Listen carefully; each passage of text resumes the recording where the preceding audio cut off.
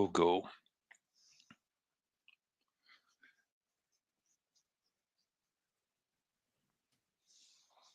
All right. Hello and welcome, and thank you for flying Con Air, where the service is always with a smile. Yes. This is Springer tonight, and I'm here for happy hour number 26, where we're going to be talking about the one and only Nic Cage classic, Con Air. And I'm joined by my good friend Gary from Nerdrotic. It's a pleasure to have you on again, man. It's been a while since we've done this. Yeah, we were kind of, talking about doing this, and I just felt like it was time. I needed to talk about something that's unadulterated joy, and that's what Con Air is. They just don't make them like this anymore, and I tweeted about this. This was back in the good old days when it was just coked up Hollywood producers butt chugging stuff off of hookers on yachts, and they just made ridiculous magic like this. And it's hopefully we'll come back to a time like this, but I don't think so. And what a cast! This is how. Oh man, it's awesome. I mean, this is how every action movie should be made. There should be at least a bucket worth of cocaine involved in the writing of it. They should just be like, they should get to the end of the film. It's like, we've still got $20 million in our budget. Fuck it, we'll just have a fire truck chase and we'll have a bunch of stuff explode. Whatever. It's perfect. Yeah, I mean, if it was that simple to crowdfund Hollywood some cocaine, I'm in. I mean, let's do it. If it'll make the world a better place. Bruckheimer, it's weird as time goes on, we change our opinion about people, and Bruckheimer was not anybody I took seriously back then. I enjoyed the movies, but we were spoiled. I mean, he put out some great movies that I love now, probably more than I did at the time they came out. And I was just talking about like his little, when the movie starts, his little, I don't know what you call it, the little opening where the lightning, they're in the desert and this lightning strikes a dead tree and then it creates a beautiful living tree. And that's kind of where we're at right now with entertainment. Yeah, we definitely need more beautiful trees to blossom from the parched desert of shittiness that we have at the moment. These movies very much go back to a different era where they were just out to entertain you. They weren't concerned with having particularly complex plots or putting across a social message or being conscious of anything. They were just there to have fun because that's what the audience wanted. It was escapist fun. And that's exactly what you get from a movie like Con Air. And it's just great fun to watch. You can't help but enjoy yourself with this. You've got a great cast, you've got great action scenes, you've got a bunch of slow-mo, you've got Nic Cage smiling with his hair blowing in the breeze. What more can you ask for, man, out of a movie? You really can't. Again, it's the cast that makes this, and it was a weird cast at the time, like seeing John Cusack in a movie like this when John Cusack was only known for like 80s rom-coms, and you're like, what the hell is he doing in this? And he kind of remade himself in the 90s and made some pretty damn good movies, actually. And I know he's a complete psycho in real life, I understand that, but I liked him back then, and that's what got me to see it. I'm like, Nic Cage and John Cusack and John Malkovich in an action movie. I've got to see that. That's bizarre. Because they were totally cast against Nic Cage was already doing the action stuff, but John Malkovich was known as an Academy Award winning actor, a thespian, and yeah, it was just weird. And that's why I like it. Yeah. This was kind of the start of that Nic Cage run of doing like big budget action movies. Like he did The Rock, I think, and then he moved into this like the following year. Then he did like Face Off. He did Gone in 60 Seconds. He did that World War II one I can never remember the name of. Yeah, a whole bunch of stuff. And so this was kind of the early stages of it. And it was weird because again, Nicolas Cage was not an action star necessarily. He didn't look like your classic action star. He wasn't one of the big 80s muscle men. He wasn't particularly tough looking or anything like that. But then he was able to kind of, I don't know, he made this role his own. There's still a lot of Nic Cageisms in it, but it's really fun to listen to him doing a Southern accent. Yeah. and really No, it's good. good of one. No, he was no. Yeah, I'm trying to totally. think back. Nic Cage was known as like an artsy actor. Raising Arizona, leaving Las Vegas. Yeah, he was known kind of for that and being related to the Coppolas. Hmm. But when he started doing the action stuff, and then like being cast as Superman, I was like, oh That no, was. oh no, God, I wish that had happened. I really wish that had oh happened. yeah. There's some alternate universe out there where Nick Cage is Superman still, and the Joel Schumacher Batman movies are still getting made, and they're all part of some crazy shared universe. And I just wish I was there to see it. I think it'd be great. What could have been? I mean, honestly, the way the DCEU is going, there probably is a Nick Cage Superman movie going to get commissioned now. Like there'll be another Probably. multiverse where he's there. Yeah, at this case, I mean, I think they kind of are on coke, except they're at the stages of a cocaine, which is most of it, where they're just making bad decisions right now. Restore the Snyderverse. Restore the Snyderverse. Yeah, I have to bring something. I have to bring something up later about that too. Remind me. Okay. No, I genuinely hope that the Snyder Cut is a massive success, just to see them panic and be like, "Oh fuck, which universe do we go for? I don't know what to do." Anyway, just to let everyone who's watching know, obviously we'll keep an eye on chats throughout this, and we tend to do all the super chats towards the end so that we can talk about the movie first. But every super chat and stuff that comes through, we will address it, so don't worry. Even if it's an hour down the line or whatever, just send it through and we will get to all of them. Sorry about that. No, let's go. I'm hearing myself through you. Yeah. But otherwise, we'll just kick off and we can talk about the film as we work through it. And damn, what a film it is. So, we get introduced to Cameron Poe, who's the main character in this, played by the always awesome Nicolas Cage. And he's an ex-Army Ranger who's been discharged, and he's going back to his regular life. He wants to go back to his lady back in Alabama.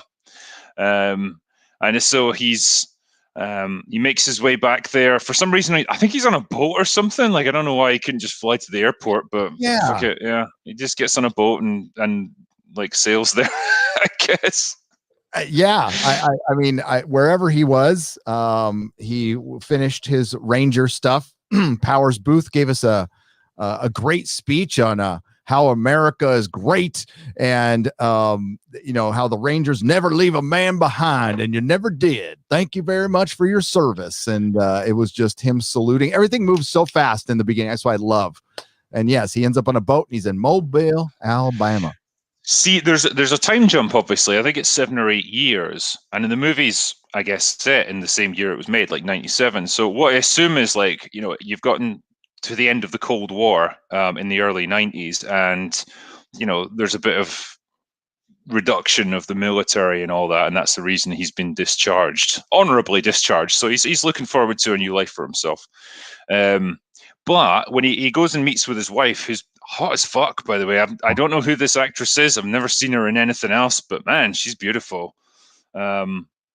She's working in some fucking bar in Alabama, and he's dancing with her and stuff, and some local shitheads like giving him shit, like just the moment he sees him, like he sees the uniform and he's like, "Oh, cause of pussies like you, we lost Vietnam." Yeah. Oh, just right off the bat. And that's what's great. He comes in, you're a hummingbird, and smells, listens to her stomach, and then right away they're like, what did he say? I'd take a beating half my life for that woman. Yep. Have a piece of that woman. And him and his pals are like, yeah, let's go kick his ass, and I don't know, have sex with that woman because she'll want us after we kick his ass. She's like, that's the way to impress a woman. Beating her husband unconscious. Yep. I mean, I could be wrong, right? Because whenever I've been to bars in America, and if there's ever been a guy in uniform come in, like whatever branch he's in, there'll be somebody there that goes and buys him a beer. Like, there's always a lot of respect for guys in uniform. Like, I don't know if that's everywhere, but yeah, it always seems a little bit odd that they would be so like dismissive of him, especially if he's like a ranger. It's like the kind of guy you wouldn't want to fuck with. Yeah, especially in like Mobile, Alabama. They would buy him a drink. I don't think they'd be kicking his ass. But it does set up something. Yeah, it works for this movie, and it sets up something interesting because when the guy starts kicking off, Nic Cage is like he's about to go up to him, and his wife has to pull him back, and she's like, "Oh, for a second, you were almost that guy again," and it implies that he's got a pretty rough history with like violence and holding his temper in and stuff, and it's like the army's meant to have trained that out of him almost, giving him a bit more discipline. She's like, I thought the army would have gotten rid of that guy, and he's like, no, it's fine, hummingbird. Yeah. So you think it's going to be all right, but then they're leaving at the end of the night, and these guys are waiting for them in the parking lot, and they just go straight at him, trying to beat it out of him. And of course, him being an army ranger, he's able to put the smackdown on them pretty quickly, but he accidentally, just uppercuts the guy. I think it's like straight up into the nose, and then that's him. That guy's just dead. And you notice one of his buddies, like, because the guy pulls a knife on him, and that's why I think Nic Cage goes at him so hard. But his buddy, as he's running away, just takes the knife and runs. So there's no evidence that he was like under proper threat. And it's never really referenced again, but I guess you're just left to imply, like, that's one of the things that counted against him. He's probably claiming that he was just defending himself, and it probably seemed really excessive as a result. But because of your ranger training, you are registered as a lethal weapon. So he has a shitty lawyer who says, if you plead, you're going to get like a year. You get 4, and he ends up getting like maximum sentence. 10, yeah. That's beyond what they plead, which doesn't, it technically could happen, but it never does happen. So he gets like 7 to 8 years. Because I thought the point, you would enter into a plea bargain, right? And I understood it as like the sentence is almost agreed in advance. It is. If you enter into this, it's like, well, okay, we're going to hand you down a sentence, 5 years or whatever. It's like, okay, fine, I'll take that deal. But it's almost like he just goes on faith, and then the judge is like, "Yeah, fuck you, you dick. You're going in for the maximum sentence." But either way, yeah, he gets screwed over. So he's carted off to jail for like the next 7 to 10 years, and he doesn't get to see his daughter be born. What's her name? Little Casey. And he refuses to see her. He refuses to see her the whole time. Which that's a terrible decision, but I understand. He doesn't want his little Casey to see him in prison and surrounded by murderers all the time. And we get a great montage of him in the prison cell, like reading Casey's letters, Yeah. And no, we don't have playtime here. He's like, we do go outside though, but normally we don't hold hands. Brilliant. What's funny though is like he obviously uses the time in jail to like learn skills and stuff. He learns like Spanish, and he learns origami and stuff.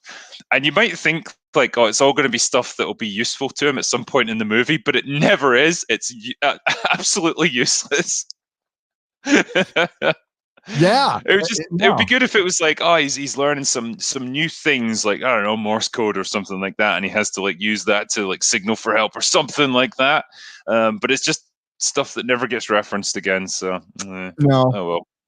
But it passed the time, and I love the one scene where he's sitting there reading the letter, and like there's the riot in the background with the fiery stuff. That actually happened to me once. So like that's the kind of, I didn't participate in riots, by the way. I was not a big riot participator, so I just kind of like a coward hung in my cell and waited for everybody to stop stabbing each other.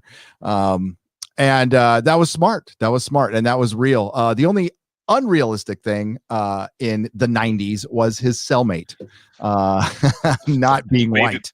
Baby O, yeah. We were talking about this, and it's I think segregation was still a pretty big thing in prisons, as you were saying. And so the idea that he'd be celled together with this guy is pretty unlikely. What's interesting though, he meets him because Baby O is just mopping the floors outside or whatever. It's like he's an orderly. and that's how they form their friendship. And I don't know if maybe they requested to have us to cell together or They something. I don't can know do if you that could do that. technically. Yes, you can technically do that. You put your life at absolute risk for doing that. Both of them, both guys would be at risk, and it depends on like where you're at. But they were at a max, so no, I mean he would be shanked next time he went to lunch.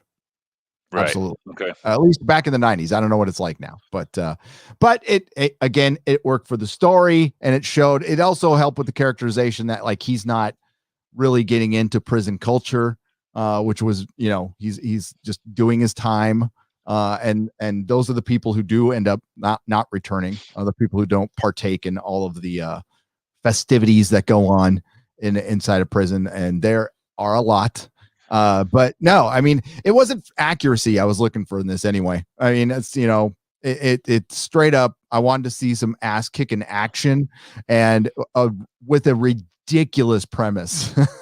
And this is Oh the yeah. best. It's the absolute best. So yeah, the result is then he does his time. He just kind of keeps his head down and keeps his nose clean. And probably 6-7 years later, he gets paroled, and so he's going to be going home.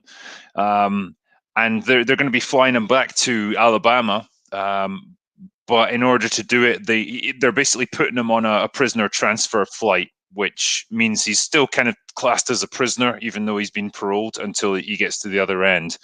And he's put on this flight with the worst of the worst, because all of these guys are going to be getting flown to a supermax facility, like the newest and best prison that they've got, that's going to house the worst prisoners in the US. And so this is when you get a great little intro to all the main characters in the story.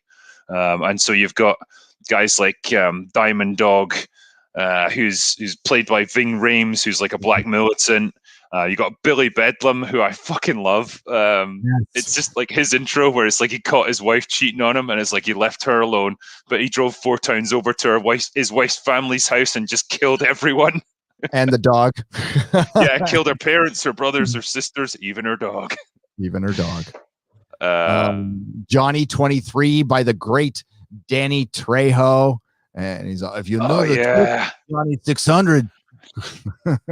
Yeah.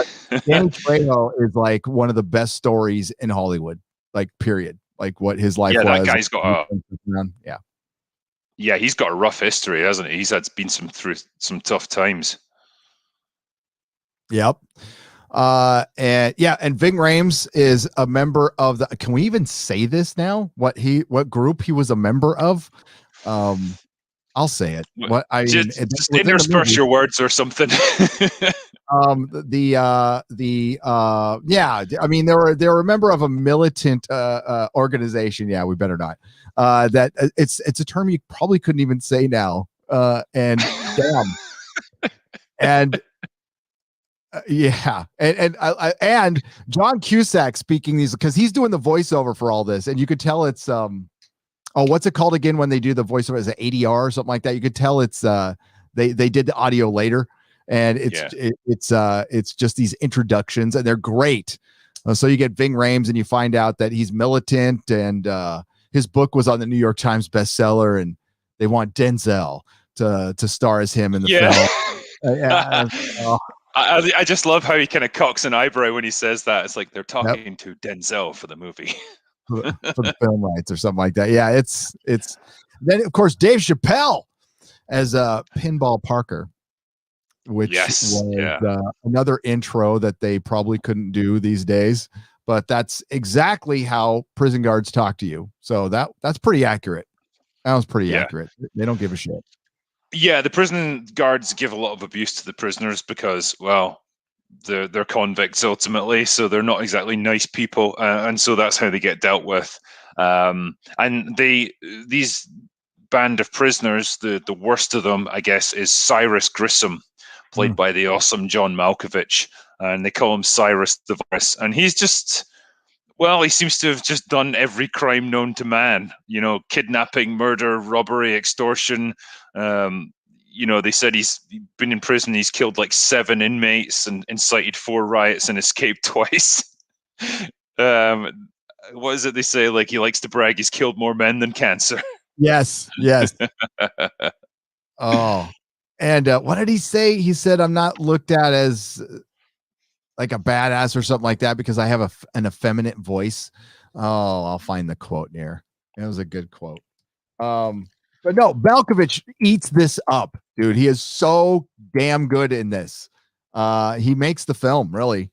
And Steve Buscemi comes in later, but I like how they do not mess around at all. They introduce everybody and they tell you where the plane's going. They get everybody on the plane. They establish, a little bit. The one guard, is like, "You're mine now." And when Cyrus when the virus goes, stewardess,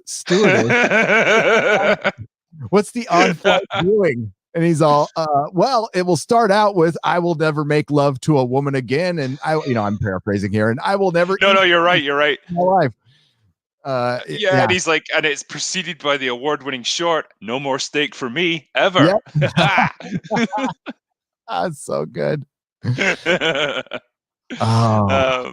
So yeah, you've got all of your major criminals here, and they're all on this flight. They're getting transported to this new supermax prison. So you've also got a couple of the guards, like Falzone, who's like the head one, and what's her name, Bishop, who's she's like the only female guard, but she's kind of okay. Like, she's fairly compassionate, and she's like, wishing Poe the best of luck, because he's going to be getting paroled and he's going home. So, she's almost like a sympathetic character that you're meant to, to want her to do okay.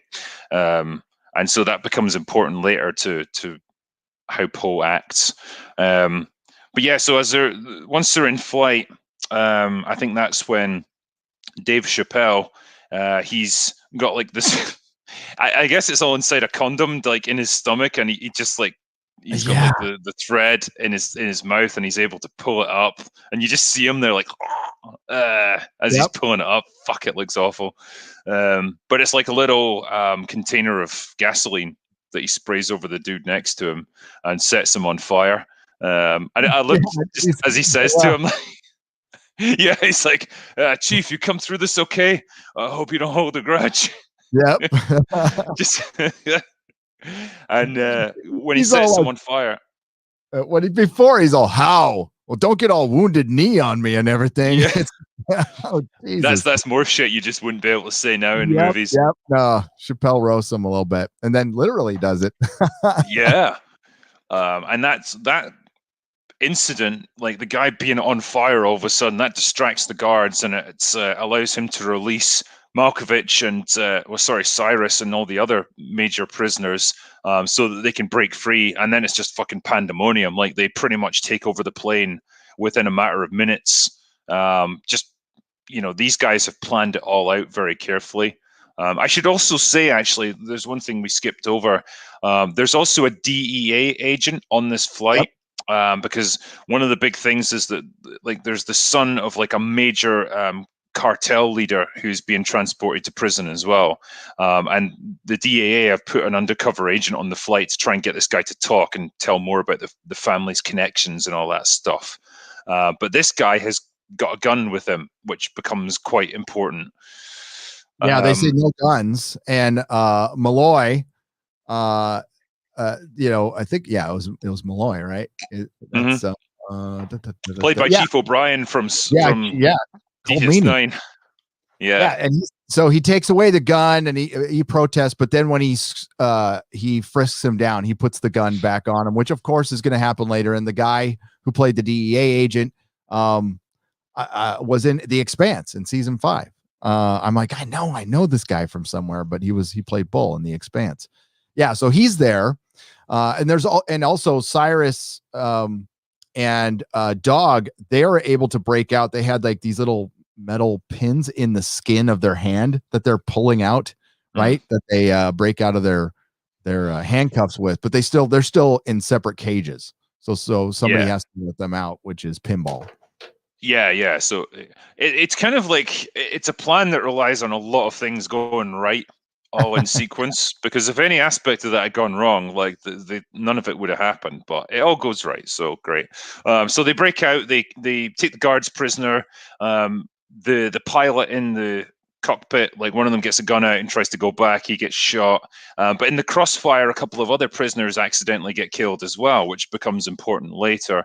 And so, the cons have taken over the plane, and Cameron Poe, because he's restrained, he can't really do anything to intervene, even if he wanted to. And his buddy Baby-O, unfortunately, he's diabetic, as we find out earlier on, and he was about to get his insulin shot that was going to, keep him stable. But that gets destroyed during the ruckus. And so he can't get his insulin. So he's kind of on a time limit before he dies. He needs to get more of this stuff. He needs a syringe. And so that kind of becomes like a reason why Poe has to stay on the flight. He's got a bunch of things that he's dealing with. He's got to try and save Baby-O. He's got to stop that female guard from getting raped by Johnny 23, because, man, that dude is just itching to go. He is ready to go on this shit. Yep. Like a lot of opportunities. He just biding his time until he gets a piece of Bishop. Poor Bishop, who was, of course, I never know how to pronounce her last name, but she Rachel. She was in Total Recall. Ty Cotton? Yes. Ty Cotton, I think her name's. Yeah.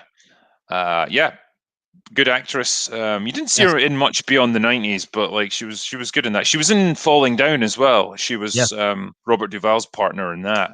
But yeah, like he he tries to attack her, and Nic Cage fends him off, and Johnny 23 is like, "Do you know what I am?" and he just replies, "Ugly all day." Yep. Oh man, there's so many great lines in this film. So yeah, now that Cyrus has taken control of the plane, they have to go to like a stopover. I don't know what you'd call it, but they're supposed to be taking on extra prisoners and taking some off. So it's just like a kind of prisoner transfer thing at, is it Carson City? Yeah, Carson City. Carson City. Yeah, so that's where they're also going to be bringing that drug dealer on, or the drug dealer's son kind of thing. So the problem is they have lost a couple of the guys that were supposed to be getting transferred off. And so they're looking for volunteers to replace them, basically. And that seems like a great chance for Baby-O and Poe to get off the flight, but then the guys that they're looking for are all white, so Baby-O can't get off. So Poe's got no option really but to stay on board, I guess. Because it's weird, like he volunteers and he gets accepted, and then he changes his mind at the last minute, and Cyrus just lets him do it, which, is an interesting choice, I suppose. Yep.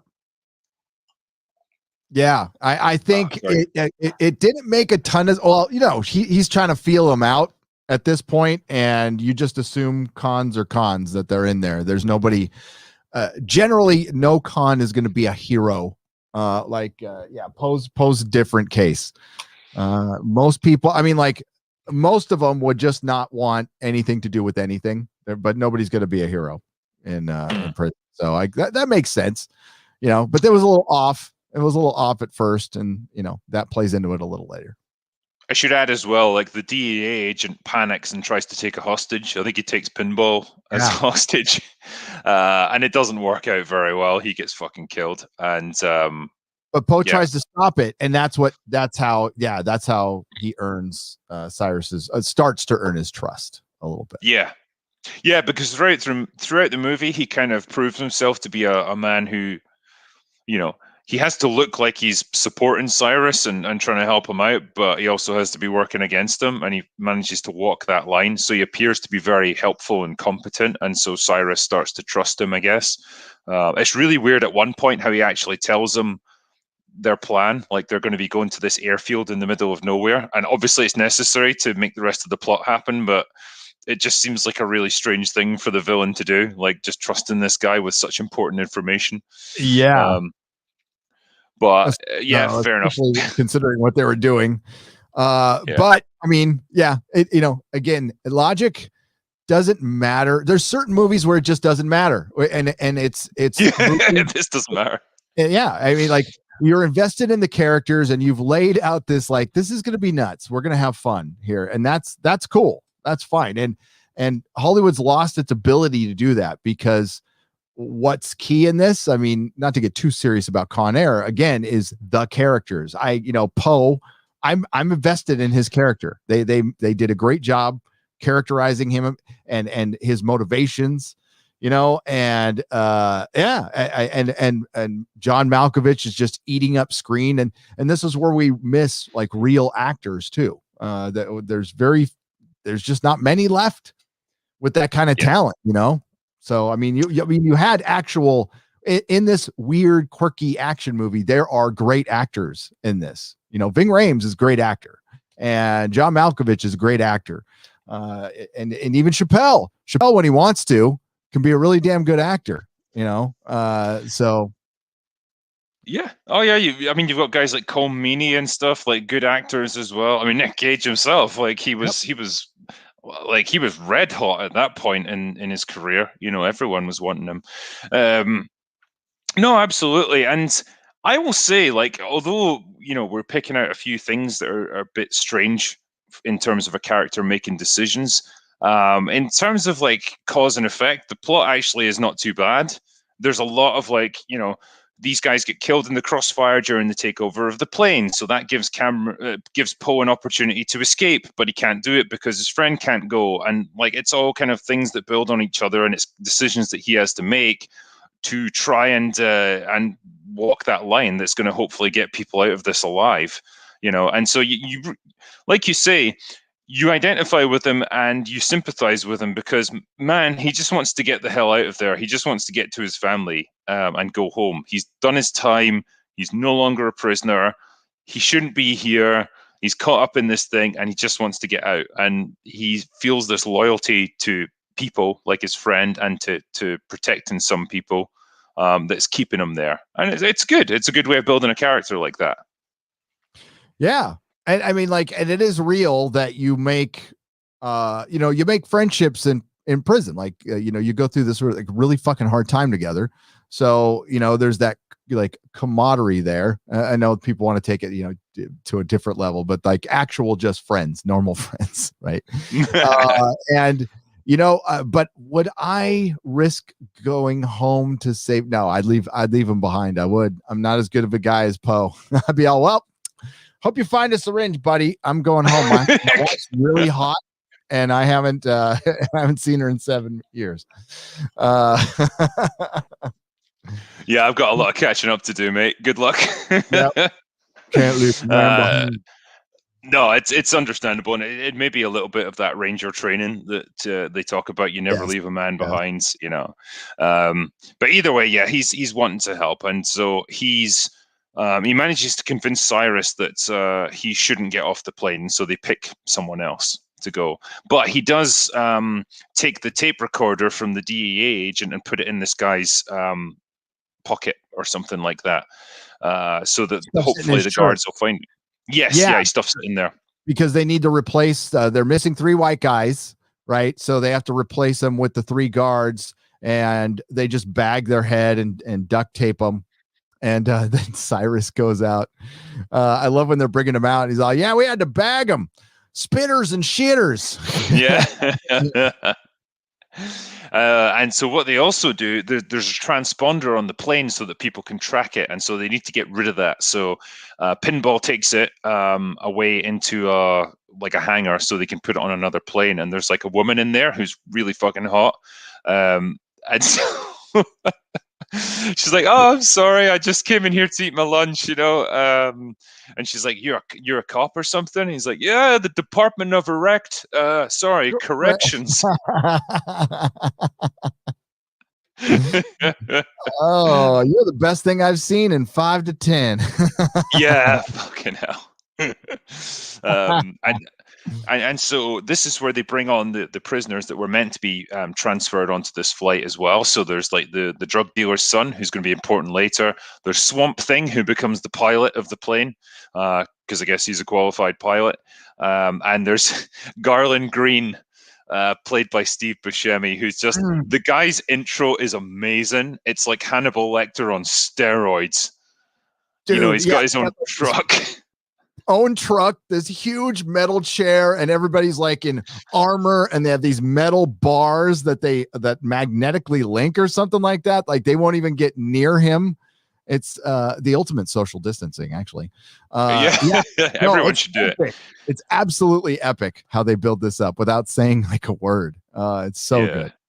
Because when he's first introduced, the camera's like behind him, and the doors to this truck open, and the light floods in. There's a sandstorm going on, so it's just like really kind of harsh, fiery light coming at him, and it's just the back of him that you see. He's all trussed up in this like massive harness thing, like he's a caged animal. And then when he walks out, he's just like this skinny little guy in like huge restraints, and everyone's terrified of him. And I think you find out he killed like 35 people up and down the eastern seaboard. So he's basically like, he's like the biggest mass murderer in American history, pretty much.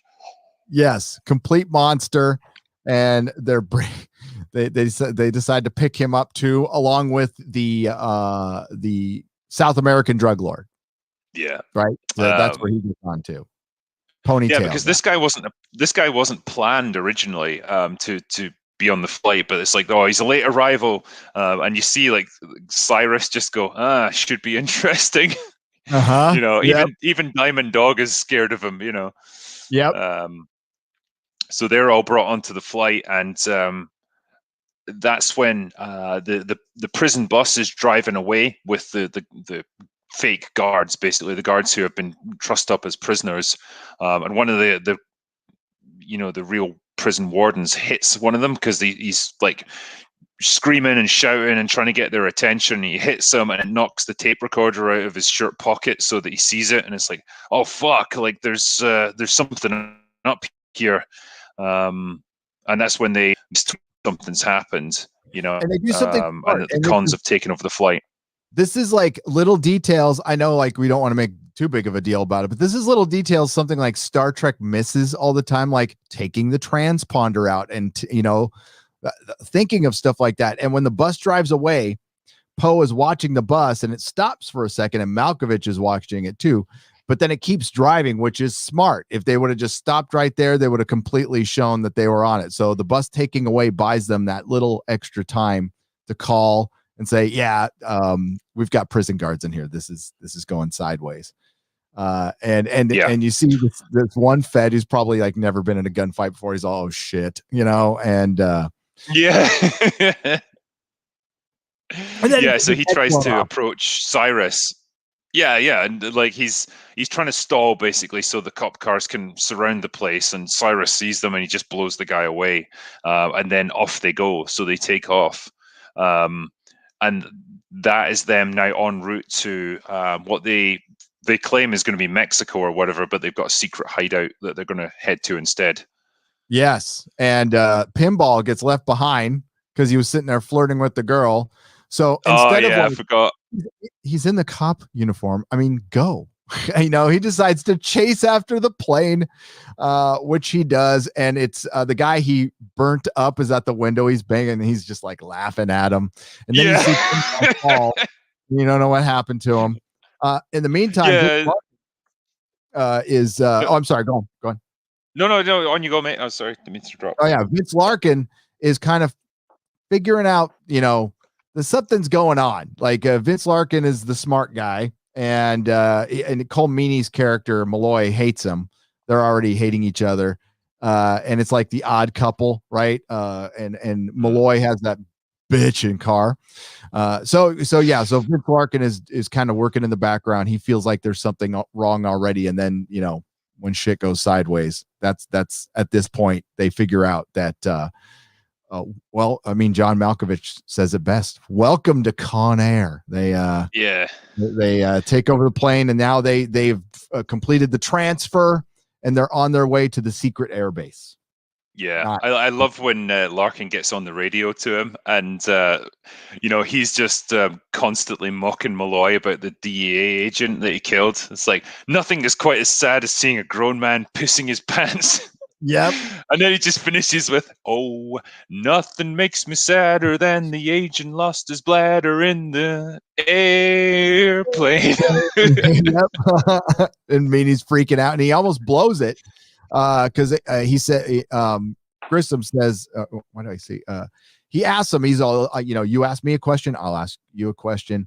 And he asks, how did you find out about the prison guards? And Malloy almost blows it. I mean, he almost says it, and he shuts him up at the last minute. He's all, one of them faked a heart attack. And then I forgot what question he asked him. No, but it's again, it makes. I'm trying to think how to put this. It's a reasonable conversation for them to have because, Cyrus is going to want to know, like, do we have a traitor amongst us? How did you guys get tipped off that we were that we'd taken over the flight? So it would make sense that he would take the time to have that conversation. And like you say, yeah, Malloy being full of anger and stuff and not really thinking it through, he's about to blow the whole thing, and it's Larkin who steps in. He's like, one of the guards faked a heart attack and we had to take his restraints off, so he covers for him because he knows there's a guy on that flight who's trying to help them, and so he wants to keep that guy safe because he could be a potential ally. So there's kind of a lot going on there in terms of the characters' way of thinking and how resourceful they are, that it doesn't need to be said. You get it. You understand where they're coming from. Yep. And there's still prison guards on the plane, so that's why they just don't go out and shoot it out of the sky. And Bishop's in there too. She's locked in a cage right now, under constant threat of being raped horribly. She's about to become Johnny 24. Yes. Again, this is just, how many times do we say this when we do these, is like, you just can't make these things anymore. And it's a shame. It's pretend. I don't think Con Air is going to make somebody want to go out and become Johnny 23 or Cyrus the Virus. But there are people out there who actually believe that now. And it's like the PMRC from back in the day. Which were horrible. I don't know how old you are, but they were terrible. They were like trying to ruin music, everything. And it's the same thing that's going on right now. Yeah, and it's so dumb as well because it's not like Johnny 23 is ever portrayed in a positive light. No, he's always portrayed as this monster that like you should not sympathize with at all. And like I think even Cyrus Grissom says to him, I despise rapists. You're somewhere between cockroaches and that white stuff that accumulates at the side of your mouth when you're really thirsty. So he doesn't have any respect for him either. So there's never a point in the movie where you think, oh, this guy's pretty cool, I should definitely be with him. It has the balls to just address stuff like this and have it be part of the movie. And it becomes a motivation for the main character to do what he does, and it's an understandable motivation, So, yeah, I don't really see the problem with it in terms of like what the moral kind of stance of the film is. I mean, we could talk about the end credits later on, but that's something else entirely. Yes. Because you're just showing everyone smiling like it's all a big jolly laugh, Yeah, the Sweet Home Alabama, and we can't even. Oh, we forgot to talk about the song in the beginning. The Trisha Yearwood. How do I? Oh Christ, yeah. You get a lot of that song throughout the film. Oh my Lord, she's my hummingbird, and Nic Cage has a terrible accent, but it's great. It's so Nic Cage. And here's the quote from Cyrus the Virus, is that I'm not plausible as a tough guy because I have an effeminate voice. Yeah. Which is great. Oh my God. I love this movie. Oh, go on. I was going to say, when you were talking about Malkovich and how he talks and stuff, he does this weird thing where whenever he really wants to make a point with someone, he'll talk really slow like this, like he really like enunciates every single word and just chews the fuck out of it. And it's an interesting way of delivering his lines, I'll say that much.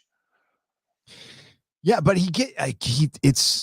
it's like in his unique way, but this is where you see that this guy is on a level above everybody else when it comes to acting. I mean, like you took little, I mean, let's face it, John Malkovich isn't a tough guy, but he looks like one. Like he's straight up. I mean, he's always got one eye that looks a little cockeyed, and he does it all the time. And that's where somebody is not an adult pretender, where they act with every square inch of their body. And even in a movie like this, where it was just a paycheck for him, basically. Yeah. I'm looking at 56% on Rotten Tomatoes. That is a crime. That is a crime. Should be in I the would 90s. take Con Air over almost any film made in the last Yep. 5 years. Like it's a million times more enjoyable. Yep. And yeah, so I like I said, I mean he makes the movie. Nic Cage is brilliant, but John Malkovich makes this movie for me anyway. Yeah. And so now they're on the cat's out of the bag. The cat is out of the bag, and everybody knows there is the plane has been hijacked, and they're gonna they still have the pilot, right? Or no, did they switch the pilot out? No, they haven't switched out the pilot yet. So they still have the main No, they pilot. did. They did? No, Okay. they've switched out the pilot because when Poe says he doesn't want to volunteer anymore, they're like, "Oh fuck, who are we going to put in? We need another white guy to volunteer." And Cyrus is like, "No, the pilot's white." And Diamond Dog is like, "Well, who's going to fly the plane?" And he's like, "No, don't worry about it." Yep. And that's when Swamp Thing comes in. He's one of the prisoners Swamp that's Thing. transferred in. I just love that he's called Swamp Thing. Like that's great. Yeah. So the pilot is shipped off. He's one of the guys that they put as a fake prisoner, basically. Yeah, but they also bring in because they now know that the plane's been hijacked and that Poe is on board. I think what he does then is like they talk to the drug dealer's son. His name's Sandino. And he's like, "Look, we're going to be going to this airfield. We need to get there for a certain time, but they're not going as fast as they should be because they're dragging because the undercarriage isn't all the way up. So they need to go down and investigate why. What's the problem?" And so Diamond Dog just sends Poe down because he wants some help. And that's when they find Pinball, and he's like pinned underneath the landing gear. Yep. And in the meantime, the transponder, right? So the transponder was put by Pinball into a sightseeing plane. So we have a little sightseeing of some sightseeing guy and some this old couple, or they're going to go see the Grand Canyon. So like, this is going to be the ride of your life. So that's going on at the same time that this is going on. Yeah. So yes, Pinball is stuck in the landing gear. Uncle Bob's Scenic Tours. Yeah. Yep. So they basically, Cameron Poe has found out from Cyrus that they are going to be going to a place called Lerner Airfield. It's a little tiny airfield in the middle of the desert. That's where apparently they're heading. And so he needs to let Larkin know that that's where the plane's going. So when he goes down into the belly of the plane and he finds Pinball jammed in the undercarriage, Diamond Dog says to him, like, get this guy out of here, like just throw him overboard or whatever. And so he's able to like write a message on Pinball's t-shirt, and then they just, he's able to throw the body out, and it lands. I don't even know where it is. Like it's the city somewhere, but there's like an old couple. Fresno, yeah. So there's like an old couple in their car who are just like pulling away from a stop sign, and like this fucking body just lands right on them. Yeah, I don't recall Fresno having that many buildings, but that's me. I've only been there a couple times, but yeah, like the guy's like complaining the bird pooped on his car, and he's all, "Oh, dang it, I just had it washed." And then Dave Chappelle falls out of the sky with a note written on him. And that is such a scene, dude. There's a great shot of the windshield, like where his head's just sliding down it with like blood smearing. No, I love the shot of Pinball still falling above the city, and you hear the nice music, and then dude, it slams down the car. There's a huge car accident. Yeah, right. And this face just goes down like mush. That's so fucking great. Oh God. But yeah, that's enough to warn Larkin that this is where they're heading to. And so there's that going on. At the same time, Billy Bedlam is starting to have suspicions about Cameron Poe, because he's like, look, if you were doing life in jail, you would have been on the same block as me, and I don't remember seeing you anywhere. Yep. And Poe tries to bluff his way out of it, but the guy's clearly not convinced. And I think he then goes down, into the cargo hold where all their personal possessions are, and he's looking through Poe's stuff, and that's when he sees that he's been paroled and he's going to be getting released, and he's like, he realizes like Poe's bullshitting them, and he's actually a free man. But I think Poe saw him go down there, and he's like, yeah, he realizes this guy's going to find out what I'm really all about here, and that's when he's got this little bunny rabbit in his hands, like a toy bunny rabbit that Poe's planning to give to his daughter, and he's like, put the bunny back in the box. Yep. Put the bunny back in the box. Line of the movie right there. And yeah, they have a big fight, don't they, down there? They do. And it ends with Billy Bedlam getting killed. It's quite cool, actually. Like, he gets impaled on a pipe or something. On a pipe that's leaking, and he stops the leaking of the pipe with his body. His body. And also Vince Larkin earlier on was, he was suspicious. So he had Cyrus's a prison cell searched, and they find a faux block, and they dig it out, and they find a map to a plane and everything, and they're like, oh shit. So Vince Larkin leaves the cell, and he tells the prison guards, don't touch anything, and they're all, what? Yeah. And there's a tin that says, don't touch this. And of course they open it, and it's a bomb, and it blows them up, and this piece of metal like misses Larkin. Larkin gets blown up like 4 times on his ass. It kind of becomes a thing in this movie, which is pretty funny. Seeing John back. Without a scratch, by the way. Like, his shirt will be black or something like that, but like, he'll be facing a jet that blows off, and yeah, because there's one bit where he's climbing up through the roof of a building, and the jailbird plane just lands right beside it, and the wing clips the roof off this thing, knocks him back down onto the ground. He's fine, There's so much fucking testosterone in this movie. I love it. Yeah. Cole Meany's just fucking yelling at him constantly. Every second. Yeah, he's just this asshole the whole time. And he's great. So yeah, they're by the way, they're yelling at each other right now. So the plane was dragging, and they find out, Larkin finds out, and in the meantime, they're tracking, it's the DEA are tracking the transponder. And they're just going to shoot the plane down. They get some like Airwolf freaking Blue Thunder helicopters, and they leave Larkin behind, and they're going to go after. And he's like, "No, you can't shoot the plane down. There's like innocent people." And of course, Malloy's like, "Fuck that! They took down my guy. We're just going to kill them all." So yeah, his response is like, "Oh, well, they all signed the no hostage clause, so like we can just kill them if we want." Yep, it's great. Which is, I guess is true, by the way. I guess that's part of, at least it used to be. So he's kind of stuck, but he, now that they found out, through Chappelle, he knows it's a Lerner airfield. So he has to get there. He can't take a plane or a helicopter, but he can take a car, and he ends up taking Malloy's, vet. His ass kicker. I guess they're in LA. I guess they were in LA. I don't know if they were in LA, because to get to Lerner Airfield in an hour, you have to be, I think it's somewhere in Central California. So is Lerner Airfield actually, is that a real place? I just assumed it was made up for the movie. It's it looked like Central. Well, I mean, no, but it looked like well, for one, they drove by the Salton Sea, but that's a little too south. It looked like it was close to some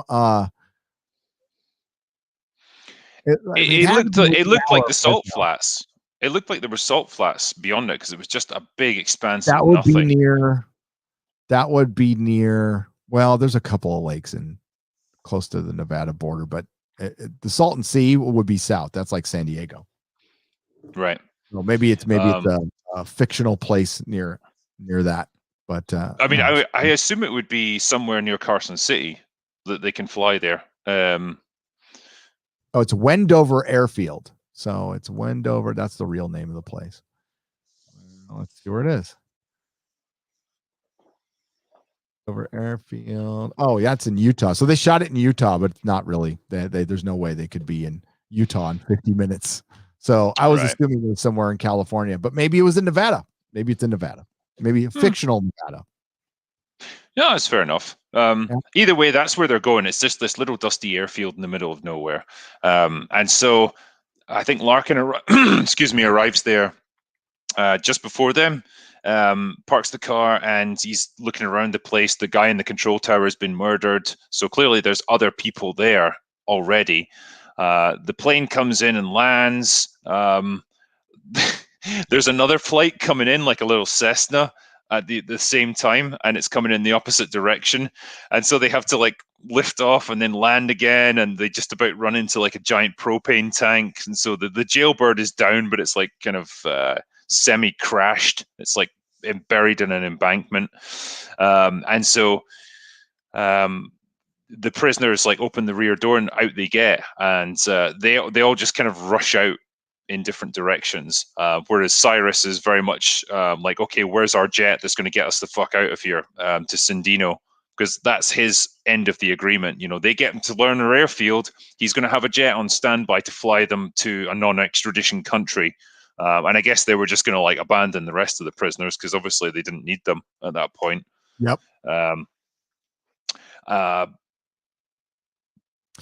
But So it was it Poe? No, it's after that, so I don't want to get ahead of it. Where he starts putting the little doubt in Grissom's mind. But we have Larkin on the way. So the Malloy, and I keep forgetting the other guy's name. Larkin's boss. They are tracking the transponder, and they come up on Bob's plane at the Grand Canyon. And scare the crap out of him. Like, God damn it! Now we got to go to Lerner Airfield. So they're on their way, and if they're in Arizona, I guess by helicopter they can get there in an hour. Everybody's got an hour. They got to dig out the plane. Larkin is there by himself. Essentially, he gets there by himself. Poe is trying to buy time for who's I've got him blanking on his name now. His cellmate, Baby O, who so he's the entire movie suffering from something, by the way. Like, I know, yeah, he's either got insulin rejection or he's been shot.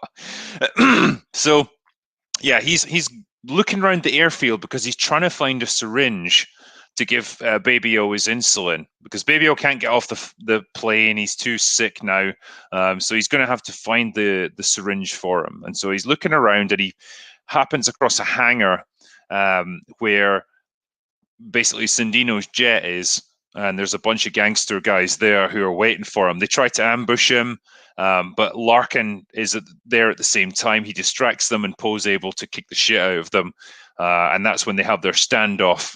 And that's, I think, the first time they've actually met each other in the movie. And Poe explains, "Look, I've got a friend on board that I need to help, and I can't leave him behind." And it's like, look, you need to get these guys subdued. You need to get the police in here or something. While I'm going to try and help my friend. Yeah, and he says, Larkin says they're on their ways. All they win. You're gonna have to, can I put my gun down? He's all, no, there's only two men I trust in this world. Yeah, and you're not one of them.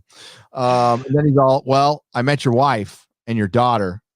And he then he says, well, I'm probably not going to make it out of this. You tell my hummingbird that I love. Could you tell her that for me? And he says yes.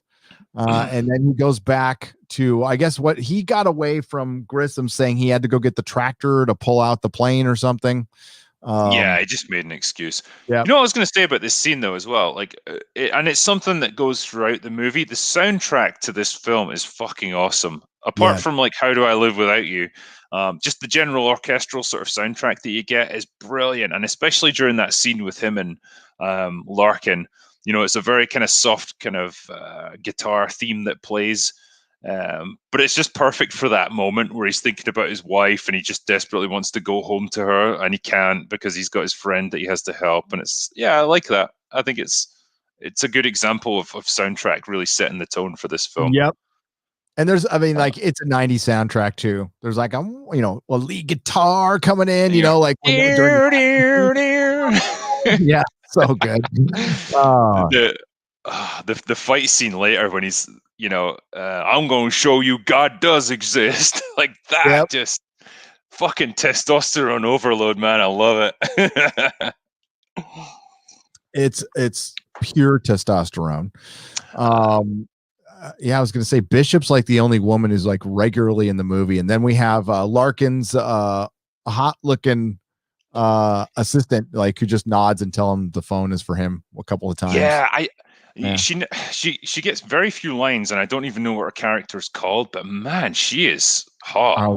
She is a beautiful woman. Yeah, and I don't think I've ever seen her in anything else. She was maybe just like in small roles or whatever, but yeah, they've got her looking good in this movie. I'm gonna see is Casey Poe. Oh no way! The little kid like stayed an actor, by the way, and has been an actor in a lot of stuff. Really? She must be like 30 or something by now, easily. Yeah. She's just been a guest star and stuff, but yeah. She she was born in 89, so yeah, that little girl is old. You want to feel old, like little Casey grew up. Oh, she was in Picard. She was in Picard. Really? Yes. Why did she do that to herself? Oh, she was the doctor who drilled Ichev's eye. She was the chop doc. Really? Yeah. Oh man. Small world. They call her the chop doc. In one of the worst scenes in Star Trek. And oh my God. Why, Casey? Why? Oh, I'm so sad. She's been in a bunch of shit though. Now I was looking for her mom because I wanted to see who her there she is. Let's see. Monica Potter. Was Monica Potter? She's been in a bunch of TV stuff. Everybody went to TV after this. Yeah, I'm shocked. No, it's weird. You see actors and you think they just had this one-off thing, and then you go to their IMDb and they had like, a pretty legit career as a guest star in some TV show you never watched, a soap opera. It's like middle class. I suppose to say that you've been in a major movie like this, I suppose is going to get you a certain amount of attention, and it'll get you small roles in other things. And yeah, I suppose that's what they've done. You got to pay the bills ultimately. Yeah. I've got a friend. It's my wife's friend, who's like a middle class actor in Hollywood, and she has to hustle every day. And she's like done it for 2 decades. So she goes out and auditions, gets a couple gigs. She's been a co-star in a series, but she's generally just like a one-off on TV series. She's been in a couple movies. She's been in a bunch of Joss Whedon stuff. And she's been able to pull a decent living out of it. You just got to have the stomach of, like next month I might not work, Yeah. But yeah. Small it's world. like being a gig. It's like being a gigging musician or something like that. You're kind of living paycheck to paycheck. Well, gig employees right now. I don't know about your country. The gig employees got a bailout. Yesterday. So that's interesting. I don't know how you get that money. I don't know. Like I'm a banjo teacher. I need my bailout money now. I don't know how you apply for that, but that happened. Did you guys all? Yeah, did you guys all get your $2,000 checks? Oh, I'm not going to. They are rolling those out soon, I believe. And if you combined income, if you make under $150,000 a year, and I think, I think it's combined, and it's $75,000 a year, you'll get a $1,400 check, which in some areas, that's like my power bill. Yeah, that's not even going to get you through a month. Like, what's that meant to be? Oh, dude, $1 Man. trillion, $1 trillion. And Hollywood got bailed out big time. The theaters got another $10 billion. Yeah, it's, if they were making Con Air, I'd be happy with it. I'd be fine. But Yeah, they are very much not. Well, it'll be interesting to see what happens when eventually, movies start getting shown again. Whether the market's still there, whether they can still make money, I don't know, man. yeah, I mean, we're close. When do you guys open up? Back in April? Have they said that? I know Az said something. Yeah. Yeah.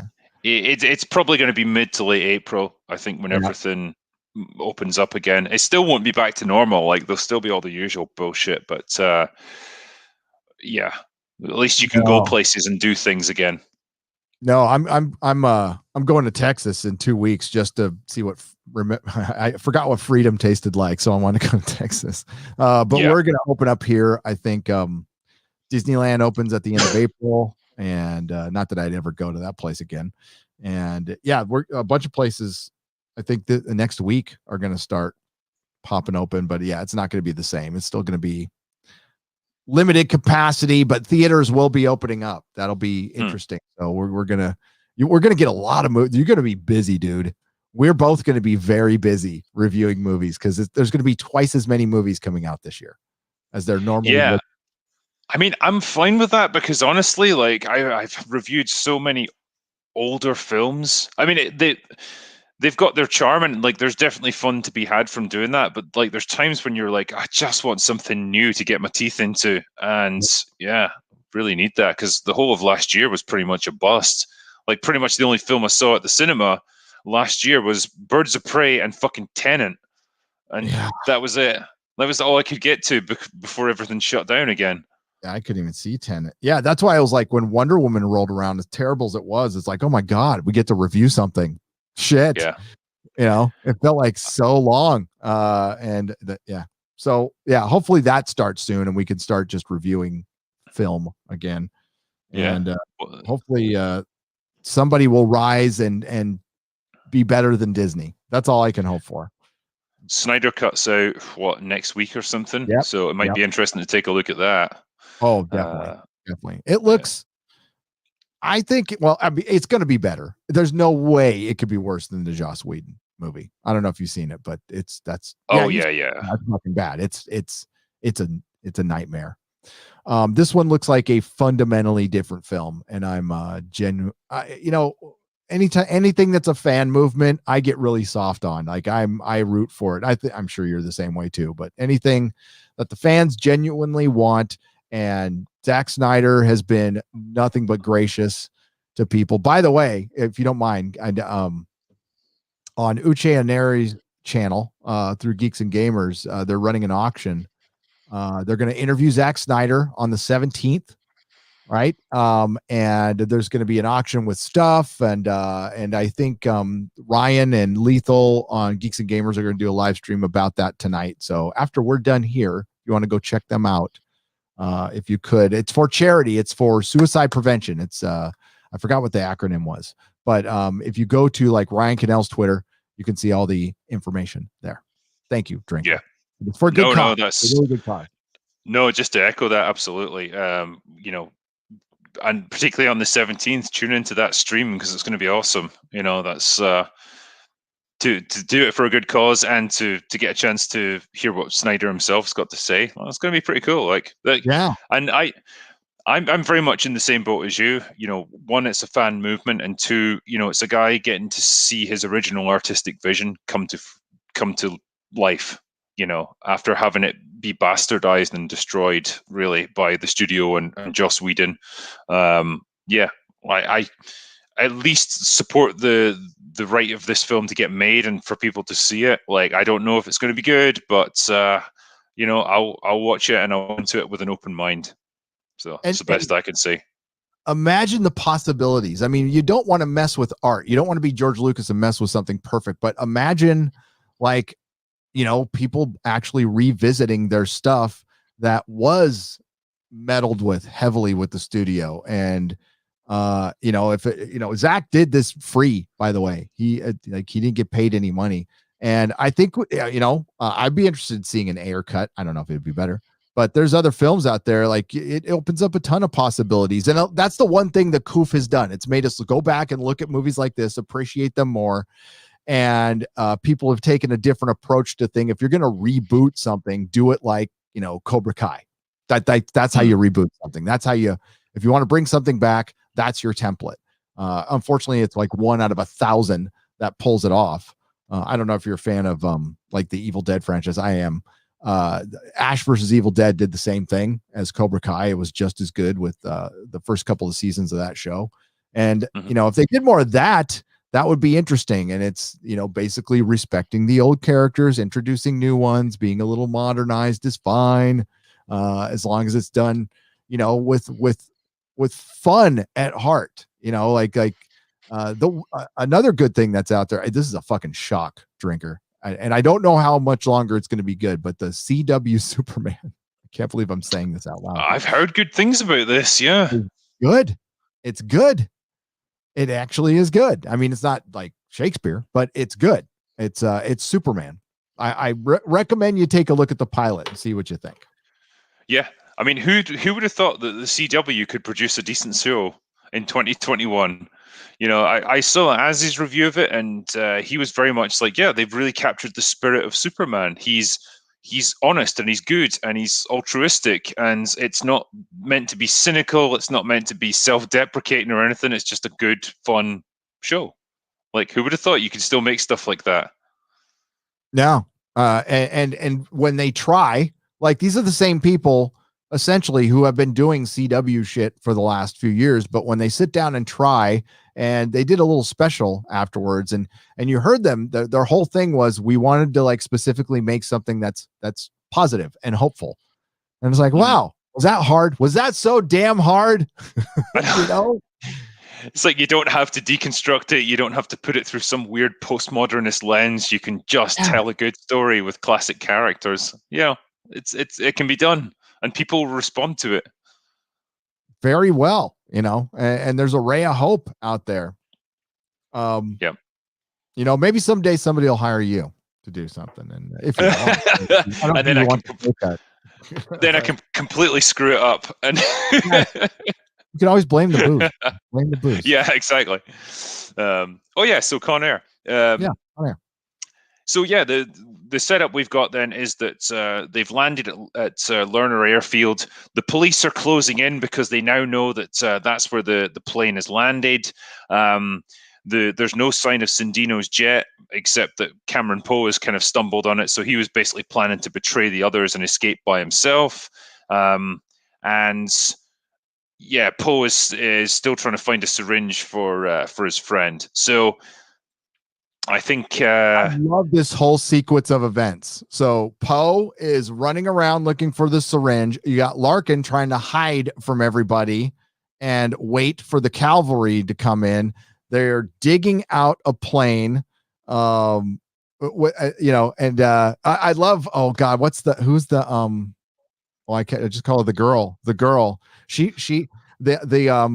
The transgender character finds a dress, and she's very happy. You know what she's called in the credits? Sally Can't Dance. Sally Can't Dance. Sally Can't Dance. That's right. And then Steve Buscemi goes on a little walk. So that happening at the same time. It's so good. The double cross is on, and what you're so one guy, Poe comes in, beats the shit, and I guess kills the 3 guys who were gonna take the plane, and then Larkin and him split up, but the pilot is still in the plane, so he's alive, and you see his head poke out, and then he goes to go find a syringe, and then I forgot what happens. It's like something starts blowing up at some point, but Larkin is hiding, and Poe, is this the point where Poe ties the plane up? No, that's a little bit later. Okay. So yeah, like you said, there's kind of a lot of different there's a lot of different things going on simultaneously here. You've got Sandino makes a run for it, because they cite the convoy of police and army, or sorry, National Guard off in the distance. Like I think it's Johnny 23 who sees them, and so they know they've only got so much time left. And I think Cyrus realizes they're going to have to put up a bit of a fight in order to defend the airfield till they can get the plane dug out. And so he gets everyone together while they're digging the plane out. He's opens up the cargo hold of the plane where there's a big arsenal of guns in there, and arms up all the prisoners. And he's set out like an ambush for these guys coming in. Fucking Garland Green goes off for a walk and sees like a little girl there, and man, this is without doubt the dodgiest scene in the entire movie, but they bring it back, so it's okay. But yeah, it's almost like a moment of realization for him where, she's saying that he looks sick, and he's like, I am sick, but there's no medicine for what I have. And he's just like singing, he's got the whole world in his hands holding little Ken doll with his creepy Steve Buscemi face on. So inexplicably, there's a girl playing by herself in an empty pool. I mean, it's like the most surreal scene. It's a great scene. It's dodgy is a good word for it. And she's having a little tea time with her naked doll that's all dirty, and this kid is dirty too. And he sits down with the Ken doll, and you could see him. It looks like a tiger sizing up its meal, right? And Steve Buscemi plays this perfectly. And this is such a young Steve Buscemi. We got a little baby face Steve Buscemi. Poe talked Cyrus out of killing 3 guards. They were going to kill. It was Dog who was going to kill the 3 guards. And Poe said, no, why would you want to get rid of your leverage until you got your flight out of here? And then of course Cyrus is starting to get suspicious, but he goes, you got a point, but why do you give a fuck? So that's he's starting to get more suspicious the more stuff goes on. But yeah, during that little dinner party, the little tea party, they start singing, you got the whole world. And that one shot where it's just straight on from his perspective on the girl, and she's kind of moving, the camera's going like this, like it's all like, you can see he's like going into killer mode. Yes. Yeah. And it is so funny later on because like they obviously take off in the plane again, and you just see the little girl come running out going bye bye. They obviously pull it back from being really distasteful, but man, they skirt the line. They really do. No, remember he said, he's like, when he was talking to Poe, when he was talking about Billy Bedlam's personality disorder, he said, moments of levity actually cause him pain.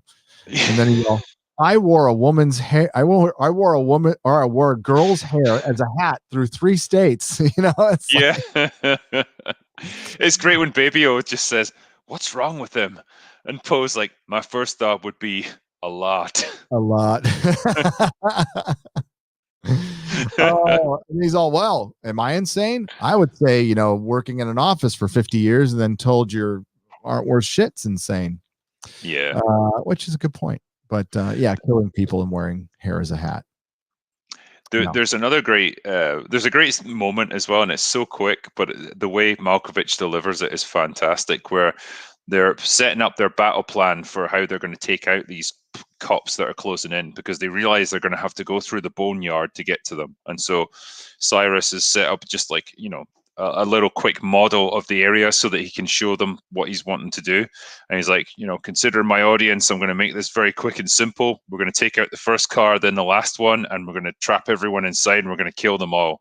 And he's like, this is the boneyard, this is the hangar, and this is our plane. Like, pumped all these little bits and pieces, and this big dumb as fuck guy's like, what's that? And Cyrus just goes, that's a rock. He just flicks it away.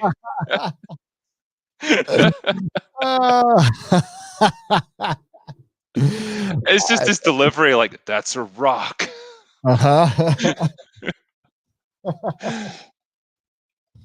All about the delivery.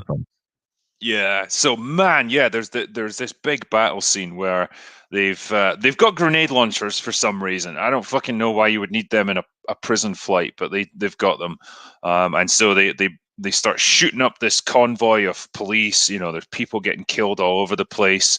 Larkin gets into like a big loader truck, you know, with the dozer blade on the front, and it helps to provide cover for them. Um, while all this is going on, fucking Sindino tries to make a run for it, Yep. and you know, I think it's Larkin as well who actually like drops a crane onto his jet as he's trying to escape. And you know, he comes out, it crashes into a gas station, so there's fuel spraying all over him, and you know, Cyrus is there, and he's like, "Ah, we were just coming to get you, Cyrus." Yep. Yeah, I love how Larkin drops a crane on him, and like nobody sees Larkin anywhere. He's just sneaking around, like doing all these inexplicable things. Yeah, and then and then they do the old cigarette on the fuel, lighting it up, which Yeah, you would not do. yeah. But yeah, he burns him alive, and that's He does that whole thing where he's begging for his life, and he just goes sigh, and Cyrus just goes Anara, flicks the fucking. I honestly think he was called Cyrus just so they could have that line in the movie. Yes, I absolutely agree with you. And there are so many scenes of the shit blowing up in the background and people. I mean, like when this blows up, you have all the prisoners walking away with shit blowing up in the background. And then there's a couple where Nicolas Cage is like running, and you could tell he's like running in front of a green. He's got like the calmest face. He's all, and there's like, Yeah. like fire going all around him. He's just like, I'm Nicolas Cage with a southern accent. You're my hummingbird. We don't leave a man behind. Tons of that shit. Yeah, they brutally kill like a bunch of army guys or military guys, and just they get away. You know, a couple of prisoners get killed, but they have to get back on the jet. Yeah, they have to get back on the jet at that point, and they're screwed. So Poe, like while this huge battle is going on, he's finally managed to find a syringe for Baby-O, so he needs to get back to the plane so he can give him his insulin and they can get the fuck out of there. So there's the battle going on. He makes a run straight through it in Nic Cage slow motion, makes it to the plane, gives him his syringe, and he also ties the plane around like a concrete, you know, pillar thing, just to prevent it from escaping. But before he can, you know, before Baby-O can get off the flight, like the rest of the prisoners pile back on board and they make a run for it. And this scene's amazing. They shoot out this concrete pillar thing that's holding the cable in place, just as it goes taut. And so this thing whips across the airfield like a fucking bullwhip. Goes straight into the building where Malloy's car is parked, catches onto it with the hook, and then just pulls it behind them like just like a big anchor flying through the air. And it's great because they get to the rear of the plane, they just see this car flying behind them, and Nic Cage goes, "On any other day, that might seem strange." Yep. Oh, and during all that chaos, Cage, he ties the plane up, he gets the needle, and he also saves Bishop one more time from Johnny. 23 was a lookout, and he's the one who saw the cops and said, we got 20 minutes or something like that. Then he immediately goes in and tries to rape Bishop again. Yeah. And this is where he gets, Bishop holds her own a little bit, right? But then he gets tied up with his arms into the cage, which comes to in play later. Yeah, so Nic Cage, beats the shit out of him, knocks him out, and then handcuffs him to the roof or whatever. I just love his rationale there. Like Johnny 23, it's like, nah, man, this battle's going on. Probably got a good 5 or 10 minutes before we get back here. I could probably fit in a quick rape before I get back to it. So I just can't wait to get started. Yeah, no, it's all he was thinking about. Yeah. So yeah, they're back up in the air again, and they're making a run for it, and nobody seems concerned that they're going to get pursued or anything. They all seem pretty chill. They're partying. They're listening to Sweet Home Alabama, and yeah, they're just having a great old time. And but the definition of irony is a bunch of convicts dancing in a plane to a band that died in a plane crash. Yes. Yeah, Yes. Leonard Skinner. And that's what that's what Garland brings up. Yeah, no, it's a good line from him. But that's when Cyrus, I think he gets shown like Cameron Poe's letter from his daughter, and so he realizes like that's the person that's betrayed them, and he's like, "Look, I'm gonna, how do I flush out a traitor? Well, I'm gonna find out who's on my team and who's not." And he takes Bishop hostage, and he's about to shoot her, and Poe's about to intervene, and give himself up, but then Baby O, who's been healed for all of like 30 seconds. He's like, oh, I need to be incapacitated again. So he's like, yeah, it was me. And so, yeah, Cyrus just shoots him right in the gut and he goes down. Yeah, he's like, he's got the bunny rabbit. And he's like, make a move or the bunny gets it. Yes. And that's when the fucking attack choppers just appear right behind them and start blasting the shit out of this aircraft. They hit everything apart from the vital systems like the engines or whatever. But it's enough. It's enough. Yeah. And Baby O's like, I'm starting to think I wasn't supposed to make it. And I don't believe you're gonna make it, son. Don't make it, son. Yeah, he's like, I'm starting to think there ain't no God. He's like, hey, where are you going? This moment is so epic. It gets its own guitar solo. It does. And then and then Poe, he gets a gun, right? And he just plows through everybody. Like he just strides up to the front of the plane like an absolute Chad. People are trying to stop him and like knife him in the face with Jack Daniels bottles, and he's just like, fuck you, knocks them out. One guy shoots him and he's just like, Hah! It doesn't stop him. Move. He's all even Sally Can't Dance has a go at him, and he's just like throws her against the wall. You see him like this, and he's like about to hit her, and then he's like slaps her. Oh, that was so good. And that's when he gets up to the cockpit with Swamp Thing. He's like, we got to put this thing down, and they cleared out the airport at Vegas, but they aren't going to make it. They make it as far as Las Vegas, right? Even though they've been flying through open desert, which is like the perfect place to land a plane like that. No bushes, no hills or anything. You can just land, be fine. But they get as far as Vegas, and then Swamp Thing decides, can't make it to the airport. I'm going to land in the middle of the strip. And you know what's weird, right? Watching this from like 1997, it makes me realize how much Vegas has changed.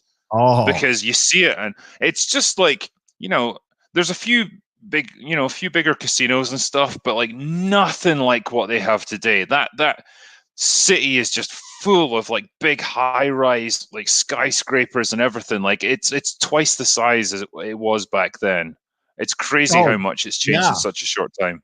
What happens to Vegas is every time there's an economic boom, it doubles in size. That's what happens because I've lived near it all my life, and I've been going there since I was a kid when it was just a few hotels and kind of a ratty place.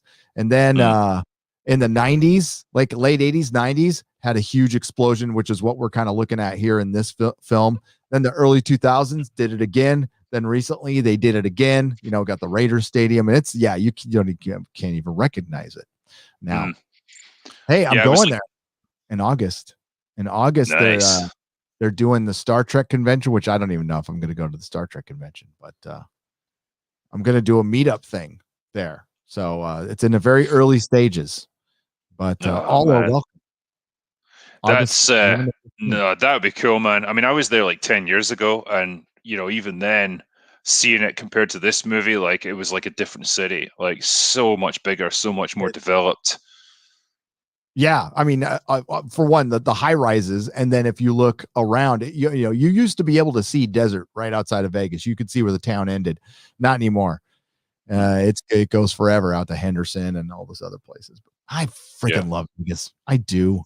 I don't even drink. I'm not a very good gambler, but I like it there. Yeah, when I was there, I was dirt poor, man. I don't know what the fuck I was doing in Vegas. And it's like I would go to the blackjack table and play like 3 hands and lose all my money. Yep. Like, oh, I guess that's me done then. Yep. I'll be at the slot machines if you need me. That's where I spend my time. I play tons of video blackjack and poker, but I'll go to the tables once in a while, and I'm still really lame with the procedure you're supposed to do. I always forget like when I'm supposed to tap or ask for something, and yeah, my manners are horrible. Well, it's when you're on a table with some high rollers who are putting down like $50-$100 a time, and you're like, shit, man, Dude. I cannot compete with this. Yeah, no. I guess the fun part was if you weren't a gambler, especially in the 90s, it was really cheap to go there. So me and my 20 something friends would go there all the time on a couple $100. Where, we get a hotel room for like $50 a night, or God, back then it was like, yeah, 30 or $40 a night. I did, Excalibur, and then you just play slots, and my friends got free booze, and yeah, we had a good time. Yeah. You pretty much do it. Like you tip the waitresses, and that's pretty much it. Like you could be on like a 50-cent slot machine like all day and just get loads of free booze your way. It's great. Yeah, I went and saw Cirque du Soleil when I was there, and I blacked out like 3 times in the middle of that show. Like that was a weird experience. Yeah, that's a weird show to begin with. No. Well, yeah, you got to come back out sometime then. Would love to have you. I'd love to. It'd be great to come out now. Like if we ever, if they ever lift the restrictions and we can actually travel abroad again, I'll definitely go. So they crash land their plane in the middle of the strip, and it's just like 4 or 5 minutes of constant destruction. Everything's getting wrecked. The plane, just like bits and pieces of it, keep getting knocked off. Hundreds of people died. Hundreds of people died. Easily. So they're like, don't shoot down the plane. And they were about to shoot down the plane. Malloy had like locked target, and Larkin's like begging him, don't shoot it down. And Malloy, like at the last minute, it's like, don't shoot down the plane. And then of course they immediately have to go crash land at the Vegas Strip. At least they brought it up. Malloy's like, oh, it was a much better idea not shooting down the plane. And even Larkin's all, that worked out fucking great. Because when it's coming in to crash land, he's like, we should have shot him down over the open desert. Now civilian casualties are going to be enormous. And he's like, yeah, they will be for sure. Because it's like the strip is packed with traffic. You're going to be demolishing like hundreds of cars in the process, if nothing else. And then the shrapnel flying everywhere. Well, I love the at one point they hit like a lamppost, and it takes out like one of the wings. The entire wing just gets sheared off. Then it flips over and just explodes in an enormous fireball. You see people like falling in front of it. When Poe and Cyrus are fighting, and one of the propellers of the plane goes through the plane and in between them. Yeah, that's a cool scene. That was cool as hell. I loved it. But hundreds of people died. Hundreds. I just love how the final moment it crashes right through the front of a casino and hits a slot machine, and it just pays out. All 7. It's so fucking good. And a bunch of people managed to survive, I mean, Swamp Thing survives, and Dog and Cyrus, but Johnny 23 doesn't survive. Johnny 23, yeah. Respect to the man. I don't know if that's the word you want. No, but they move him, and you see him like his arms hanging up. They move him, and his arm is still hanging there. I'm genuinely trying to understand the mechanics of that, right? Because you're hanging by your arm, which has been chopped off. But you're hanging there, and then they move you, and your arm's like left behind. What was holding him up? Like, how did he not just like fall to the ground? I don't know. That's the magic of Con Air. It is the magic of Con Air, and it is magic. Damn it! When you've got that much cocaine in your system, like gravity doesn't affect you anymore. No. It kind of doesn't. There's a lot of things that don't affect you anymore for a good 20, 30 minutes. And Yeah, so it seems like all calmed down, right? So they crash, they get out. Larkin lands his helicopter. The ambulances are showing up, and Bishop says goodbye to Poe. And I've always thought Rachel. I can't again. What was her last? How do you pronounce her last name? Tycotin. Cotton. Always thought she was hot. I've always thought she was hot. She is. She is. Yeah, yeah. I always kind of like thought she played for the other team though. Not sure, maybe not. But yeah, she says her goodbyes. She gives him a little kiss. And then, Poe can just go free. Unfortunately, it doesn't work like that. Like, even though you are technically free on your release date, you have to sign a bunch of papers and get processed, and that, like, you're not free until you're free. But I guess he can just go on. So they see Cyrus on a fucking fire truck because a plane crash wasn't enough. We got to have a fucking fire truck chase with motorcycles, and I'm like, yes, it's not over. So Lincoln and fucking Poe get on police, motorcycles and are hot in pursuit. And of course, Swamp Thing is driving the fire truck because he's pilot man. And I love that. What was it? Was it Dog or was it Pinball who said, "You white trash"? Like the things you white trash know. He's all, I know, right? Yeah, yeah. Because like everything Pinball asks him, he's like, "That's right." So it's like, you're the pilot. Right. Like, yeah, you know how to fly the plane. That's right. It's like, this is the transponder. That's right. That's right. Like, the shit you white trash know. That's right. Yeah. That bit where they like Poe and Larkin both get on police motorcycles so they can go in pursuit. Oh.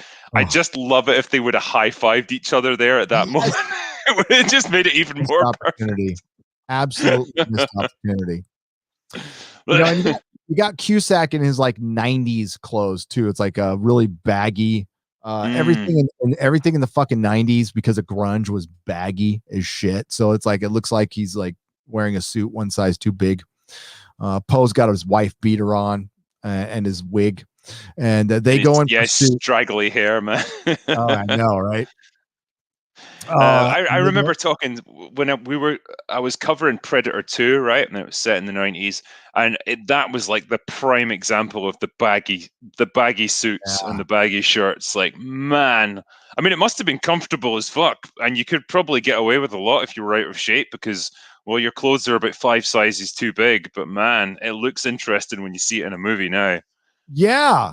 Yeah, I was thinking back. I wore the baggy. Everybody wore the baggy jeans back then. It was fucking grunge. I had my big long hair and everything. Yeah, 97. It was a good year. You know what? I went to Vegas a lot that year, like maybe 10 times, like almost every weekend. Holy shit. Yeah, because it's only 4 hours away. So like we would do hey, let's go to Vegas. Okay, and we'd get a hotel room and go. Yeah, that used to be our regular thing. That's why I love it so much.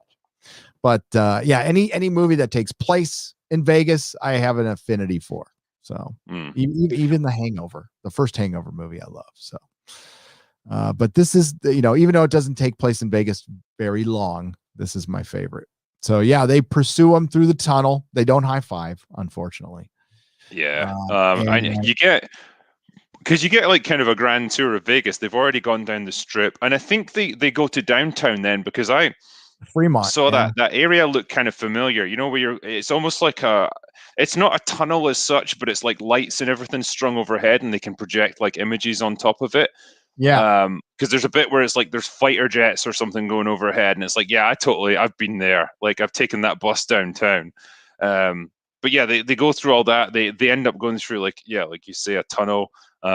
Cyrus gets on top of the fire truck and like he starts using the fire hose to like hose down police officers that are pursuing them as well, takes them out. I think Larkin starts opening fire on him. Diamond Dog's hanging off the back of this thing. He starts firing at people. I love the physics behind this. Poe just gets on his motorbike, gets behind the ladder and leaps up and just jams the throttle wide open. The bike slams into Diamond Dog and just explodes because that's what bikes do when they hit things. before that, remember the cops that joined in pursuit, and you see a donut fall down, and the cops take off, which was just like, I fucking love it. And then they get hosed down, but then then Diamond Dog bites the dust. He screams and he dies. Yeah. I forgot what happened to Swamp Thing. Did he must have died. Larkin gets on board the truck as well, and he gets on the roof of the cab, and he uses a fire axe to like hack his way through the roof, and he's telling Swamp Thing to pull over. Swamp Thing's trying to shake him loose, and so he puts a fire hose inside the cab and just kind of drowns him, I think. Like, because you see it driving along, and like the whole thing's filled up like a fish tank, like right to the brim with water. Yeah, because I guess Swamp Thing couldn't just roll down in the window or anything. Ridiculous, by the way. How could I forget that? Yeah, I was watching it late last night, but damn it. That's right. I'm looking at it right now.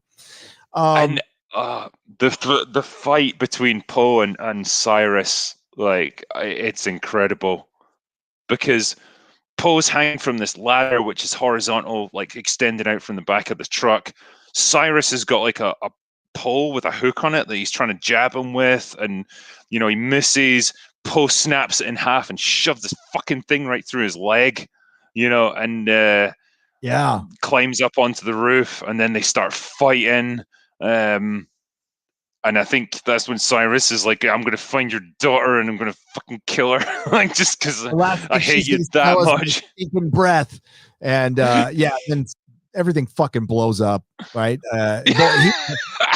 He ties Cyrus to the ladder, and then puts the ladder up, and then the ladder hits a pedestrian bridge, and then Cyrus goes flying. The fucking fire truck blows up, and like Cage is all. Because it hits a money truck. It hits an armored car that just breaks down in the middle of the street. Cyrus goes through this overhead bridge and then teleports to a construction site somewhere on the other side of the city somehow. It doesn't matter. Fucking more cocaine. And then like hits the truck. Money explodes everywhere. Nic Cage goes flying off the fuck of this fire truck in slow motion. It's just beautiful. It's so over the top ridiculous. I love it. It was it's beautiful. It's again unadulterated joy. It was choreographed destruction, a thing of beauty, with the fucking lead guitars in the background. And and Cyrus ends up getting it. There's some kind of fucking thing that's compressing things or stamping things, and his head ends up perfectly in there after he goes through the conveyor belt, and then his head gets crushed, and that's it. And then how do I? And the song Tristan Yearwood fires up, and I just love how the police. Yeah, the police and everything, they have devoted so much resources to just carting Nic Cage's wife around from place to place when there's absolutely no reason why they should do it. There's no reason to bring her to Vegas. She doesn't need to be there. But they flew her in a special chopper and everything. Hot woman with the short hair is also next to her, and then she fucks off. And then, Nic Cage is there with this bunny rabbit that's all covered in blood and like mud and everything. He's like, I've got you a toy. And like Casey just looks absolutely terrified of him throughout the whole thing, as she should, because he does look like genuinely terrifying. Like he's covered in blood and he's killed like multiple people. And he's like, I've got a picture of you. And then they just kind of hug awkwardly, and that's it. It's great. They're back together again. Yep. Larkin and Malloy make up. Larkin's like, I'm sorry about the car. He's like, I was tired of that thing anyway. He's that's good. That's good. Yeah, they all come good, and you get that brilliant stinger at the end with the roulette table, and it's like, we got a new shooter. Does he feel lucky? And it's fucking Garland Green. Yep.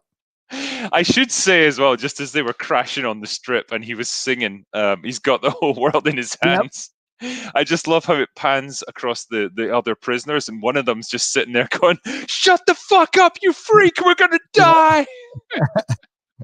He's all smiling. Oh. And so they found the Ken doll, and they're like, this is a funny thing to find in a crash. And then you see Garland Green, and then that credits thing, like it's a fucking Cannonball Run, they Burt Reynolds and Dom DeLuise. No, it's It was They're all great. smiling. They're all just. It's like it's all just made out to be this delightful little romp, where everyone just had a good time and no harm was done. And they're all like killers and mass murderers and stuff. Yeah, and they're like most of them are dead. So Yeah. uh, Oh man, fucking this movie. beautiful, Oh beautiful man. movie. I genuinely I had a big smile on my face by the end of it, Yeah. and I laughed many times throughout it, and I just, yeah, I had a blast with it. It's such a fun film, and as you said, you just don't get action movies like this anymore. No, Movies that are just they don't take themselves too seriously. They're just out to entertain you, and it's that- such a shame.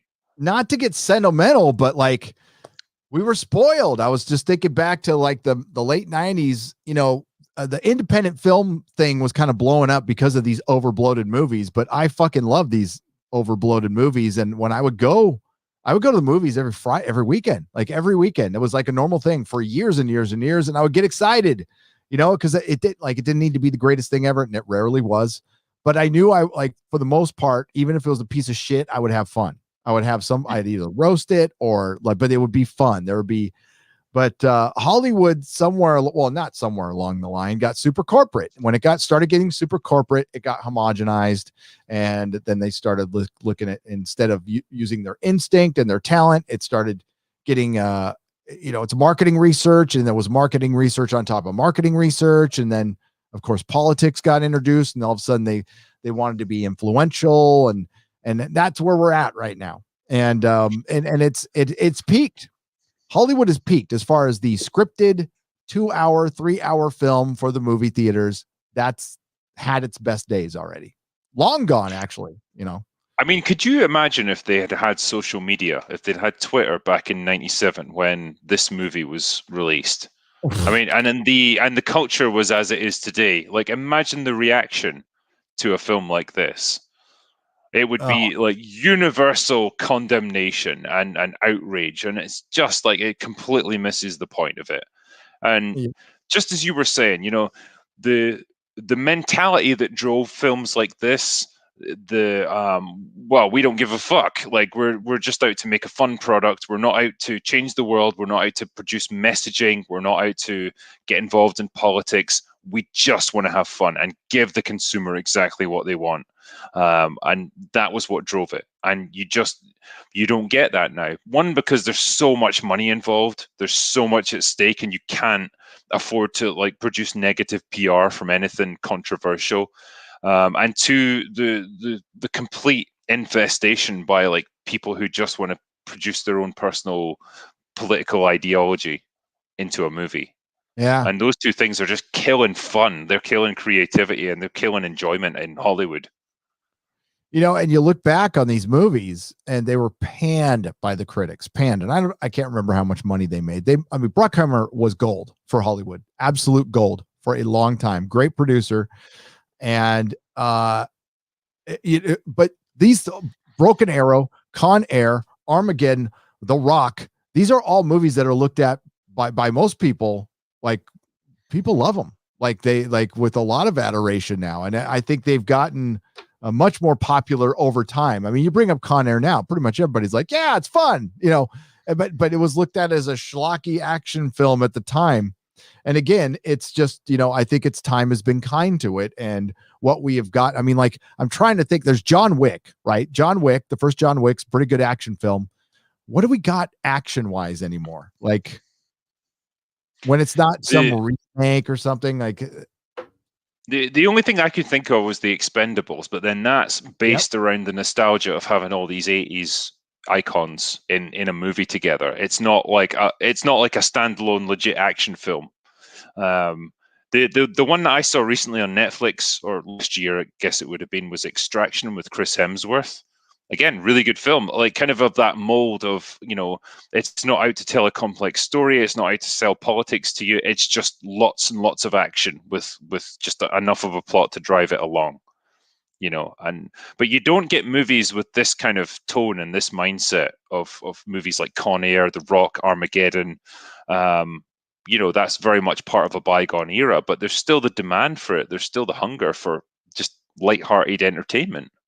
Yeah, and it's You know, cheaper to make. That's why, like there was, I like Smoking Aces. I liked the Transporter. Jason Statham back in the day. But Mm. yeah, but those there really isn't anybody now. I John Wick 3. I didn't like it that much. I just didn't think it was the first one's great, and it's not terrible or anything. I love Keanu, but I would love to see a resurgence of a good, just fun action film. I guess Bad Boys 3, I didn't see it, but I guess it did pretty well, I mean, compared to 2020, but I guess it did pretty well.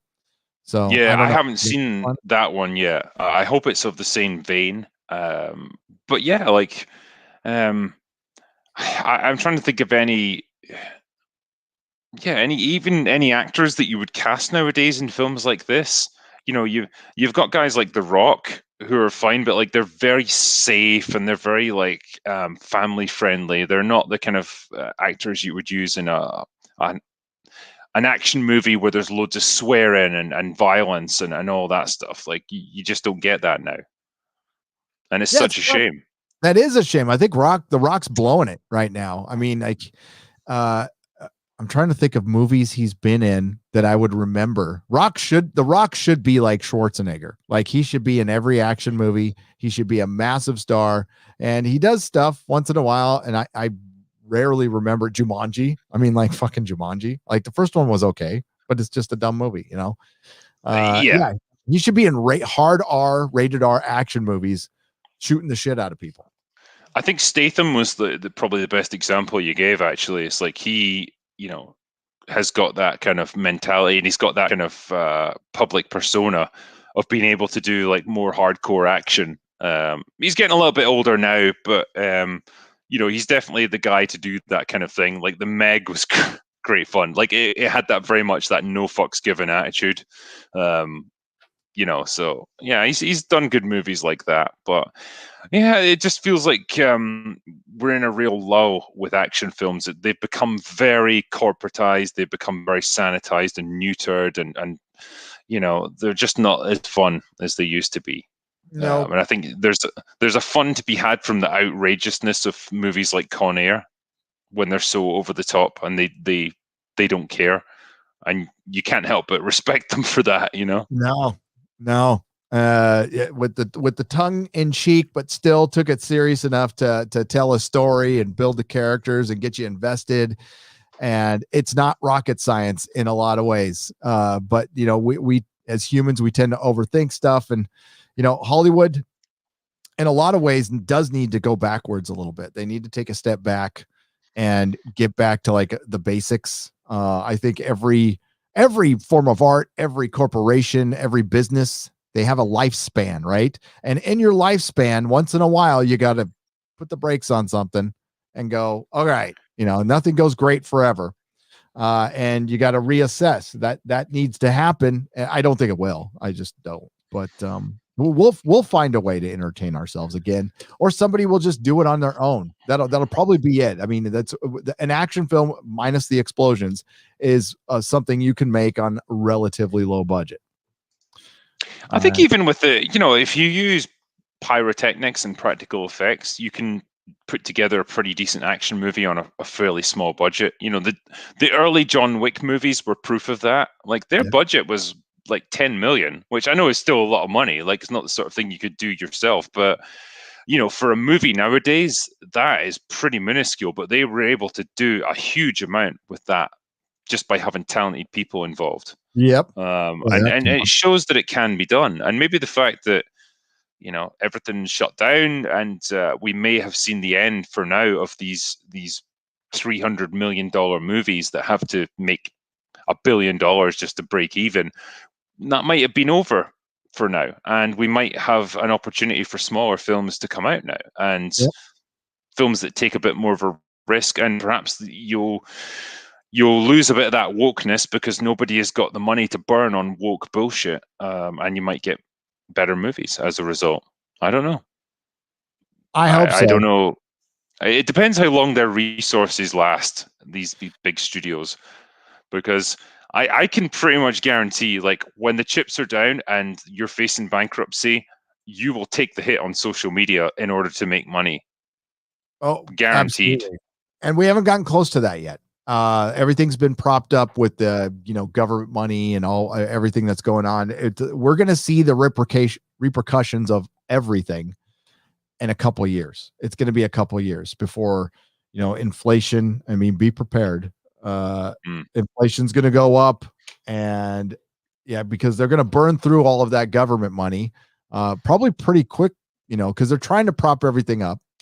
And the streaming wars have a lot of investment money in there right now, so they're able to just they're right now it's on everybody else's dime, so that's why they can do all of this, because this was planned prior to the coup. All the streaming services rolling out, they just became more important than ever. I was watching the Disney thing, which was ridiculous, and their stock's up. Their stock it's inexplicable. I don't know how. It seems like corporate shell game to me, but I think eventually, you have to pay the piper in the end, and I think that's a couple of years away. What happens after that? Even if they turn stuff around, are people going to care? I think a lot of people have, including myself, have reassessed over the last year, and you found that there's other things to do, and I have no way to predict it. It'll be very interesting to see how we all react when things genuinely start opening up. And I think that's going to start soon, right? But it's going to be a year process. So we'll see how it plays out. Like me, I'm fucking stir crazy. Like, to be honest with you, I can't wait to hit the road and go somewhere. Like a year is too long, but even in lockdown California, I'm free. And our theaters were open for a little while, for a long time, actually. They just didn't take advantage of it. I didn't see Tenet. No, fuck, man, you didn't miss much. Honestly, I gave it a pretty poor review. It's such a shame because, like, out of all the movies I could have seen at the cinema last year, fucking Tenet was the one. Like, damn, I was just bored throughout most of it. But yeah, in terms of what you're saying there about like how they move forward from this, we're just living in really strange times with everything being shut down, with so many movies having been delayed. I don't know what the repercussions will be this year, whether it's going to be a really packed summer of loads of movies, or whether they're going to shunt other films back to next year. Like, there's going to be a real knock-on process with this, because you can't have too many films at the cinema at the same time. They'll just compete against each other. They'll cancel each other out. I personally, I can't wait to see fucking the next James Bond movie. I think that's going to be an absolute disaster of a film. Disaster. And I think honestly now there's starting to be a real animosity towards Hollywood.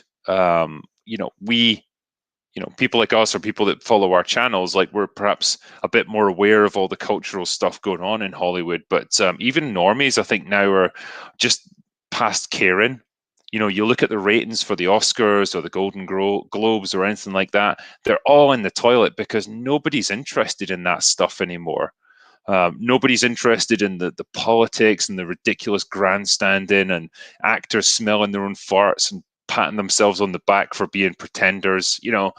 It's all just kind of fallen by the wayside because people have got bigger things to deal with in their lives. And I don't know if you'll ever get that back. It feels like the era where people really looked up to actors as these, almighty beings that are amazing at everything and can show us the way. Like, that feels like it's gone, and that's not going to come back, man. I totally agree. And it didn't, like so many things, these are unnatural deaths that these things are dying. Slow deaths.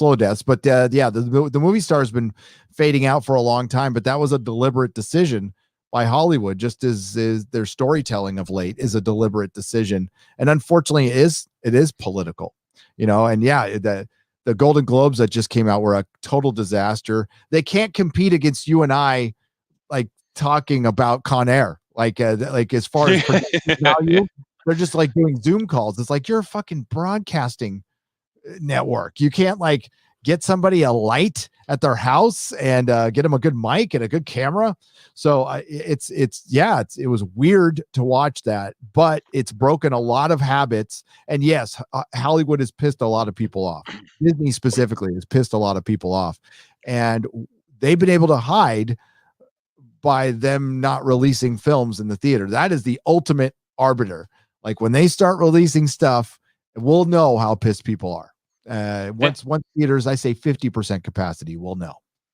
And I think it's going to be a huge wake up call, because that's where you're going to get them. That's where you can tell right away if a movie's. I think there's going to be a lot of flops, and I think there's going to be a lot of reasons for that.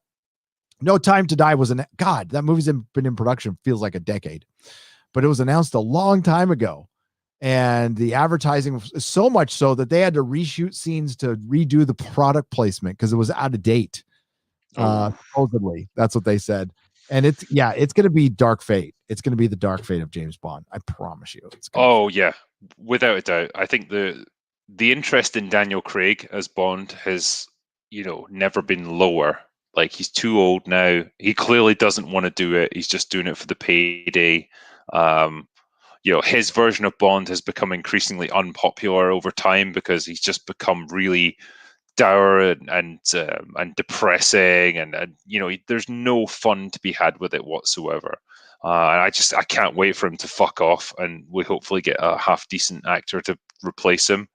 I'm not confident, but I'd love to see Henry Cavill do it. He seems to be one of those guys that he's a great actor, and he just needs a good role to really make his own. He could have done it with Superman if he'd had better scripts. Hopefully The Witcher will pan out for him, but I think he could be a good Bond. Unfortunately, I think The Witcher season 2 is going to be a lot like Enola Holmes. What I've heard is not good. Henry's actually come out. Lady Greymaster found some audio a few months ago that said where he was straight up warning you. He was like, somebody asked him so how do you balance being a fan and being in The Witcher? Because he's a Witcher 3 player. He plays the game. And he's like, it's tough. The showrunner has her vision, and I need to respect that vision, but I'm into the lore, and I want to respect the lore. But the showrunner has her specific vision. And he said it 3 times. And basically what he was saying is I'm not going to be in this as much as you think I am. Even though the show's called The Witcher, the reason The Witcher is popular mostly is because of the game, right? Let's be real. It's not the books. I like the books. Love the books. But it's the game that's the most popular thing. And yeah, he's only going to be in it. I won't even say half the show. I would say a third. It's going to be. I do like Yennefer, but there's only so much of that character I can take before I think she would become insufferable. She needs The Witcher to balance her out. She needs Geralt. I think Ciri, the actress, is got potential, but she's still very young, and I wouldn't want to see much of her on screen. And so I just don't understand who's meant to carry the show if it's not him. Yeah. That's a very good question. I don't either. I feel the same way. I thought Yennefer was better as time went on. But again, I'm not a game player, so. But I've read the books since then, and oh man, I'd love to have someday. We'll have a conversation about that. Some of the changes they made, I'd love to pick your brain as a writer. They specifically made huge changes for the book to emasculate the Witcher. There's no other way. Because if you read the short stories, there's a lot more motivation, especially in that first episode. That one just is completely off from the short story. And the short story is much better. And there's no reason to make these changes other than you wanted to put more of a female presence in there, which there was enough of already. It was enough there already. But I don't. Is the showrunner a big old social justice type? Yep. Person. She's done good stuff, right? And I think she's just caught up in the politics of it, but she's worked on Daredevil, which is good. But she most definitely, I think she dialed it back in the first season. Honestly, there was rumors that she wanted to actually have a lot. It was the first season was not even supposed to be told through Geralt's perspective. and she had to change her mind or be talked out of it or whatever. Or maybe it was her idea. I don't know the exact answer, but this season she's now going to get what she wants, and it's going to be girl babysitter, and you're going to see things through the women's perspective. Yeah. Well, Just what nobody wanted. Yeah, I mean, ultimately, people will either watch it or they won't, but it'll be interesting to review either way. It will. We've got some super chats here. I don't know if you've got time to go through them, mate, but I've got time. All right, cool, man. All right, let's take a look. Kit Kat gave me a couple of super stickers, so thank you very much, my friend. Peter from Austria says, "Put the bunny back in the box." Oh. Salad Cream Boy says, "There's only two people I trust. I'm one of them, and Kathleen Kennedy ain't the other." Yeah, isn't that the truth? Is she going to leave this year? No, I don't fucking know. Did you hear that audio from the investor call where Chapek was getting grilled about it? It's like, when are you going to fire Kathleen Kennedy? And he's like, she's going to be. We hope that she's going to be with us for many years to come. Yeah, she ain't going to be. I don't think. It was a weird answer. I mean, she's there for now. I just don't understand. I mean, it's an. What answer is he going to give though on an investor call where she's going to get to hear the audio? Is he going to say like, "Yeah, we cannot wait to fire that fucking idiot"? Yeah, like he has to like obviously just give the corporate answer. It's like, yeah, we look forward to hopefully doing stuff with her in future. It's going to be great if we can work out a deal. Oh no, we can't. Well, it wasn't our fault. I think she leaves when she wants to leave, though. I think she's got immense power there still, and he was not ready for that question, though. You could tell he was. She's great, Kathy, Lucas, whatever. Those two questions. I recorded a whole video on it. I don't know if I'm going to put it out. It's like one of those ones where it's like after the live stream, I gotta kind of see if I want to put it out or not. But yeah, because not everything makes it, folks. Not everything makes it. And the blacklist question was the big one for me. The blacklist and his for one, he didn't just go, "There's no such thing as a blacklist." He didn't even reference the blacklist. He just went, "I don't see Disney as a right leaning or left leaning or blah blah blah blah. Sunshine and rainbows, world peace by the end."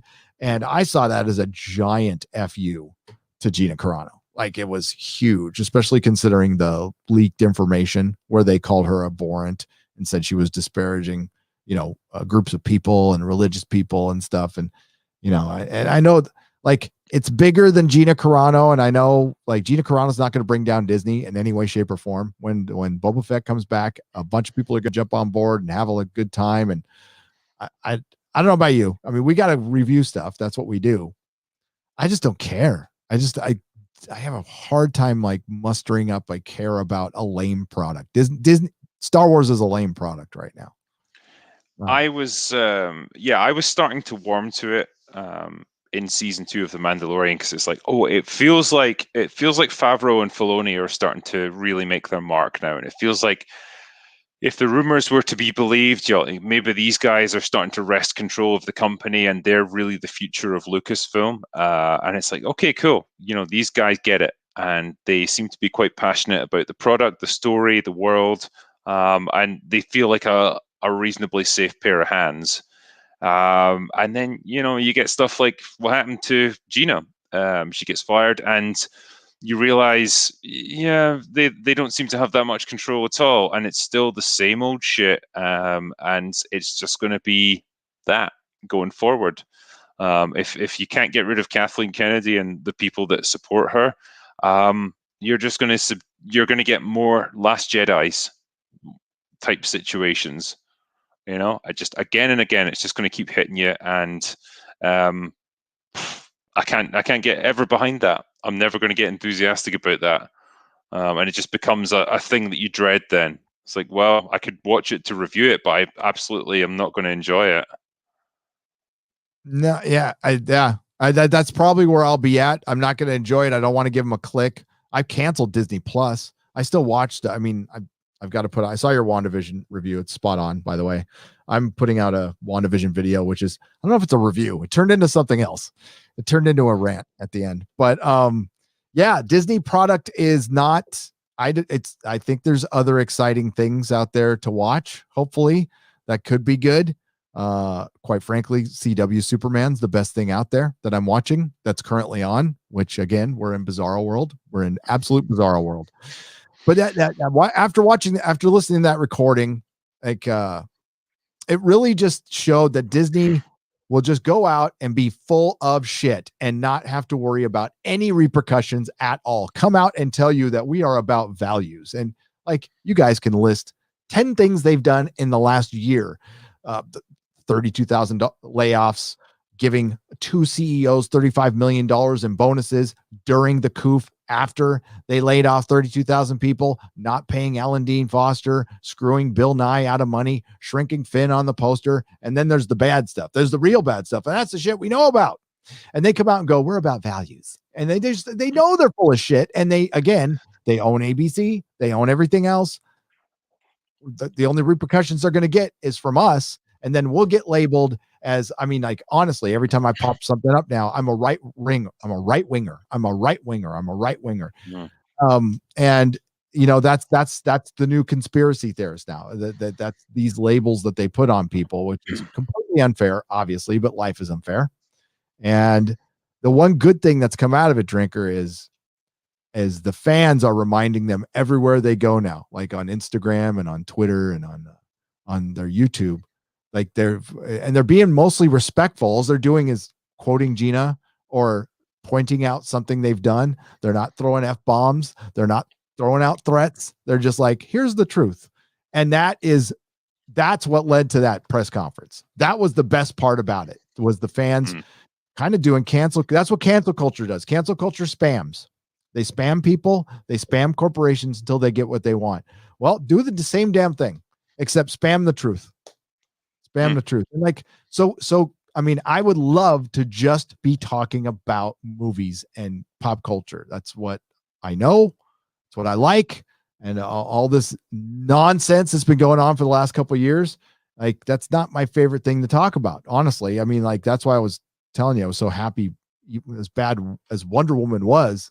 I was like, God, I get to review a movie, you know, thank God, you know. That's why I love these. These are like my oasis.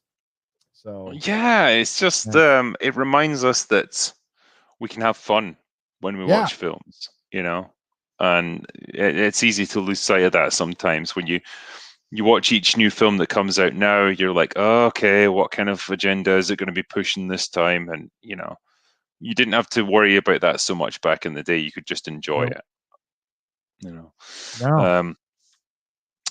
Chucksenhausen here says, favorite actor from this was Steve Buscemi. Did he bring much to the plot? No. Was he there for reasons? Yes.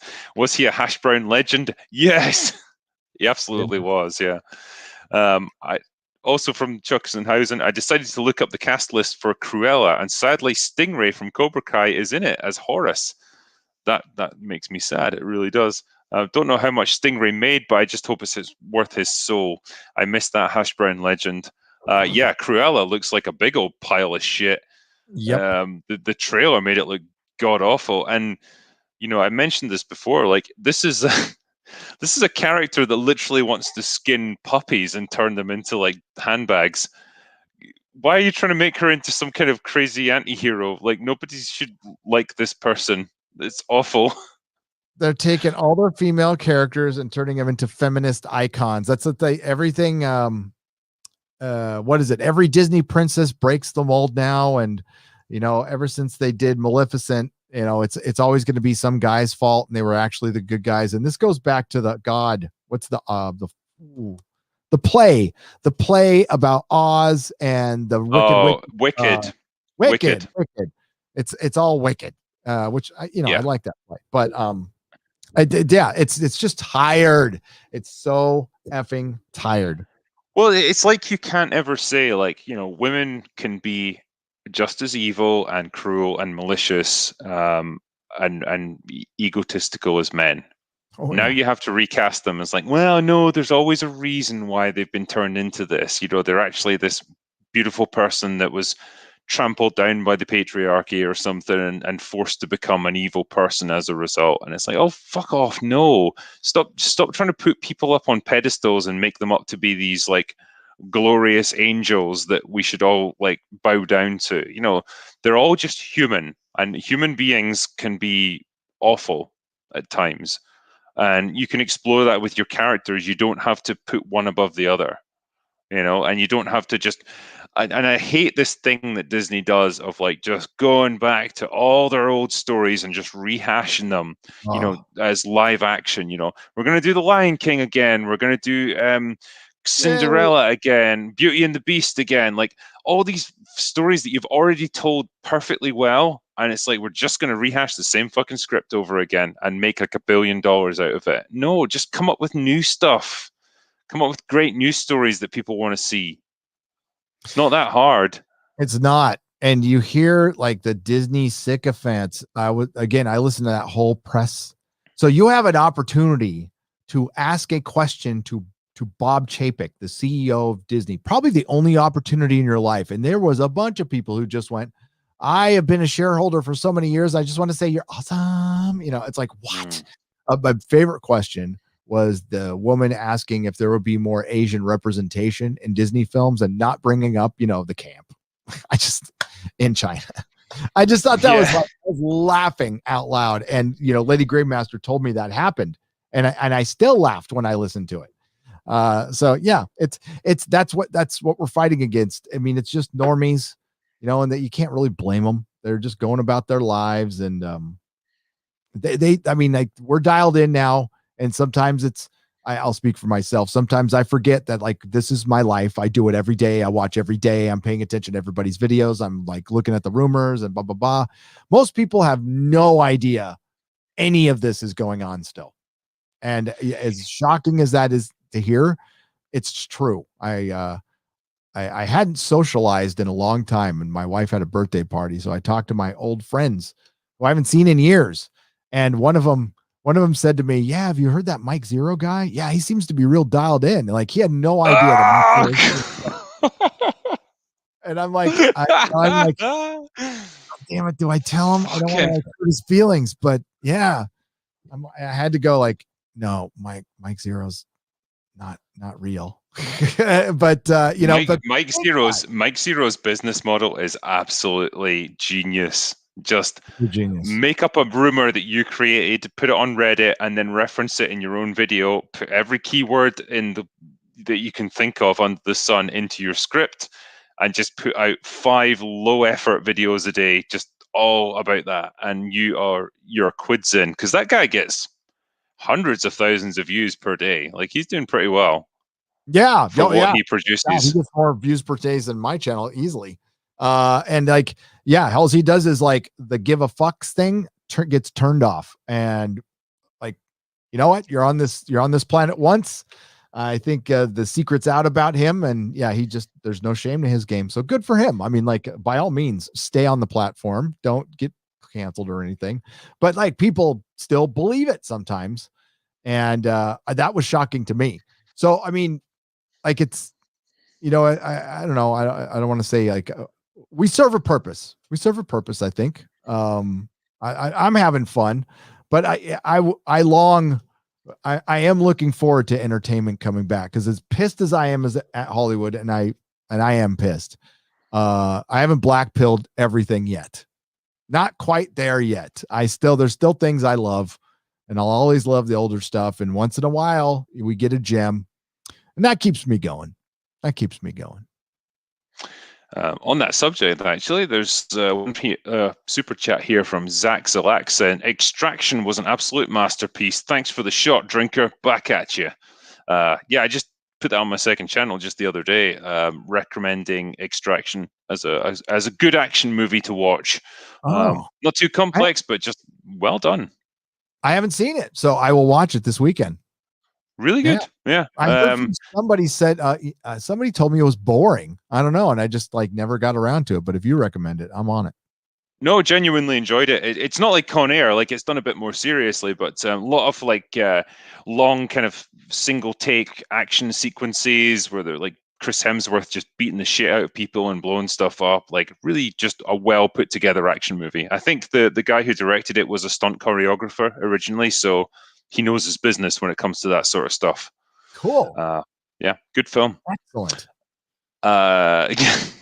There's a question here from Farewell Thunderchild. Why was there a rock crusher in downtown Las Vegas? I don't know. Because it needed to be there. and where did that industrial construction site? I mean, because that had to be within a block of the strip that they were still on, right? I don't know where there's a pedestrian bridge in Las Vegas. Maybe there is one. Well, if you think about it, right, he's on this ladder on the top of the fire truck. It hits the overhead bridge. He has to get catapulted forward with the momentum of the truck. So the only place he can land is on the road that the truck drives over. But he somehow just teleports into a different part of the city. He lands through a power line, which explodes. And then he lands on the conveyor belt that puts him into the rock crusher. He ends up like another 500 feet in the air, right? Because he launched forward, but all of a sudden it was like, shoo, yeah. Oh, god damn. I wish like these are things I wish we could show while we're talking about it, because fuck. Oh yeah. So funny. If I re-upload this, I should put some of the footage in it. But yeah, ladies and gentlemen, 0 fucks were given in the making of this film. They were, and thank God. Kit Kat gave me a super sticker, so thank you very much. Polaris Sucks says, "Hello, drinker Gary. I hope to make it to Vegas." There you go. There's a meetup in the making. Right on. Helen Patience gave me a super sticker, so thank you for that. I appreciate it. Doug Keller. Drinker and Gary should do a live stream on Big Trouble in Little China. Yes. Okay. That's all I can say. Yes, absolutely. Yeah. That'll be our next one. Yep. Okay. Done. Yeah, there you go, Doug Keller. You made that happen. A Canalist says, "Hail, Drinker and Gary. Any other day, that would be odd." Yeah. Stephen Otten, "Hail, Drinker and Nerdrotic and everyone in the chat. Here's a few bucks to keep the lights on. Thank you. I appreciate that, mate." Terrell Lathan says, "We need Drinker's review of The Watch, a Pratchett Discworld-inspired BBC TV series. So not like the books, quite different." Gary, have you seen The Watch? I haven't seen it. I haven't seen The Watch, and it's supposed to be loosely based on Discworld, right? Terry Pratchett's Discworld. It's kind of a bastardization of it, so much so that his daughter was like, "Nah." Yeah, I've been told to stay as far away from that as possible. But yeah, I mean, maybe you need to review it for precisely that reason.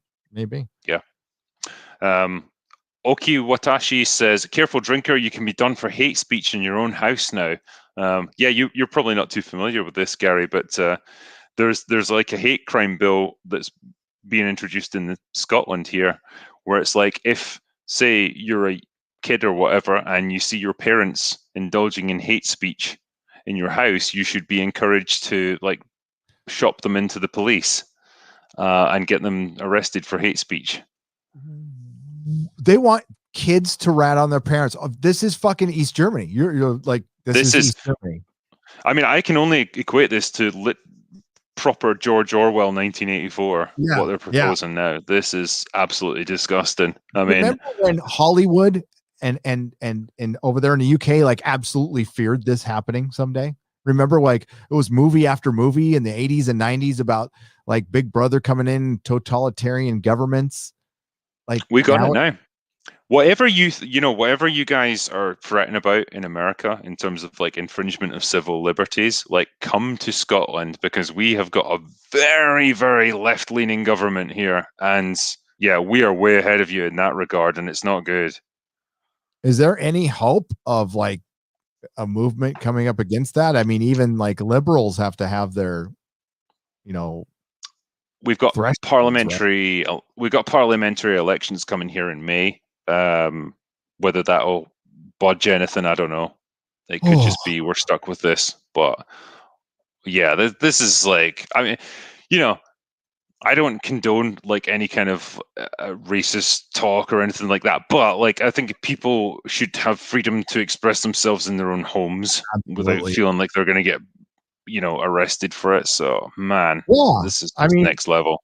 you should be able to say even the stuff out in the street, just get shunned. You get properly shunned if you're going to say stuff like that. I mean, but yeah, I told, in jest, I've told my son, my oldest son, I'm like, oh, it'll be time for the revolution when it's Demolition Man, when we start getting tickets for cussing. Yeah, we're there. you violated the We're verbal there. morality statute. Yep. I mean, it's really scary. It's really scary. And that's technically my homeland, Drinker. I am Oh, you mostly Scottish Scottish. ancestry.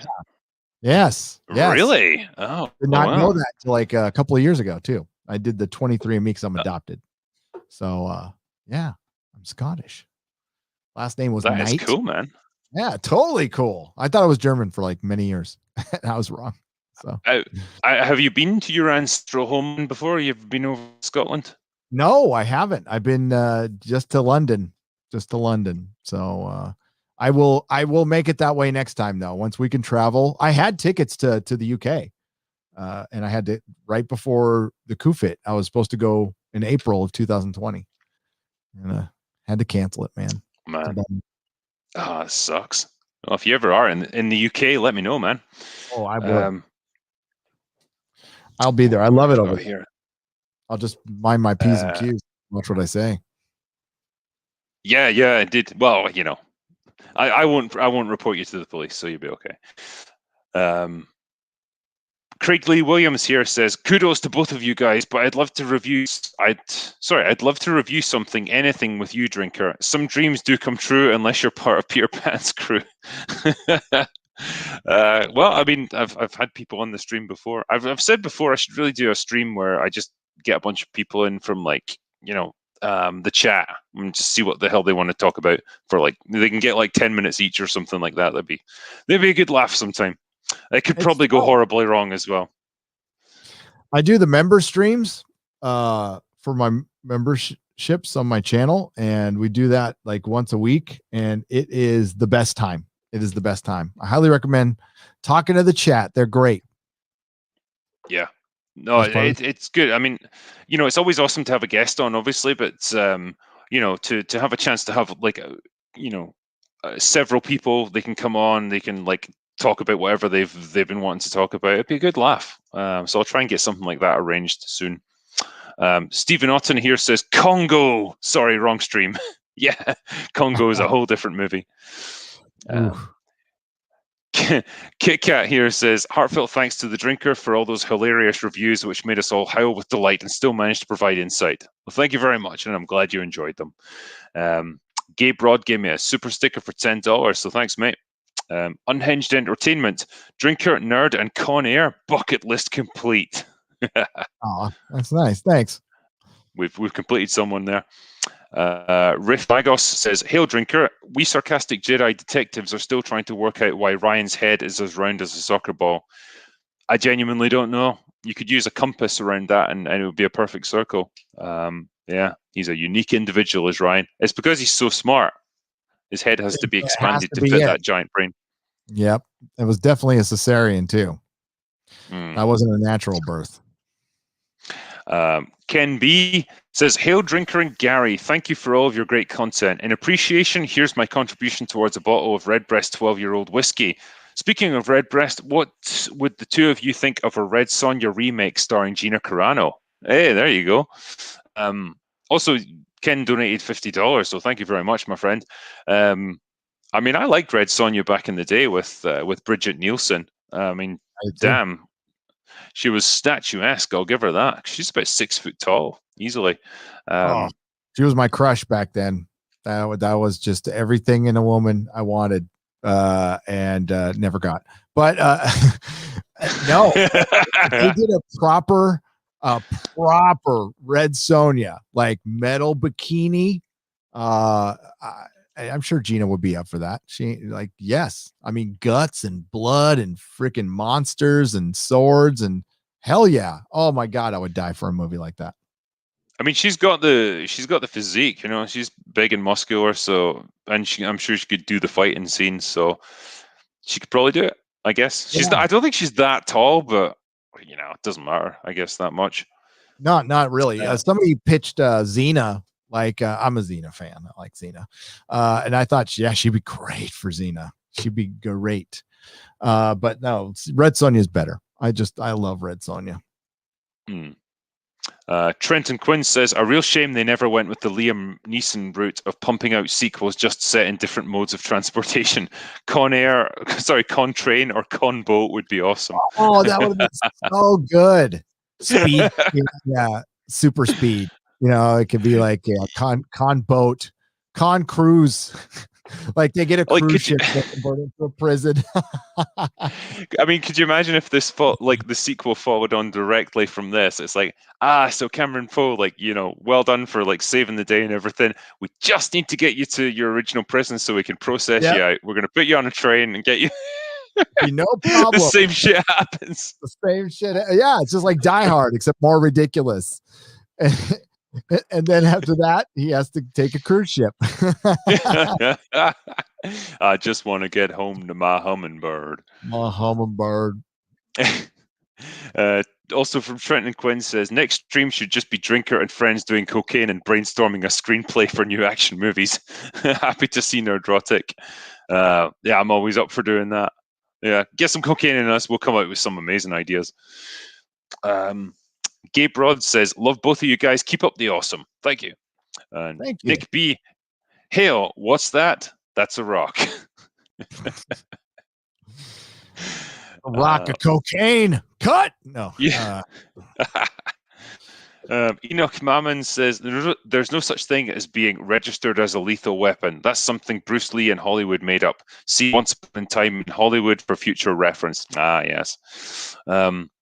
Doug Keller says, Drinker, what's your opinion on the Timothy Dalton Bond movies? Would you ever do a live stream on them? Good question.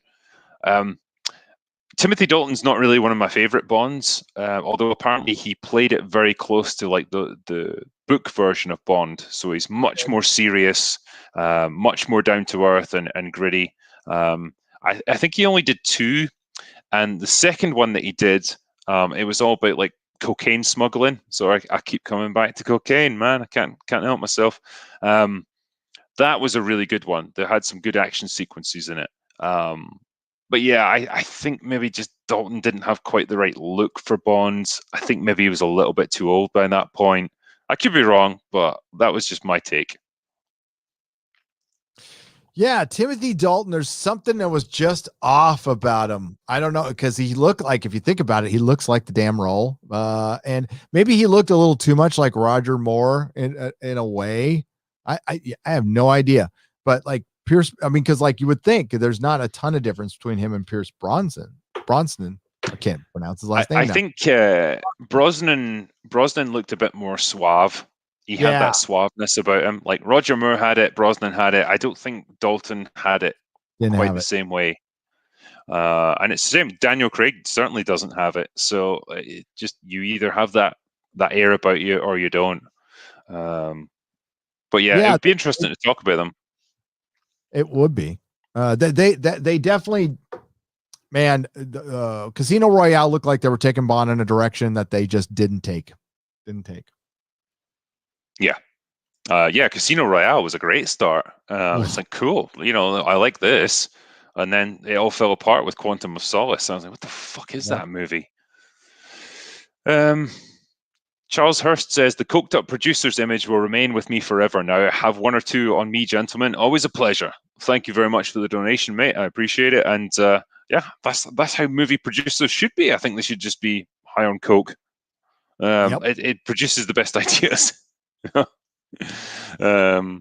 It's great because like the dude I'm dealing with, who's he's working to try and make my first book into a movie. He always bitches about like agents and producers in Hollywood just being total assholes and always demanding more money.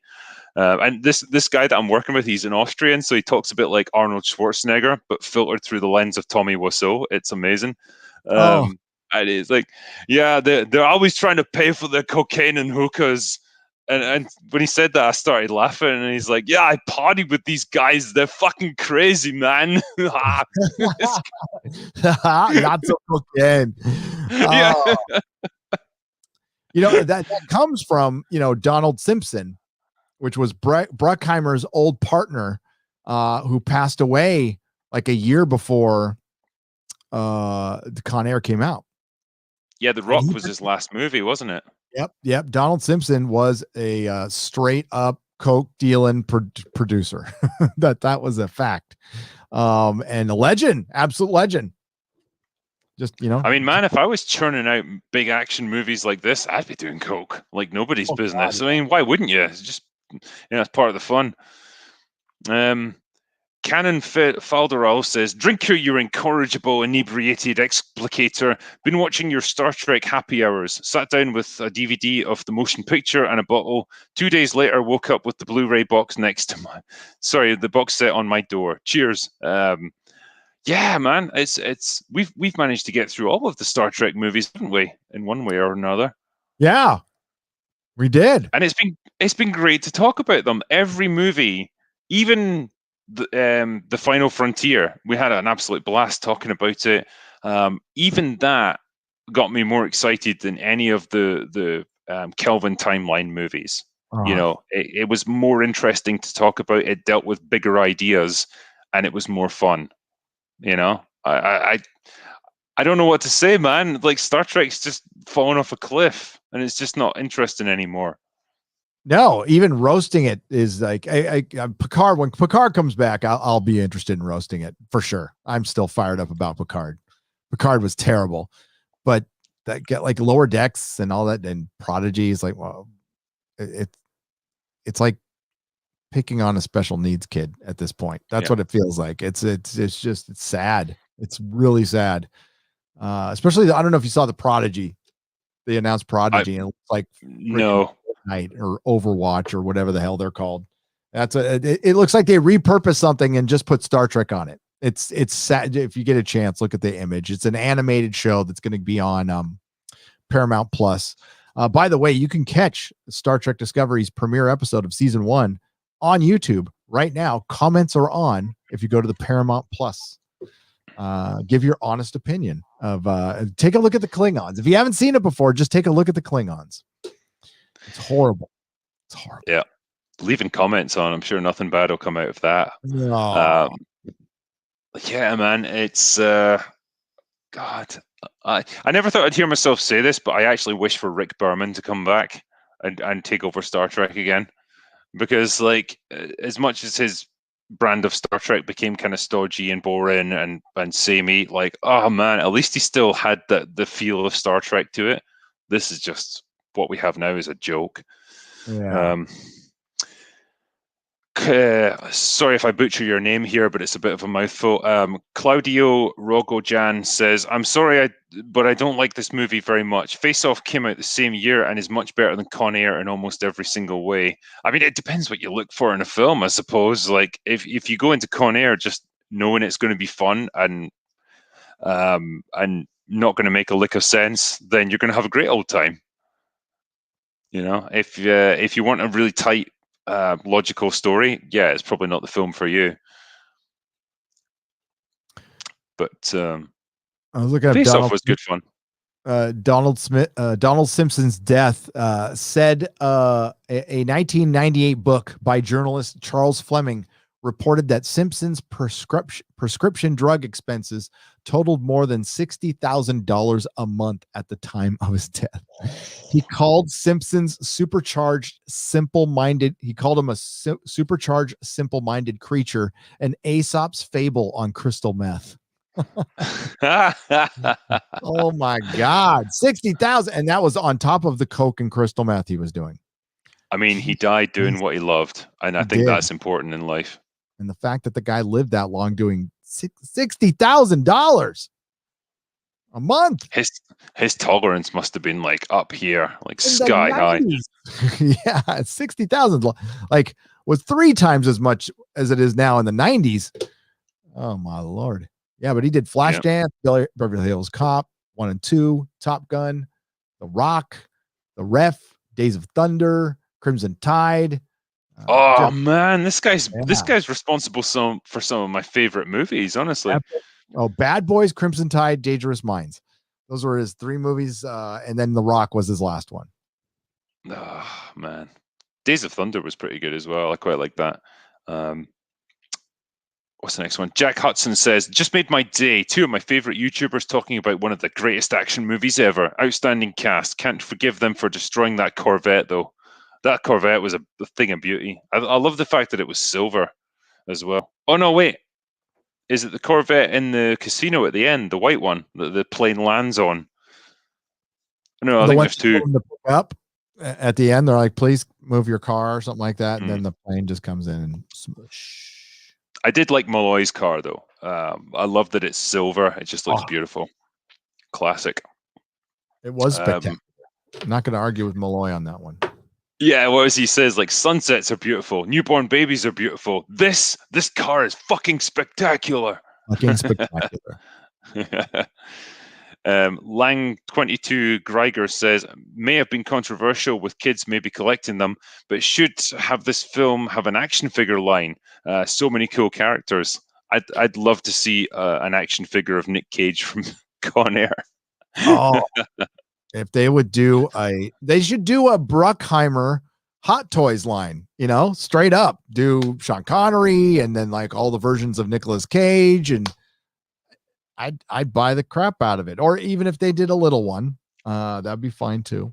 We don't want everything to be $200 each, but they did a Kurt Russell. I'm like pointing at it. I can't reach it, from Big Trouble in Little China. They did that. Oh, really? Fucking dope.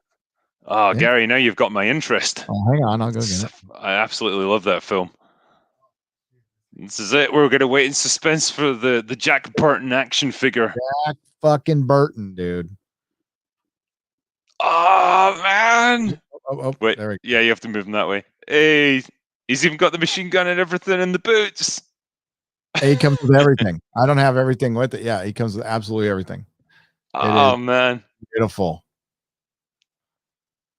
That's awesome. That's a pretty good likeness for Kurt Russell as well. It is. And the shirt, if I can get my hand out of the way. Yeah. Oh, brilliant. Yeah. Dude, he's got his like watch on and everything.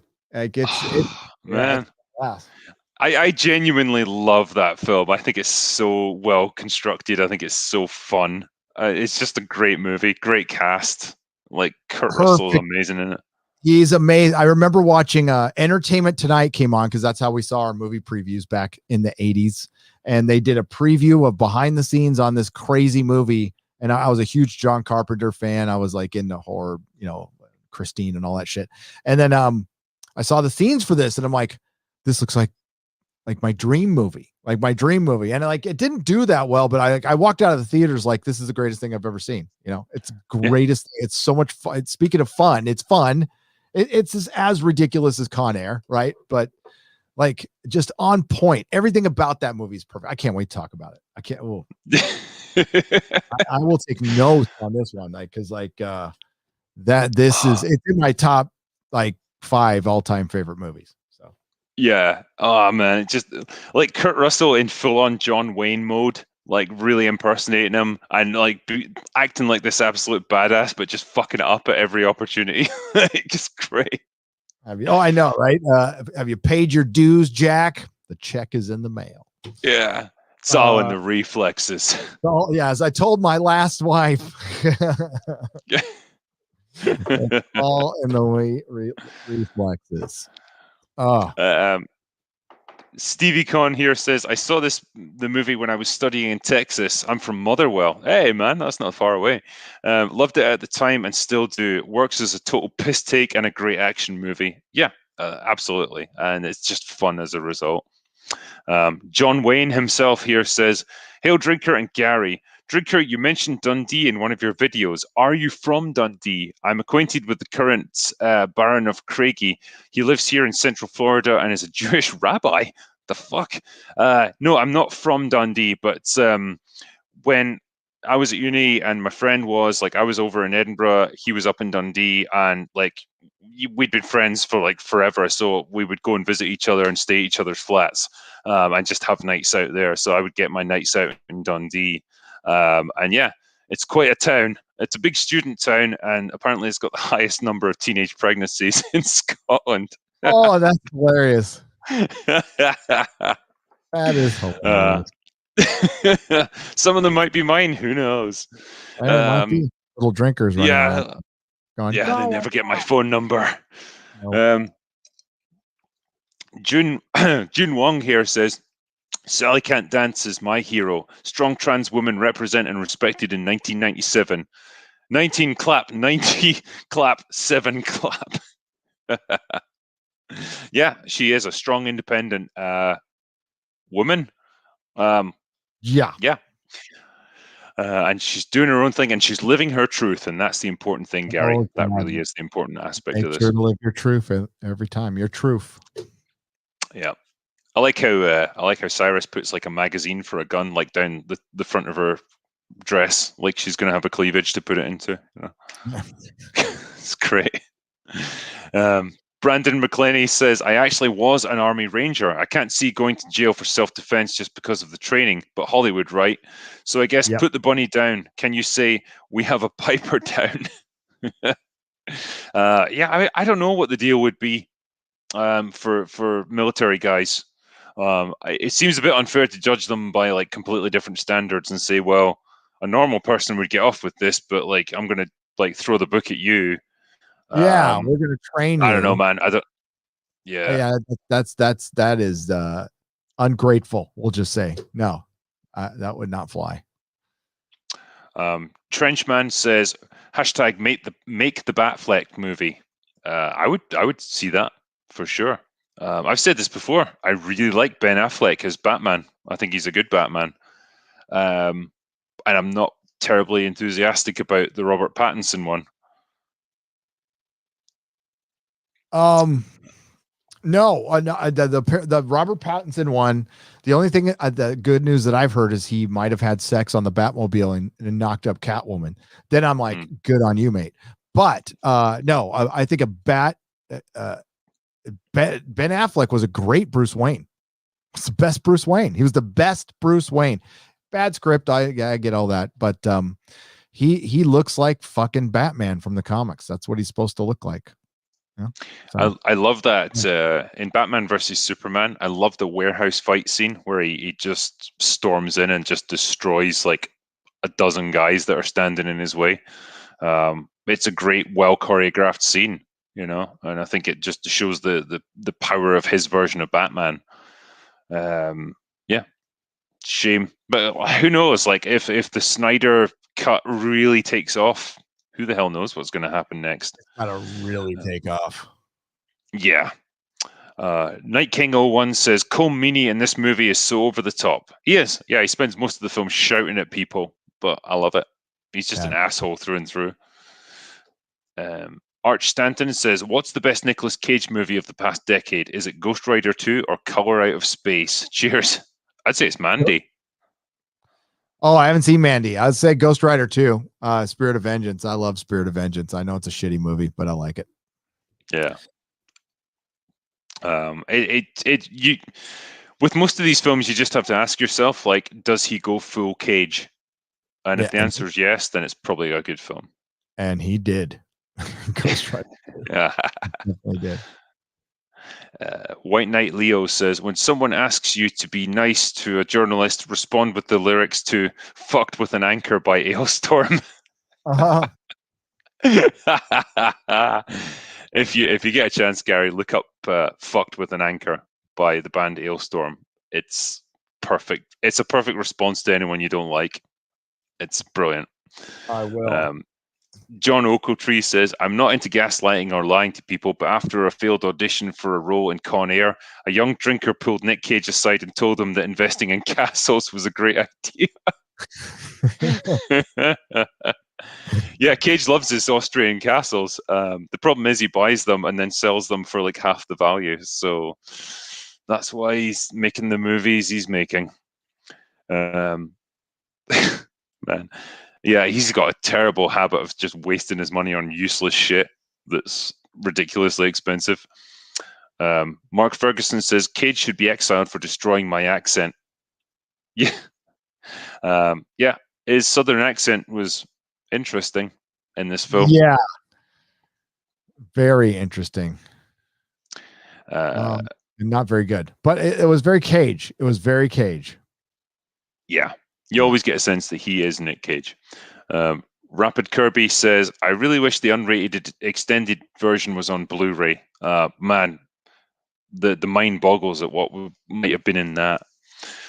Thomas Carroll says, for me, one of Con Air's enduring qualities is that Hollywood hasn't tried to ruin its legacy with some soulless, money-grabbing, incoherent remake. Yeah, absolutely. Night King 01 says, Poe should have yelled, I have to save Bubba. Yeah. That's a good point. That's a good point. I forgot. This next one is amazing. Egg Shen's Six Demon Bag says, I almost don't care what he says. The name alone is perfect.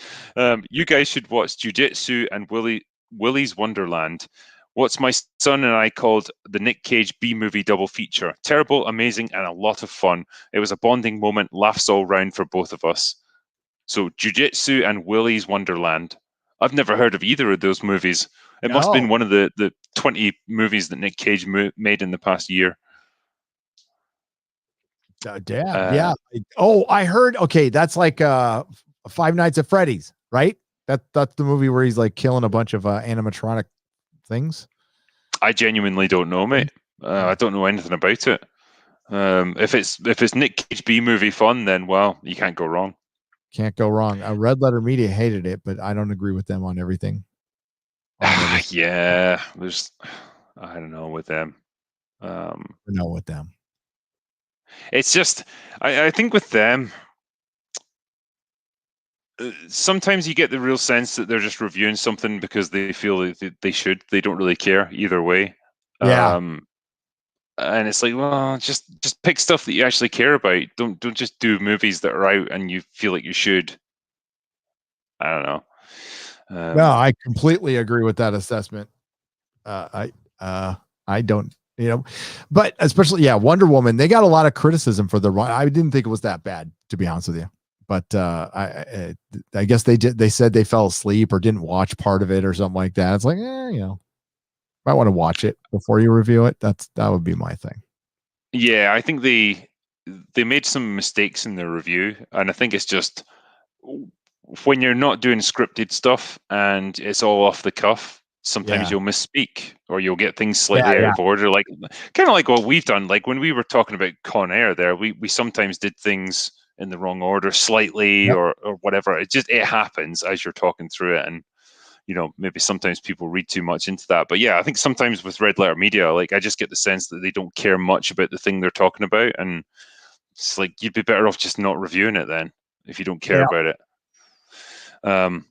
Superman says AMC to the moon. Yeah. Kevin Quattro says put the bunny back in the box. We're trying. Box. The problem is once the bunny's out of the box, you can't put it back in. Nope. Paul Revere says some beer money, by the way. Thank you, mates. I appreciate that. Kevin Mites says Bad Lieutenant is one of my favorite Nic Cage movies that doesn't get talked about much. Have you seen it, and what are your thoughts? Thanks. I haven't seen Bad Lieutenant. I've heard about it. I've heard it's quite entertaining, but I've never seen it. I haven't seen it either. Sorry about that, man. Yeah. I've heard about it. I've heard very good things too. Yeah. Optimus Popeye says, favorite part, Chief O'Brien bumps into Marcellus Wallace while Teddy KGB and Mr. Pink were eating some Bubba Gump shrimp that hot chick from Total Recall and the feminine dude from Hackers made.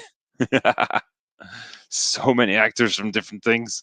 That's a good reference, actually. I like it. Kit Kat says, the future of pop culture is independent production and distribution. We'll have new national grids that will link up into an independent internet. Yeah, I mean, the internet gives you such an opportunity to produce content yourself.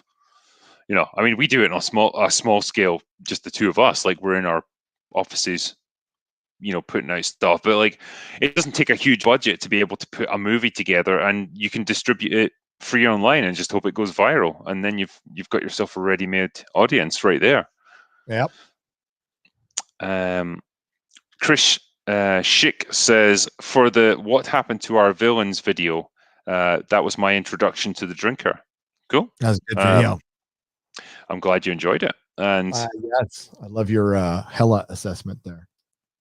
So yeah, that was a real frustrating movie, because it gets so much praise. It's like, it reinvigorated the Thor franchise, and I'm like, yeah, but it made an absolute joke out of Thor, and Hela was really frustrating, and Thor was never really allowed to fight her and beat her because we can't have that. And so the whole movie is just a bunch of like constraints that you're having to work around, and it was irritating as a result. And also, I hate Valkyrie. She's really fucking annoying as a character. God, she's annoying, and you're absolutely right. It's constraints. That's the word. That's the word we're discussing here. Is constraints. And they put them on themselves, and they refuse to have. You're right. The battle at the end, and like that's WandaVision was very similar in the end there, especially with Vision going up to help her, and then all of a sudden he inexplicably goes back down. She says, "Go away." So he just cowers over the kids who have powers too. We're going to see that more and more. As a matter of fact, Doctor Strange sequel might end up like the exact same thing. Mm-hmm.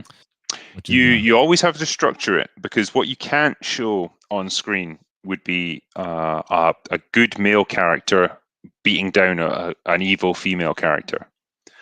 You're not allowed to show that, and I guarantee you'll never see it in a big A-list movie now, because that would imply that it's okay to hit women, and you can't do that no matter the context. Yep. And so you have to keep coming up with all these stupid like reasons, like these little like events that happen in the story to split them up or give them someone else to fight, or something interrupts them or whatever. It can never happen. And so it's like, well, if you're going to work around all those constraints, just don't have two characters in those situations in the first place, because you're just going to frustrate your audience, Night King 01 says, last new film I saw in IMAX was Wonder Woman 1984. I felt robbed. I saw Lord of the Rings in IMAX later, so it kind of evened it out for me. When are the Lord of the Rings streams? Give me some time, and I'll put together a crew, and we'll review the Lord of the Rings movies, because I've done The Hobbit already, and I didn't like that, but it'll be great to talk about something I love. I've just been waiting for the right time. If your theaters open up, I know they've been showing it in IMAX here in the States. And I think if I didn't have to work out, they were showing it in Arizona, and I was thinking about driving out there. It was only a couple hours, 3 hours. But seeing it in IMAX would be fucking awesome. In the theater? Oh my God, yes. I mean, I saw all of them back in the day when they first came out in theaters, but to see it in IMAX would be great. That'd be epic. Keith Gray says, They Live, best movie ever. Yeah. Good. I mean, it's got some great moments, that's for sure. Douglas A. Burton says, would you and Gary consider doing Heat for a happy hour? One of the best gunfights of all time. Yeah. Apparently, like I remember reading a biography of one of the SAS guys, and he was like, yeah, they point to Heat as like one of the best examples of like proper tactics in a street gun battle. Like the way they use cover, the way they do their their reloading and stuff, it's all pitch perfect. It's like, yeah, it's definitely a good movie in that regard. Yep. And that was the basis movie that Nolan used for Dark Knight. Right. Yeah. It explains a lot, actually. The Wake Down says, hail folks, one of the best happy hours yet. Thank you very much. Thanks. Dana B gave me a super sticker for $5, so thank you very much. Neil Bordeaux gave me 20 Canadian dollars, so thank you very much, sir. Cody Griffin says, so yeah, glad your channel has exploded. So many horrible movies nowadays hailed as stunning and brave when they are trash. Also, physical book copies or only ebook because I'm old-fashioned. Well, you should be able to get physical copies of all my books. They're definitely available. They've all been in print. It just depends what country you're in. You're in the States, you should be able to get them. Yep. I got them all. Yeah. A few people have messaged me and be like, I tried to get your book in like Canada or something, and it was like coming up as like 700 Canadian dollars or something. That's clearly not the official like Amazon retailer or whoever it is. It'll just be some third party guy that's selling it for a ridiculous markup. So ignore that. Papa Dot says, this one's for the critical drinker. Thank you very much. Token White Guy says, I love Con Air. You got Cage, Malkovich, Cusack, Buscemi, Rames, and Chappelle. Can't go wrong. Absolutely. Nope. Great cast. Neil Bordeaux gave me $20, so thank you, mate. VG says, think of the number of masculine movies we've missed since their heyday in the 80s. That's money on the table. Proof the industry isn't really driven by demand or the interests of the viewer. I would say that it is. It's just they've got a skewed view of what the viewers want now.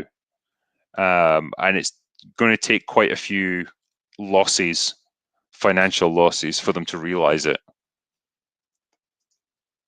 I mean, if a Marvel movie fails, that will freak Disney out. Like, look at Solo. Solo freaked Disney out. They changed everything after Solo. So, I mean, all it takes is one. And that's bound to happen. The law of diminishing returns, even if they don't get woke, they're going to have a flop. And they can they'll be able to blame the coof for the next two, but like Marvel's like in a rut right now, to be honest with you. I'd be willing to bet Captain Marvel 2 is going to flop. Oh God, yeah. Easily, because it's not going to have Black Panther and Infinity War to protect it. It's not going to have that unstoppable momentum to keep it going. It's just going to have to stand on its own merits, and right now it just seems like a woke nightmare. So yeah, that film is going to go down the tubes. I don't think many people are going to give a shit about the Eternals. No, I read those comics when I was a kid, and I don't give a shit. And I like cosmic people, and I don't give a shit. It's Kirby, but it's not going to look anything like Kirby. Yeah, Black Panther. Sorry, Black Widow will probably do quite well. I imagine Doctor Strange 2 will do fine, but they're not going to like shatter any records or anything. No. So, where am I going here? So, yeah, I'm just catching up here. Oh, yeah. So, Nick Nero says, Drinker ordered like 4 of your books recently on Audible. Good stuff. Deliver packages for a living, so audiobooks rock for me. That and Nerdrotic Nooners. Also, a writer, so got a lot of respect for your work. Thanks, guys. Thank you very much, mate. I appreciate that, and I hope you enjoy the books. Cody Griffin says, oh, just watched a movie called Captain Fantastic. Can't decide how I feel. Kind of curious if the drinker can help. I haven't seen Captain Fantastic, so I don't know. Yeah. Have you? No. Captain. Oh, is that Viggo Mortensen, right? Is it supposed to be? Is that when he's living? Yeah, he's living with his family out in the woods somewhere, and it's like they're kind of disconnected from the rest of like civilization almost. Yep. Yeah, I haven't seen it. I've heard about it. It's meant to be quite good. I mean, Viggo Mortensen is one of them guys. Like, he commits 100% to every role he does. So I imagine it's good from that point of view. Yeah, it almost looks like a Wes Anderson film. I wonder who directed it. Probably not Wes Anderson, but it looks like one of his movies. And it is directed by Matt Ross. I don't know Matt Ross, but yeah, they're cut off from the world, and one kid's got a gas mask on. I haven't even seen Viggo Mortensen in anything in like 10 years. Like, he just seems to have dropped off the map. Hey, he's a big hippie.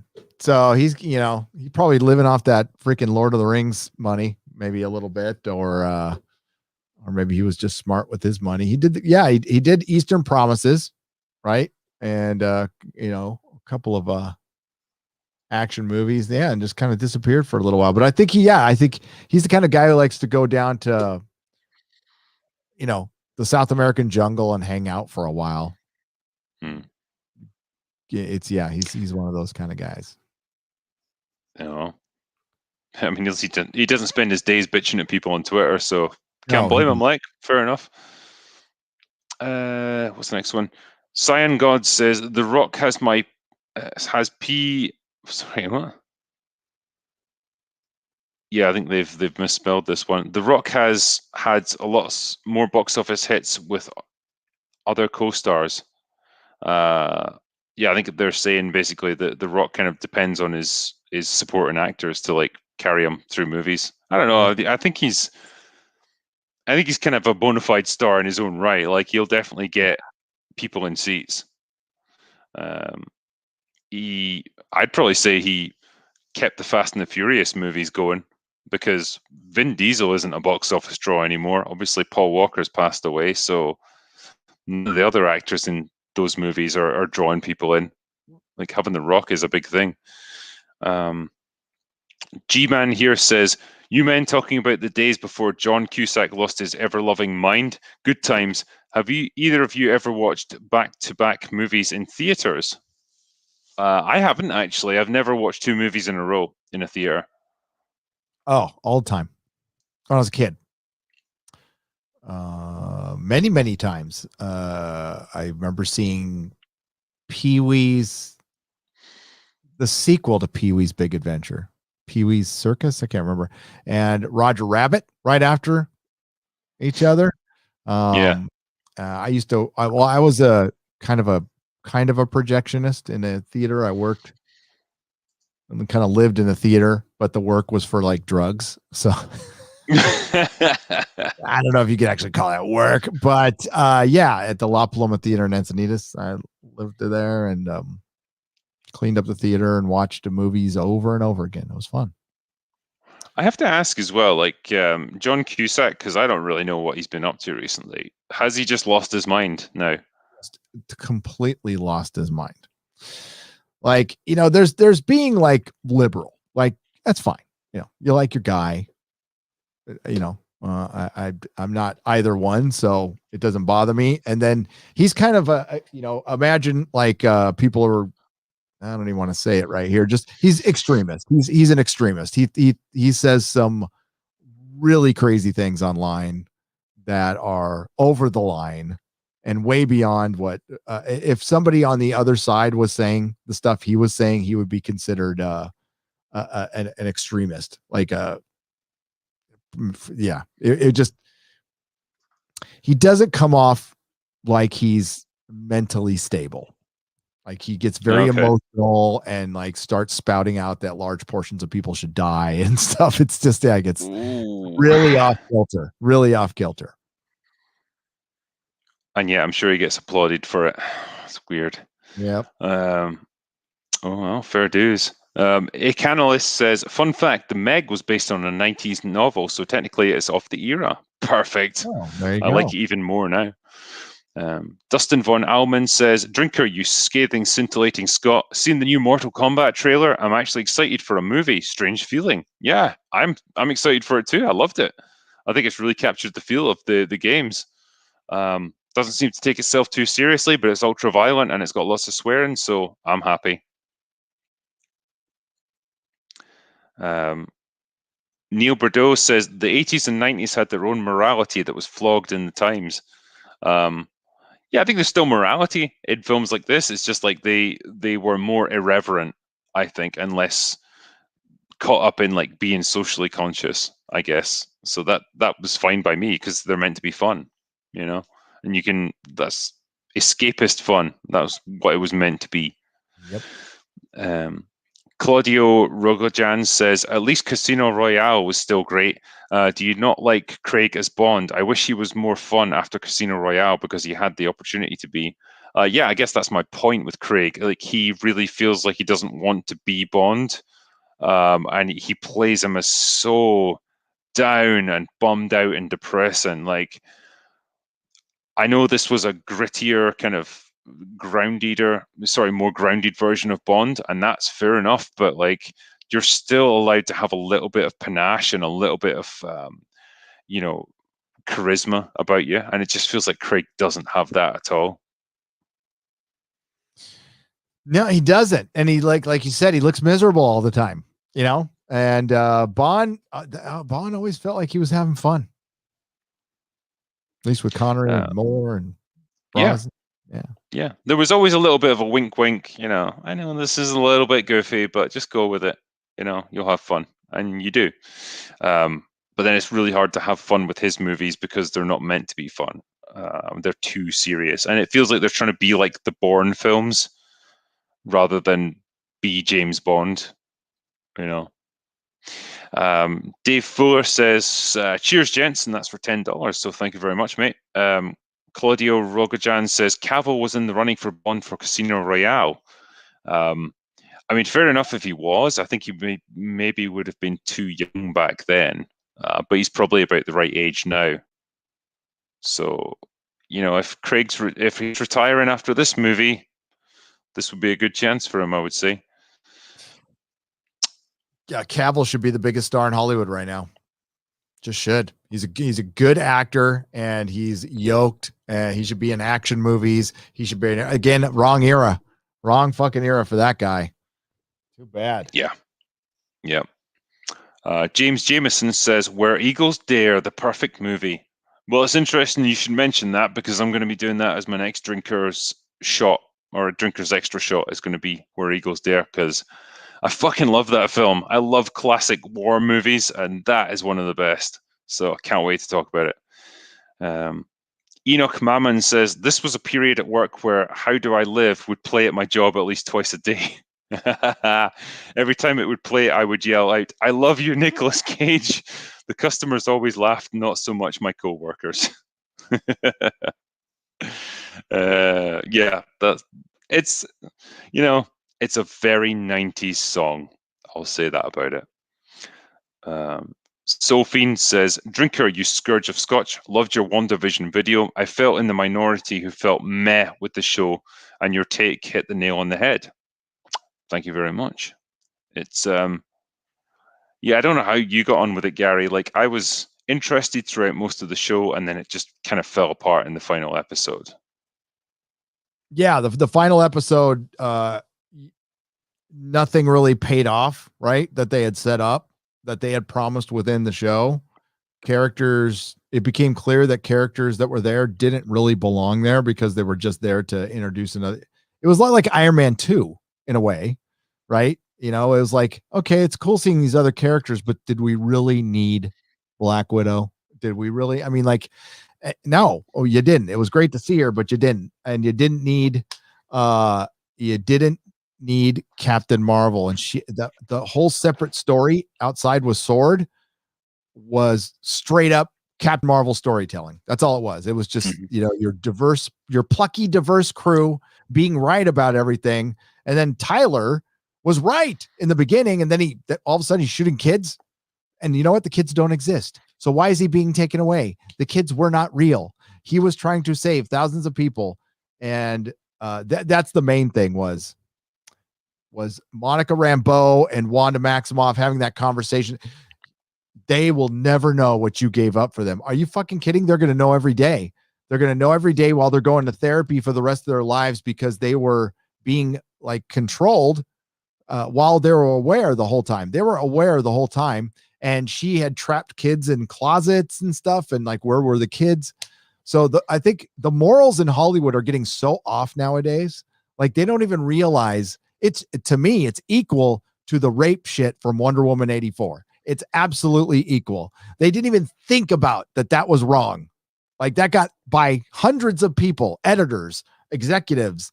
Nobody went, hey, Wonder Woman raped a guy in her movie. They never thought it was a problem. And nobody thought that Wanda Maximoff walking off and then not being locked up for torturing thousands of people, not just kidnapping, torturing years of damage, PTSD. It was dumb. It just got dumb at the end. And it's like, they didn't know what to do with it. No, you're exactly right. And it's such a crappy line because it's like, they'll never know what you gave up for them. Like, she didn't give up jack shit for them because the things she gave up didn't exist in the first place. And the only reason she got those things in the first place because she took away the lives of thousands of people living in this town. You know, she didn't give up anything for them. She just gave them back the things they already had before she rocked up. And it's exactly the same with, like you said, with Wonder Woman 1984. Putting aside even the fact that, she effectively raped this guy, she was going to steal his life forever.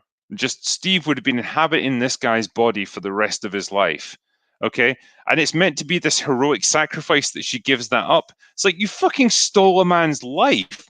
You just took over his life and took away everything he was going to be, his whole personality, everything he had, all his friends, his family, his loved ones, because you wanted your boyfriend back. It's like, that's not heroic. That's awful. That's a shitty thing to do to anyone.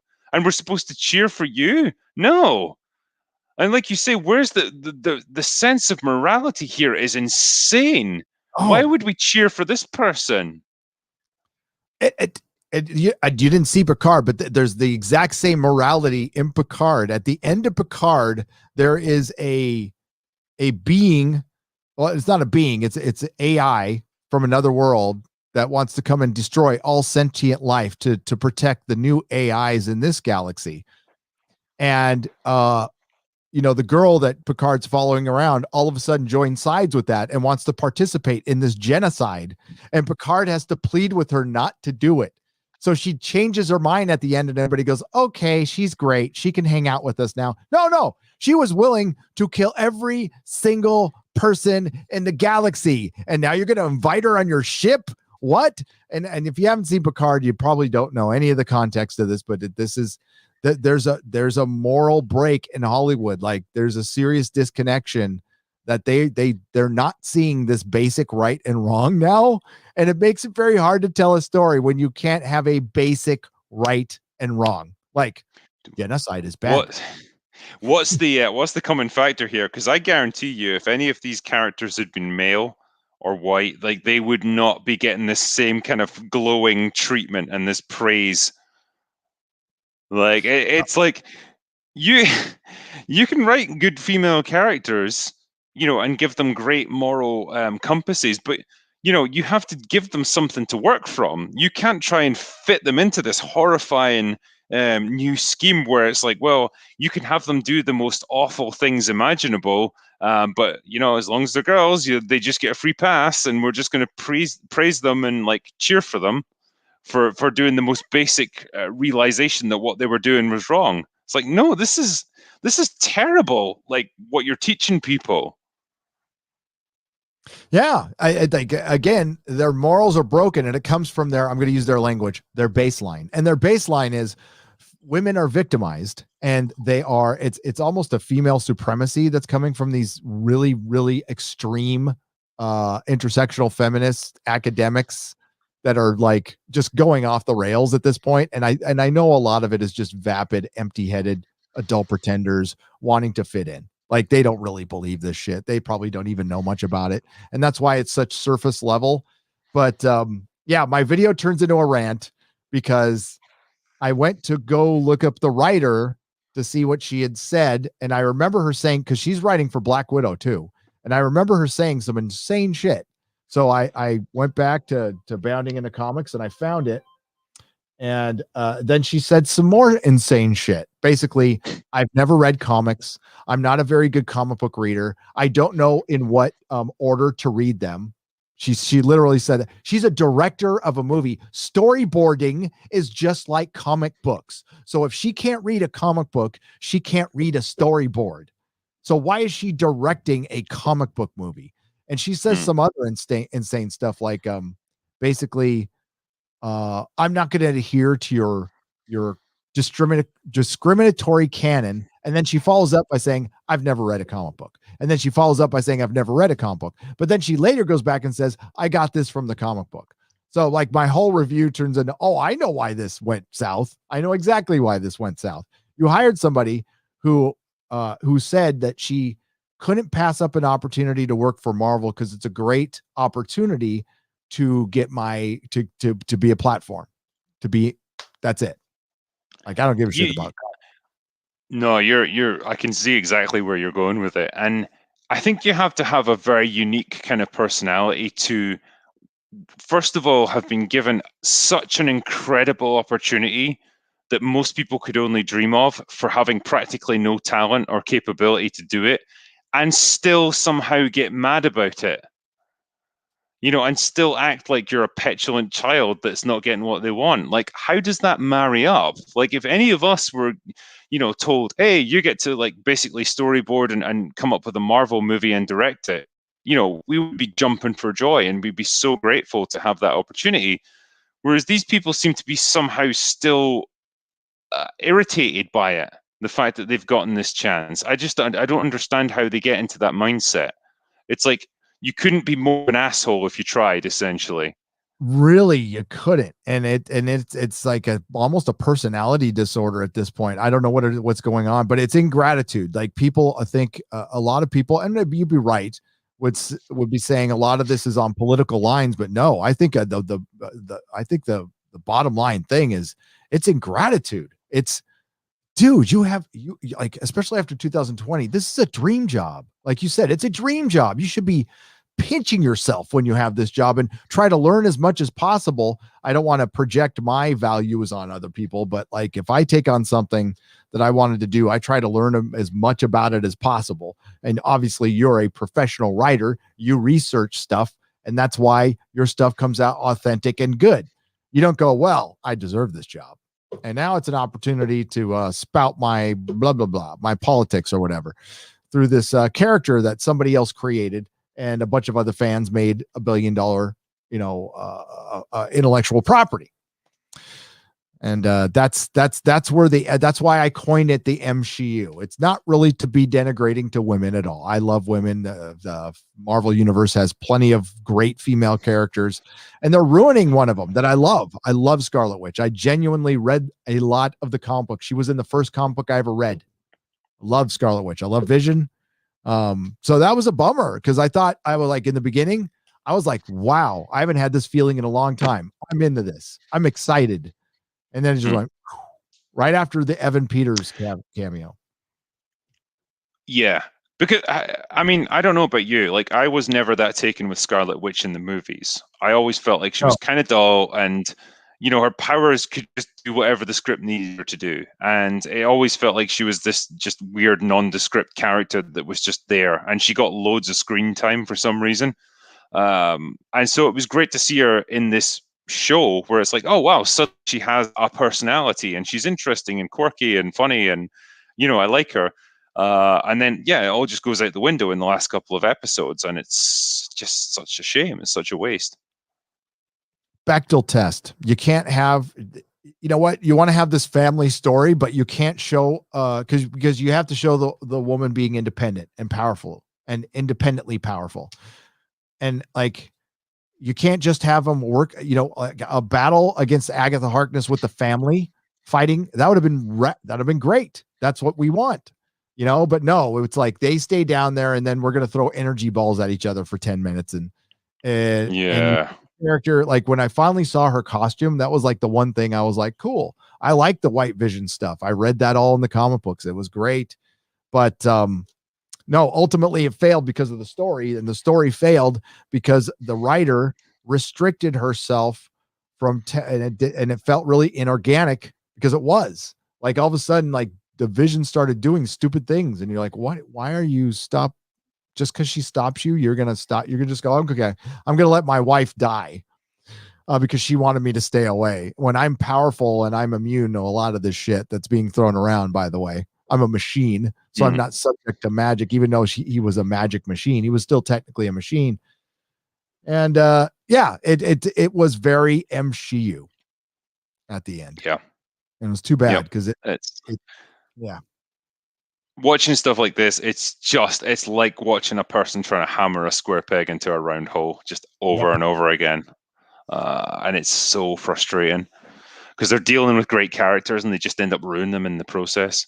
Because I mean, Paul Bettany and Elizabeth Olsen were good, and there's no basis for their relationship. By the way, you were just talking about, like, I like Scarlet Witch in the comic books, the Wanda Maximoff in the movies. Like, her and Vision were together for what 3-4 minutes in Infinity War. That's the whole basis of their relationship. There's them, and there's Nat and Bruce. Like, those two relationships just don't make any sense to me. I don't understand why they're attracted to each other. I don't understand why Vision's attracted to anyone since he's a machine. Yeah. I don't see what Black Widow sees in Bruce Banner. Like, fuck, man, he's annoying as anything in the movies. But yeah, it just, things like that are just shoehorned in to make the scripts work. Shoehorned in, yep. And it's they took it from the comics and never bothered, with the decades context that's out there, and just skipped it. So, and it's noticeable. It's noticeable, even if you don't read the comic books.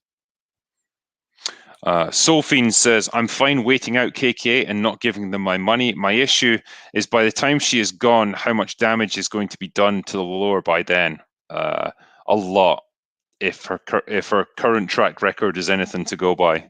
If she's around for the rest of this year, man, there's a lot she could derail in that time. A lot. Happy birthday, Polly says, "Drinker, you scourge of scotch." Oh wait, sorry. Oh yeah, sorry. Yeah, I must have skipped one there. So Doug Keller says, "Drinker, do a live stream on Arnold Schwarzenegger and Barbarian with Az and Nerdrotic." Conan the Barbarian, another great movie. Great movie. Yeah, I just need to find the right format. I'd actually quite like to do a proper scripted review of it, but I'll see. Claudio Rogajan says, I missed the mid-2000s so much. Fun. Didn't have to worry about anything because social media didn't exist yet. So many fun shows. Remember Drake and Josh. Is there really anyone in this world that will say to you, God, I'm so much happier now that social media is around? I don't think there is. I can't think of anyone who's happier now that Twitter is a thing. I really love the internet. Up until, social media has become, it's this evil necessity that, like, especially if you have a YouTube channel, that, like, I mean, really, if it's making you unhappy and you don't need it for your job, like, get rid of it. You will be great. The last time I could fully unplugged was a few years ago, but I did for 40 days, like nothing. And it was great. It was great. I didn't I didn't miss it within 24 hours. I didn't miss it, but I ended up knowing, but I was also knowing I was going to go back to it. So if it's making you that unhappy and you don't need it, I'd say give it up right now. If you could. I mean, what I'll not do is I won't get drawn into arguments with people on Twitter or whatever, because it's an absolute waste of your time.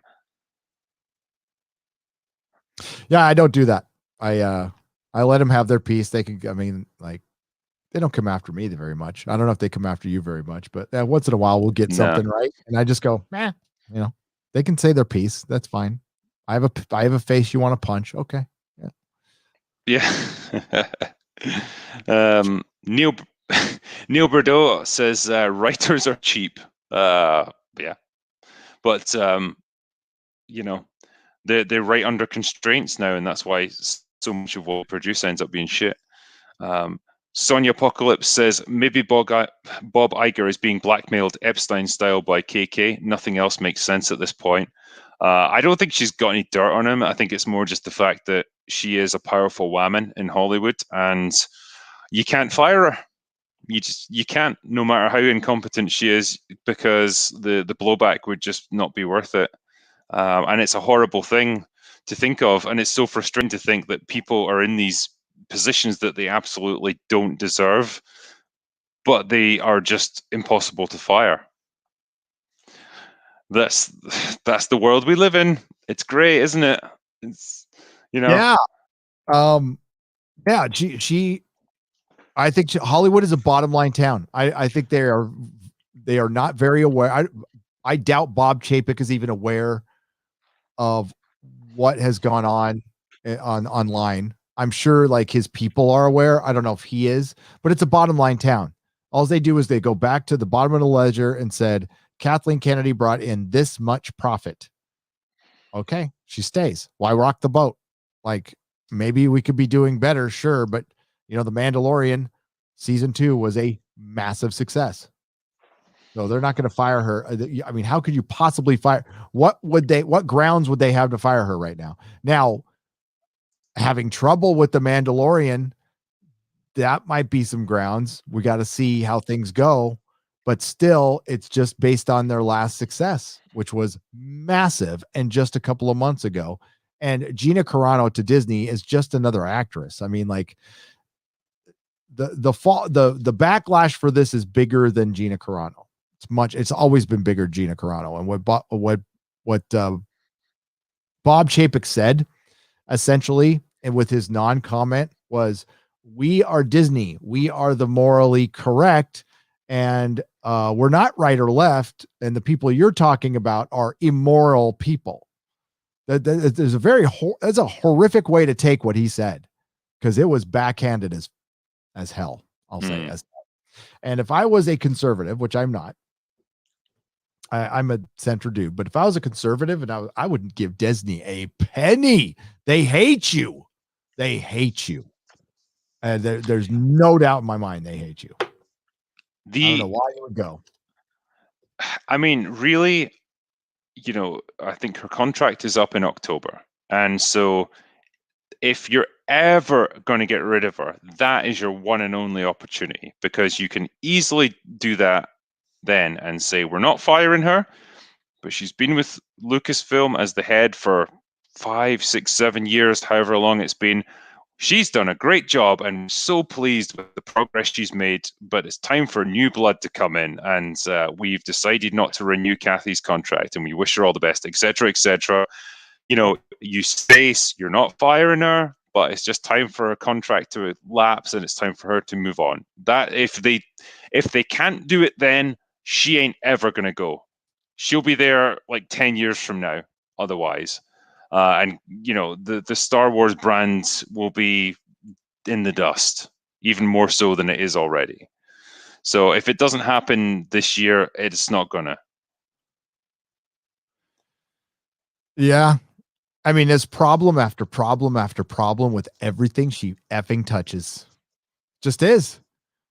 The only thing that was smooth for a while was Mandalorian season 1.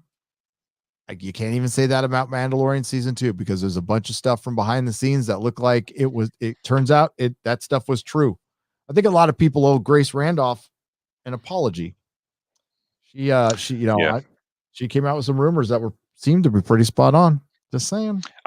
I mean, they bring in guys like Favreau, and he's a pretty experienced guy when it comes to running productions, and so he doesn't probably need that much oversight anyway.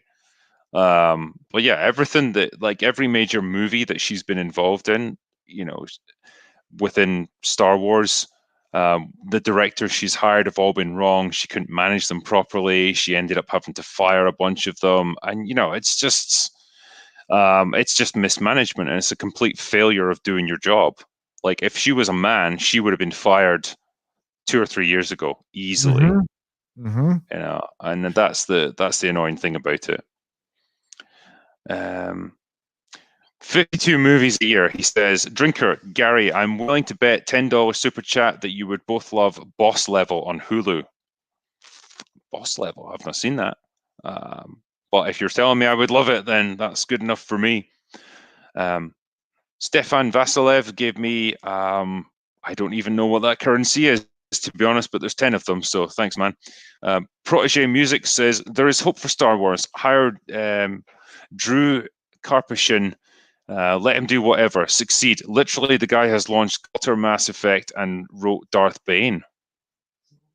Sounds all right. Planar Aspect says, our biggest problems currently college-educated people that think gender, race, and sexuality are plot points, a lost generation of entertainment. Pretty much, yeah. It's weird when you point out just really basic aspects of storytelling and people act like it's like some crazy revelation, and it just shows you how much we've kind of lost in terms of like our ability to tell stories. This is what happens when you get a whole generation of people, just like this person's saying, that are raised to think that you can say, well, this person's gay, and that pretty much defines their character. that's not enough. That's not enough to define who a person is. But that's what we're stuck with now, and that's all people can see. All right, check this out. Boss Level came out a few days ago. It's an American science fiction film directed by Joe Carnahan and written by Carnahan and Chris and Eddie Borey from a story by Borys. It stars Frank Grillo, all right, from Winter Soldier, as a retired special forces soldier who tries to escape a never-ending time loop that results in his death. Mel Gibson, Naomi Watts, and Michelle Yeoh. Wow. Okay. See, I do sometimes like these time loop ones. I like The Edge of Tomorrow. So if it's like that could be good. Yeah, it's on Hulu. Yeah, I'll go check it out. I saw Mel Gibson. I'm like, oh, damn it. No, that sounds all right to me. Yeah. Alex Bull says, "Hey, Drinker, any plans to do a review or Drinker recommends on Fury, the World War II tank film?" Not at the moment, no, but I do remember enjoying it. I thought it was quite, when they have to take on a Tiger tank and they have like 4 Shermans and like 3 of them get blown up before they can take out the Tiger. That was pretty much bang on for averages on the Western Front back then. If you wanted to take on a German tank, you were probably going to lose like 3 or 4 of your own to get it destroyed. It was that hard to blow them up. So it was quite cool. Yeah, good fun war action movie. Aitken says, "Why do they write weak men so that women can be strong? Isn't that misogynistic?" Yeah, but that's what they do. It is. I think there's an element of, this is going to sound super sexist, by the way. So Critical Drinker does not reflect the opinions of Nerdrotic, even though it's on channel. But some women just don't know how to write men. They just don't. I'm starting to see that too. I mean, a lot of men do not know how to write women, like, at all. Some men do. I'm not saying the sexes can, like, J.K. Rowling, love her, hate her. She knows how to, she like wrote a boy character. Great. Like, it was very convincing. But especially these inexperienced women who are coming in and writing superhero film. I mean, the odds are stacked against them. Like, just because you can write a recipe, just because you can write a freaking detective story, doesn't mean you can write a comic book story. So many people look down their nose at comic book stories. Roy Thomas came out and said this. He was the heir and apparent to Stan Lee. And I know comic book, go find me a Pulitzer Prize writer that could come up with a Spider-Man or a Wolverine or a Captain America. That very few of them can. Very few. It's very difficult. Writing comic books is not easy. You're writing little scripts all the time, and it's of a never-ending story, and you're constricted by this amazing canon, and they work within it because they love it. They actually work within those restraints because they don't want to break those restraints, because they actually love that shit. That's something you just can't come into. Fandom isn't something you just can't come into and expect to just be, and some people do get it right because they do their research. But I think a lot of people just look down their nose at comic books. They're essentially never-ending fantasy novel series, and you wouldn't go into a fantasy novel series thinking, "Oh, I can just take this on," even though I've never written fantasy in my life or never liked it. More importantly, it's what you like. And if your interests aren't there, it'll show. Yeah, very much so. And to go back to that point that you were making there about, you can always tell a badly written male character when it's been written by a woman, because they will always come across as kind of weak and paralyzed by self-doubt, and they're very insecure and they're very emotional, like way more than a grown man would be under most circumstances. And you can always see it. And it's a character written by someone with a very different mindset that can project beyond their own worldview.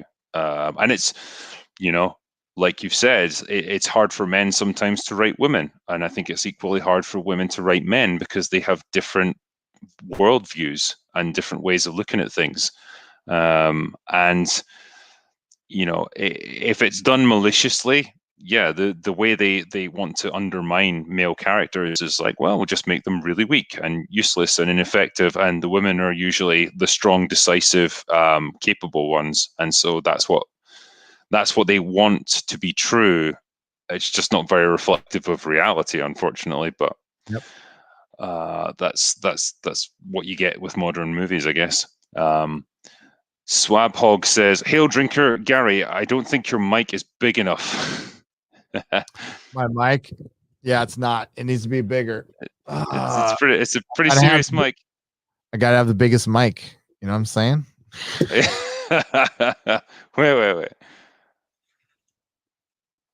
There we go. Oh, well.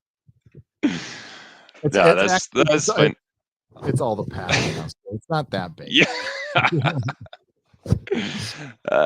What's the next one here? David Coots says, "Drinker, you sound far too sober. Here's a $5 towards fixing that." Thank you very much, my friend. Yeah, I tend to be a bit sober on the streams because I have to actually run the stream and look at a bunch of different stuff. So sorry about that. Tipsy Rhino says, "The Rock is attached to a Big Trouble in Little China remake. Please stop, Hollywood." Yeah, please don't do it. You'll never beat Kurt Russell in that movie. It's perfect. Don't do it. Stefan Vasilev says, "Haven't checked if this is up, but can we get a Drinker live video with the dude making the pitch meetings?" I don't know, man. I think, does their channel not have like 10 million subscribers or something? That could be a stretch for me. But if he's ever available, I'll get him on. John Gibson says, "At some point, 1984 went from being a warning to a handbook." Yeah, it really did. Oh, God. What a wonderful world we have. Jersey Bob gave me a super sticker for $20, so thanks, mate. Freddie Sauce says, "And here I still sit waiting for Soldier." That's coming. Don't worry, we're going to do Soldier. We'll do a live stream on it. Capister says, "Watch Banshee, Drinker and Gary review. It's older and on HBO Max. It's glorious." It's got Anthony Starr in it, I think. Homelander. Absolutely great show. John Doe says, "A possible movie to watch, Dragon Blade with Jackie Chan, Adrian Brody, and John Cusack. If possible, watch the extended cut." Dragon Blade. I haven't seen that. Neil Bordeaux says, "Reg Sonja kicks the critical drinker right in the family jewels." Some people would be willing to pay for that. Scratchpad says, "Scooby Gang could remove the mask from Ryan Johnson's head, and underneath it's Wilson." That'd be awesome. Eric Winberg says, "Drinker, before you give your chat an open mic, maybe monitor Gary's member stream. I like puppies as much as the next person, but it's off topic." Okay. I don't know if that's a puppies reference to your stream or something. Puppies? Puppies, as in like the small dogs. Oh, yeah. Okay. The truck dog. The truck dog that comes up in my live streams. That's right. Once in a while. I have a member who is a truck driver. She is a truck driver, and her dog is a regular in my member stream. Doesn't have much to say usually. Thinks Kathleen Kennedy should be fired. That's basically it.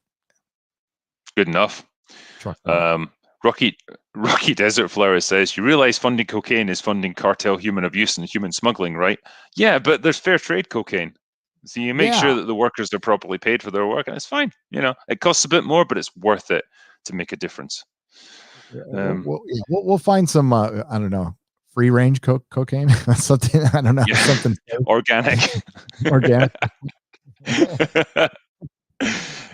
GD Chapel says, "Critical Drinker and Nerdrotic at the same time. We truly live in the golden age of entertainment." Yeah, look back through some of the other streams. We've done a whole bunch of them together. It's been great. Cody Griffin says, "Big Trouble in Little China, one of the best ever." Absolutely. Loose Assel says, "Have you guys done a review of the original Blade Runner?" I have. It's on my channel. I have not. And I've done. I should. Really? Yeah, do it, man. Should. I saw it in the theaters, man.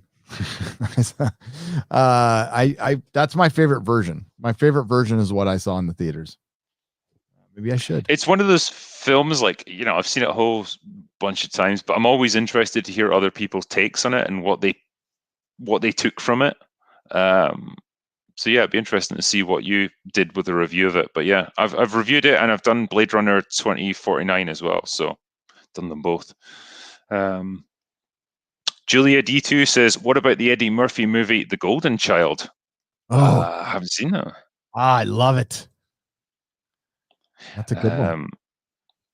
Michael Hing says, "Point Break, would love you to chat about that." Yeah, Point Break, fantastic. Michael Jordan says, "Drinker, your videos, accent, and snark make me happy. I've been binging your happy hour videos. I have a cheap shot from a Mormon." Thanks, man. Fusion Evo says, "I guess Lord of War was Cage's last best movie." That was a really good film. I liked Lord of War. Bruegel says, "I heard a mention of Terry Pratchett. What did you think of the Social J additions to Good Omens if you saw it? Can it be avoided in more? Thanks." Have you seen Good Omens? I have seen Good Omens. Is there social justice in that one? Yeah, a little bit. I mean, it's woke, intersectional. Yeah. But Michael Sheehan and David Tennant are so damn good together. It kind of makes you forget about it. But yeah, Frances McDormand as God was really kind of took you out of it. She was just so flat in the whole thing. And yeah, we didn't get a second season.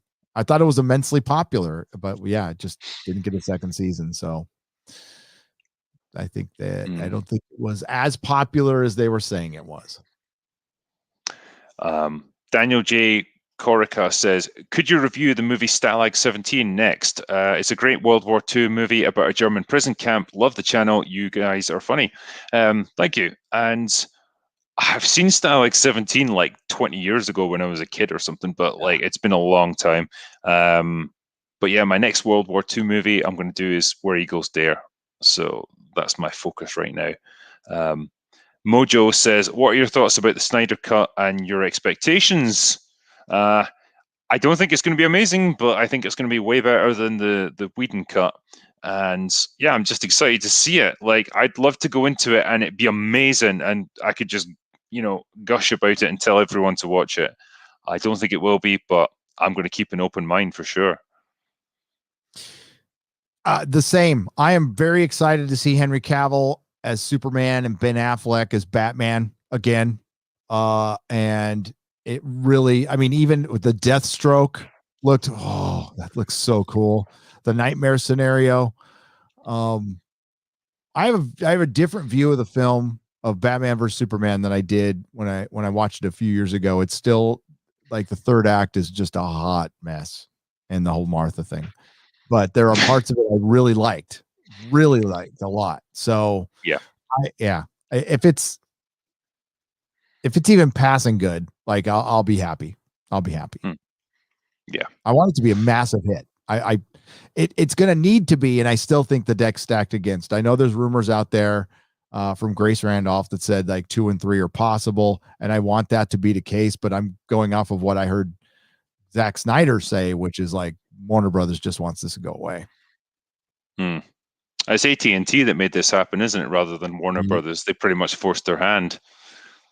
Yeah, and I think there's a lot of resentment with Walter Hamada, and the Ray Fisher thing didn't help. There's a lot of stuff going on behind the scenes too. And Jar Jar Abrams is there too, wanting to run his DC. Don't forget Jar Jar. Yeah. He's always of course, yeah. Like a fucking bad penny. That guy always turns up. Michael Hings says Andy McNabb was the weapons expert on Heat. Yes, he was. That was the guy I was thinking of when I was reading his book. Yeah, he talked about how Heat, everyone was kind of like applauding and stuff and clapping, like, yeah, they did a good job with that. So, yeah, that's the guy. Andre Callot says, "Take a shot, live up to your name." Right. Well, I don't have a shot glass handy, so I'll just go straight from the bottle. Bullet bourbon, everyone.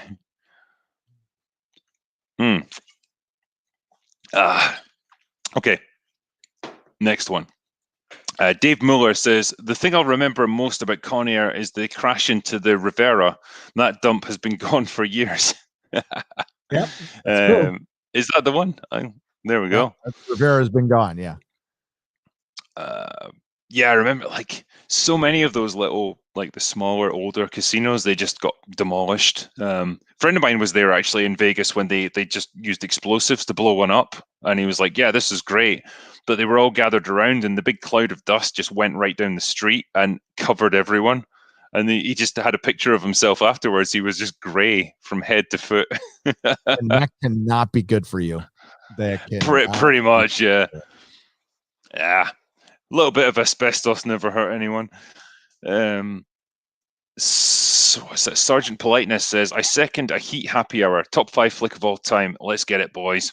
Yeah, Heat's one I'm going to have to do at some point. Either a proper review or a live stream. Yeah. I told the story in my nooner yesterday. I was on a cruise. I was on a Caribbean cruise, and I didn't leave my room until the movie was over. Like, I had this beautiful tropical island outside of the boat, and I'm like, nope, this movie's fucking awesome. I'm gonna watch the rest of it. I mean, Pacino and De Niro in one movie, like when they were both in their prime as well. Like, not now when they're just kind of sad old men, but yeah, that was awesome to see. What's the next one here? Sorry, I'm just trying to catch up with what I was doing. Where are you? Oh yeah, there it is. Jack Hudson says, have you or Gary ever seen Grindhouse, Planet Terror, or Death Proof? If so, would you have a live discussion in the future? In my opinion, these movies are extremely underrated. Yeah, they're good. They're not like some of his best or anything, but to see Kurt Russell in Death Proof was awesome. And Planet Terror, as I recall, like I've got pretty hazy memories of it, but I remember it being pretty decent. So yeah, I like Planet Terror more than I like Death Proof. I thought Planet Terror was fun, and one-legged women with freaking machine gun legs is it was awesome. So it's like some cast as well. Like I think you had Josh Brolin, you had Michael Biehn, you had Kurt Russell, like big names, or just awesome guys. Brain Sync says, "Hail guys, I suggest you review Capricorn 1, a classic. Would love to hear your take on it. RIP Star Wars. Hashtag HK must go." Yeah, Capricorn 1. That is some, like, I'm sure that's a film I saw when I was like 10 or something, like a little kid. It's a really old one, isn't it? Capricorn 1 is, yes. That was, I was a kid when that came out, right? God, it feels early 80s, 70s, late 70s. Yeah. And I haven't. Is that the one with the meme of like the astronaut like looking at Earth, and then there's another one behind him with a gun. I'm going to shoot him in the head, or is that something else I'm thinking of? I don't know. That was, yeah. It's got O.J. Simpson in it. Yeah. God, that came out a long time ago. I remember seeing it when I was a wee pup. But I would need to rewatch it too. Came out the same year Star Wars did. Damn. Another one from Night King here says, random thought, I'm reading Game of Thrones now, and the first book is verbatim the first season. I can see why the show fell apart later on. Great book. I think you know the books better than I do. I've not really read them. Like Game of Thrones? Yeah. God. We'd be here all day. We'd be here all day of how much they fucked up. And yeah. And then George not finishing. That doesn't help either. That's a tough one. You know, it's funny because like I know you made a video about that, and it's like I could absolutely feel your frustration on it. It's like, just finish the fucking thing. Like, just for once in your life, just lock yourself in a fucking room and just finish the book and get it done. Like, you've kept people waiting long enough. Yeah. And he just keeps on taking projects, and he was locked in a room for a year and he still couldn't finish. And then to find out like the book wasn't even halfway done. I Yeah. lost it. So yeah. I Lost just all I hope hate when after people well, I hate when people make really vague statements like, "Oh, I'm making steady progress with it." It's like, what does that mean? Like you've done like one chapter in a month or something? Like that could be anything. I would rather people say like, "Oh, I would say I'm about, 2/3 of the way through it." Something, some kind of benchmark for it. Because otherwise, it could be years still. Yeah. And I don't think he's not even going to finish. He's got 2 books to go. So he's taking 10 years on one, and because he just doesn't want to finish. I mean, that's it. That's the bottom line is he's over it. And he's just going to go to his grave not finishing these books and lying to fans. And hopefully it's a long time from now. Hopefully it's a very long time from now, but that's what he's going to do. So there's a point where you just got to like it's a bummer that I invested and wasted so much time, but that's the risk I took.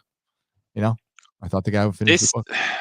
this is what's frustrating. Like when authors get to a certain point, like they're no longer bound by contractual agreements or anything like that, and they're given a blank slate, and they're told like you can take as long as you want to make this book, and we'll publish it no matter what. And I think about all the other, so many other authors who are like even less, lucky than I am, who are churning out books on time every time, and sell a tiny fraction of what he does, but like they put in the effort and they get things done when they're supposed to.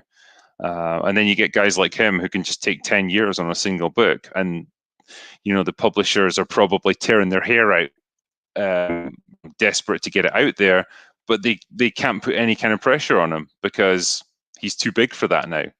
That's what pisses me off, because they don't appreciate how lucky they are to be in that situation in the first place. Yeah, and they lose sight, right? And then it goes back to gratitude and ingratitude of being in a position where writers would die to be in. Anybody would be in.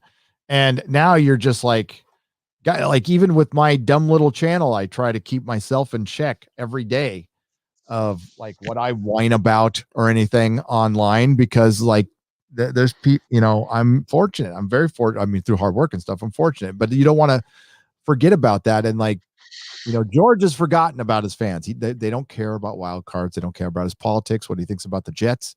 They don't care. I mean, he's had some other stuff that happened that's he's had friends die. That's fine. Yeah, of course. But everything else, he should have been done by now. I mean, and you're a writer. Maybe he feels stuck and he has to put out like 100% all the time. But like, even with videos, you're like, dude, this thing has to eventually come out, right? Like it can't. Not everything is going to be a home run. I think with me, like when it comes to writing books, especially, you've got to keep the momentum going, because it's the worst feeling in the world when you feel like you've just lost the thread of your story, and you don't really know where you want to take it. And you end up, you can just be sat in front of your computer screen for hours, like pecking away at the keyboard, and you'll put out like a page in a whole night, and you just feel like you've wasted your time because you don't know where you're trying to take it, and you don't have the creative momentum going. And that's what I think happened to me. If you make a point of like taking on all these different TV projects and going to every fucking obscure convention going, rather than just sitting down and doing the work, you totally lose your creative impetus to keep going. And he's obviously not under any sort of financial pressure, because like he's got more money than he'll need in his life. And the result is, yeah, you kind of dawdle along and you drift, and you don't really produce anything good. And he probably knows that, and like he ends up having to put in 3 times as much editing work to turn what he's originally written into something halfway decent. It's Yep. Yeah, It's it's a like spinning terrible your way to wheels. write a book. Yep. Spinning your wheels. And that can Yeah. happen in anything, in writing and drawing and illustration and making music, all that, Yeah. And sometimes it's best to like stop and kind of reset yourself. But then, like if you feel a spark, like jump on that spark. Like doesn't matter, I've done that before. Like I've gotten up at 3:00 in the morning and thought of something for a video and recorded it at 3:00 in the morning. Yeah. Did my hair. No, You know? very much. And like I've had times when, when I've been writing down books and like I've been fully on what I've been doing. And it's like I can't type quickly enough to get all the ideas in my head onto the page. That's great for you because you just feel like you're on fire and it's like the magic is properly happening. But it doesn't always last, and you have to like take advantage of it when it happens. And I think he's not helped himself by having this massive overarching plot with like dozens and dozens of characters that he has to balance, and like that just makes it 10 times more difficult because it's infinitely more complex. But then he fucking chose to do that, so like what do you want me to say? Like he kind of made a rod for his own back on this one. Yep. He could have kept it simple, but he decided not to. And he says it's his style of writing, but there's a point where you got to constrain yourself, right? Yeah. And it's not anyway related because the only like real creative thing I do, it's not creative, is making videos. But there's a point where it's just like I've got to get something done or just not do it and not spin my wheels on it anymore. And I've done that a million times, but for him, it's a much bigger issue because he's got, he's taken advances from publishers. He's got a lot of people relying. It would have been great to have one of those books come out in 2020. That thing would have sold like crazy. Especially after the disappointing season, and then you get a much better resolution, but that time is past. I think people are even beyond that now. There's a point, all customers and fans have breaking points. They all do. Disney will find that out someday. Even the most tried and true fan has a breaking point where it's like, okay, enough, fine. I'll go do something else. Andre Callo says, let's play the 7 words you can't say in the UK game in the chat. It's a guessing game. To be honest, there's a lot of words you can't say in the UK, so yeah, it wouldn't take long to overload that. Claudio Rogajan says, it's funny, millennials are the people that started the woke thing, but people like me who were born in 2000 or 2001 aren't really into that. Is it just me? I don't know, man. I mean, I have heard people say that like Generation Z, they're actually slightly more conservative than the previous generation. I mean, it's fairly small, but like they're kind of over the whole woke thing. But it's people get influenced, and they're influenced by what they see online and in culture, in media, and it doesn't take much to sway people in that direction. So I don't know, man. I mean, I wasn't born in 2000, so I can't tell you. Grimy gave me a $5 super sticker, so thanks, man. Brandon McClaney says, have one more on me, brother, but please say head pants now. So I married an axe murderer is one of the favorites. Have you seen? Also, please give a shout out to my girl, Christy. Hey, Christy, I hope you're enjoying yourself this evening, and I hope you're enjoying the chat. And you're very lucky to be with Brandon McClaney. She's state guard, protecting us from the baddies. Well, nice one. And that's awesome. And I hope she's lock that down, buddy. What's that? I said lock that one down. Yeah. I think you're the lucky one, man. Get in there, Brandon. Gossip Mime says, want the rock? Review Southland Tales. Cody Griffin says, thanks for the drinking mug. I use it now every happy hour. Perfect. Night King 01. People say Craig was the closest to the books, but I read Goldfinger, and the way he acts and behaves in that book is exactly how Connery portrayed him. Yeah, can't dispute that. Connery was like the Bond for me. Yep. Christopher Wolf 72 says Captain Marvel hit $1 billion because Endgame was right after. The sequel will not have the same sense of urgency to see it. Major woke fatigue. Yep, 100% is exactly what I was saying. The first one had Black Panther right before it, and it had Infinity War right after it, I believe. So, yeah, it absolutely had everything protecting it. The Texan 83 says Cavill wasn't always a good actor. Just watch the Jim Caviezel Count of Monte Cristo. Was Cavill his son in that? I think he was a very young Henry Cavill. But yeah, I mean, he was young at the time, so I don't know. Well, I think Frank, he's much better now than even when he was in Man of Steel. So yeah. he's just gotten better. Frank Sposato says, if it's war movies you want, look into Kelly's Heroes. Yeah, good film. Great all-star cast comedy. Eastwood, Gold, Oddball, plenty of fun. Hail to the drinker, baby. Yeah. Kelly's Heroes is great. I love it. Cody Griffin says, yeah, why didn't the Wishing Stone not just bring him back to life in full? It can't do anything else, apparently. Yeah, good question. I think we're talking about the Wonder Woman. Yeah. Yes. Why couldn't it bring Steve Trevor back in full? Because then the rest of the movie couldn't happen, I suppose. Just none of it makes any sense. It's dumb as fuck. It was, Patty Jenkins shouldn't have been writing that. She cannot write a Wonder Woman movie. Scratchpad says, I think Hollywood doesn't realize the audience are not a bunch of idiots. They think people in theaters can be programmed to think whatever they like. Pretty much, yeah. But they'll learn. Night King 01, hold up. How do you not know the order of the comics?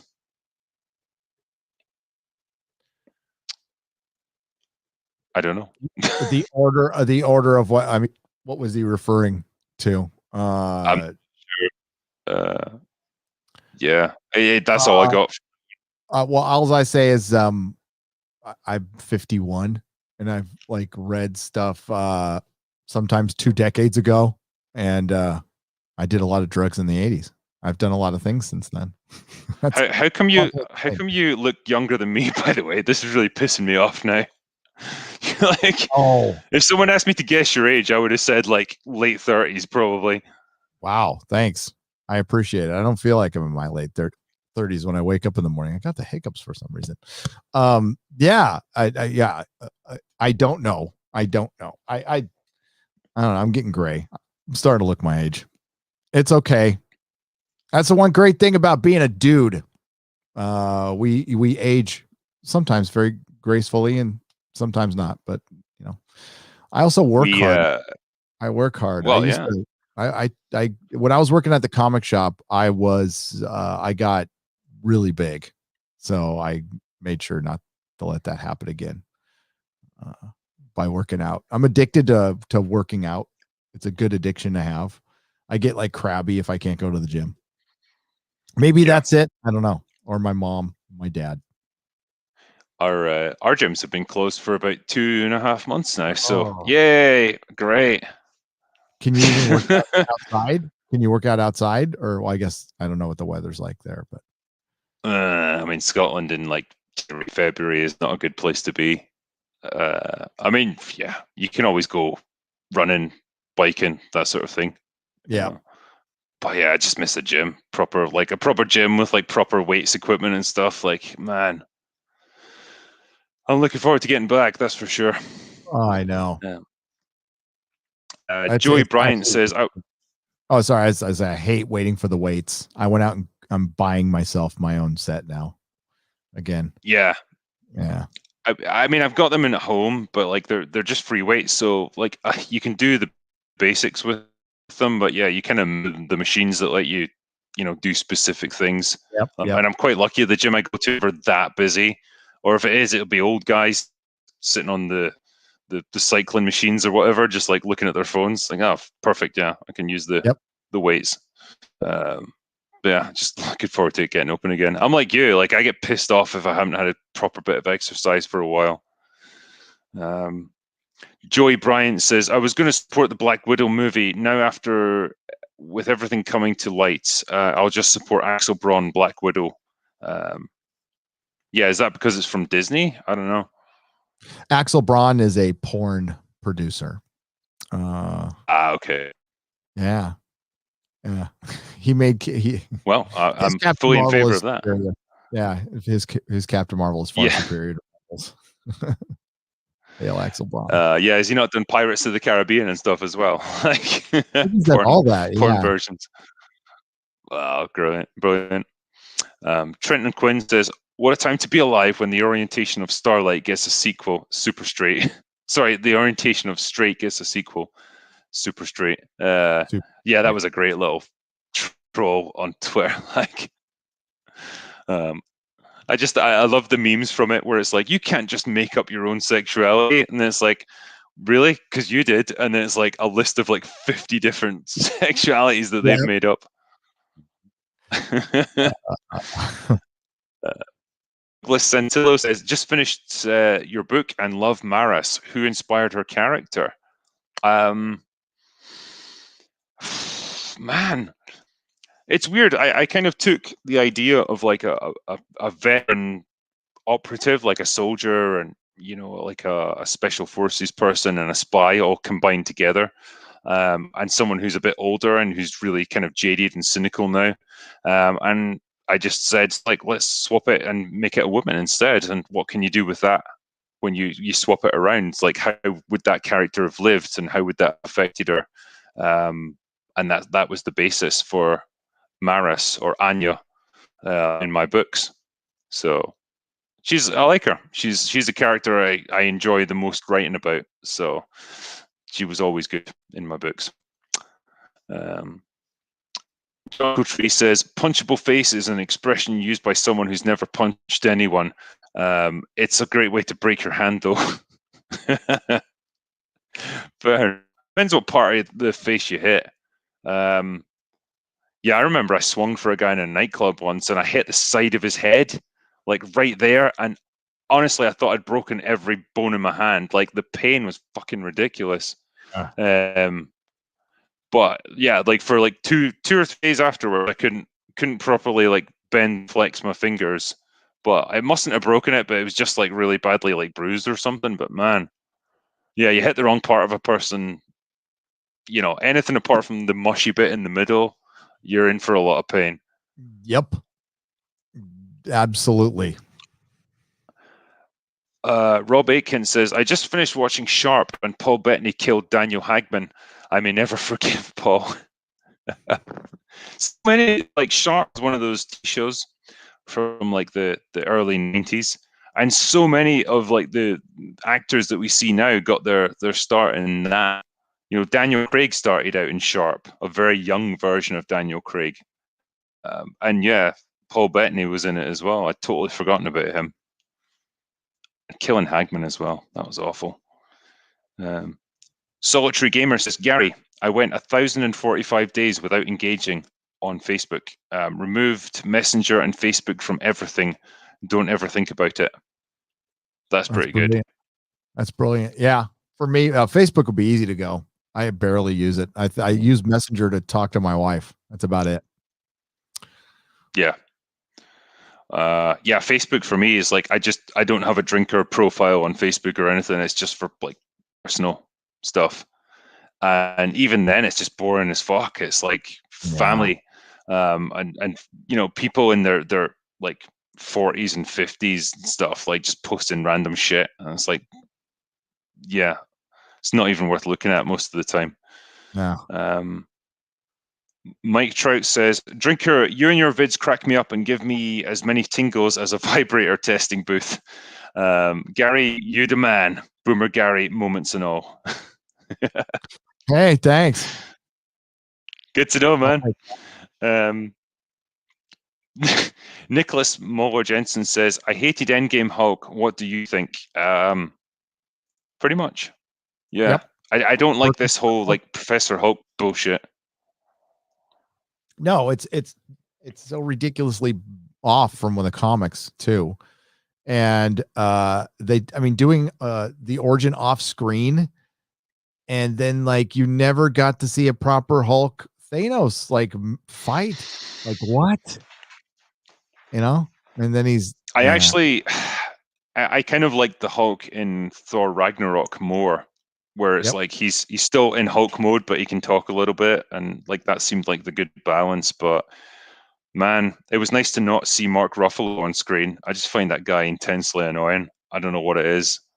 Yeah, you know what? God, I liked him back in the day. I did. I liked him in Zodiac, and some fucking rom-com about San Francisco 40 days and nights or something like that. But yeah, like he's just gotten really annoying. I totally agree.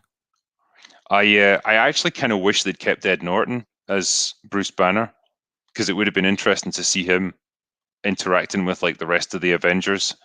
He's 100% less annoying than Ruffalo. Yep. What's the next one? Because Reasons says these big companies actually believe that their market is set, and so they can do all these crazy things to get more of the LGBT. There's too many of them, and women. Of course, they end up pissing off their old market. Pretty much, yeah. Twitter is not real life. Douglas Burton says we should seriously consider organizing, hire a professional branding company to hone our message and values, hire a publicist and PR company, start pushing our messages out into the public sphere. Yeah, I mean, it's just, there's a lot of people who are just caught in the middle with all of this stuff, and they just want to be left alone, and they just want fun entertainment again. It's not that much to ask. No, I don't know. Is it possible to be some kind of like aggressive centrist in all of this? You can't. That's like, it's against the nature of it, right? So, you get lumped in, and where do you go? Because I keep getting called. We all keep getting called things, and the vast majority of us are just like, hey, we don't want a bunch of politics in it. We didn't say which ones or which or whatever. And we just don't want it. Don't make this assumption. There's so many assumptions that get made, and yeah, it's against our nature to want to be. You can't be a moderate rebel, a moderate extremist. It just doesn't exist. And that's where most people are, though. Most people are in the middle, and they just, it's really hard to formulate some kind of message for that. Hobo Chili Recipe says, would the graphic novel Crossed be a good series, and who would produce it being so graphic? Yeah. It would have to be Blumhouse. And like, I'm not a big fan of Crossed, but it's got its fans, and it's just gore. It's gore porn. I like it already. Meat, and yeah, it's just gore. It's Warren Ellis. Warren Ellis did some stuff for it. I got to take off in 10 minutes, by the way. So, no worries, man. I mean, what I can do then is I can go through the rest of the super chats by myself, and I can use this opportunity to say thank you, man. Like, I really appreciate you coming on for this tonight, and man, you picked a corker of a movie to talk about. This one's been great. I had so much. Yeah, thanks for. I had the best time talking about it. I'm probably gonna watch it again. I love this movie so damn much. And yeah, I love doing this once in a while. It's nice. It's really nice. I enjoy the hell out of it. So when we want to do Big Trouble, just let me know. I'll be ready. And yeah, that'll be a blast. So thanks again. It's always an honor being on the Drinkers channel and talking to my friend here. So thanks you very much, man. And yeah, we will absolutely do Big Trouble. And yeah, for everyone who's watching, like, absolutely subscribe to Nerdrotic. It is a great channel that you produce like so many good, insightful videos into what's going on with pop culture nowadays, and the shenanigans behind the scenes with TV shows and stuff. Like I can honestly say I watch pretty much every video you put out. So yeah, I recommend that for everyone. Thank you. And the absolute same. You are one of the best on this platform, in my opinion. So you get to the point better than anybody else. And you can always find something funny about it, which is the best part, making people laugh. That's what they need, even if it sucks. So thanks, brother. Take care, man. And I will talk to you soon. And bye, chat. Thanks, buddy. Take care. See you later, mate. All right, cool. Well, it's just me, so I will do my best to keep you guys entertained while I go through the rest of the super chats. What's the next one? Christy Cole says, thanks for the love, babe. You are the best. Critical Drinker, I really enjoy your show. Keep it up. Thank you. And I will do my best to keep it up. Joey Bryant says, the last Marvel movie I saw was Doctor Strange and Infinity Wars, and I refuse to see another Disney Marvel until the OP is sold to another studio. Wicked Pictures is greater than Disney. Yeah, I mean, I think Black Widow is probably going to be okay. I'd be interested to see Doctor Strange 2, but apart from that, I don't have a huge amount of interest in what they've got going on. Yeah, it's a shame. I'm happy with the movies that they've made up until now, though. Like everything up until Endgame, pretty good, and that was a pretty good way to cap it off.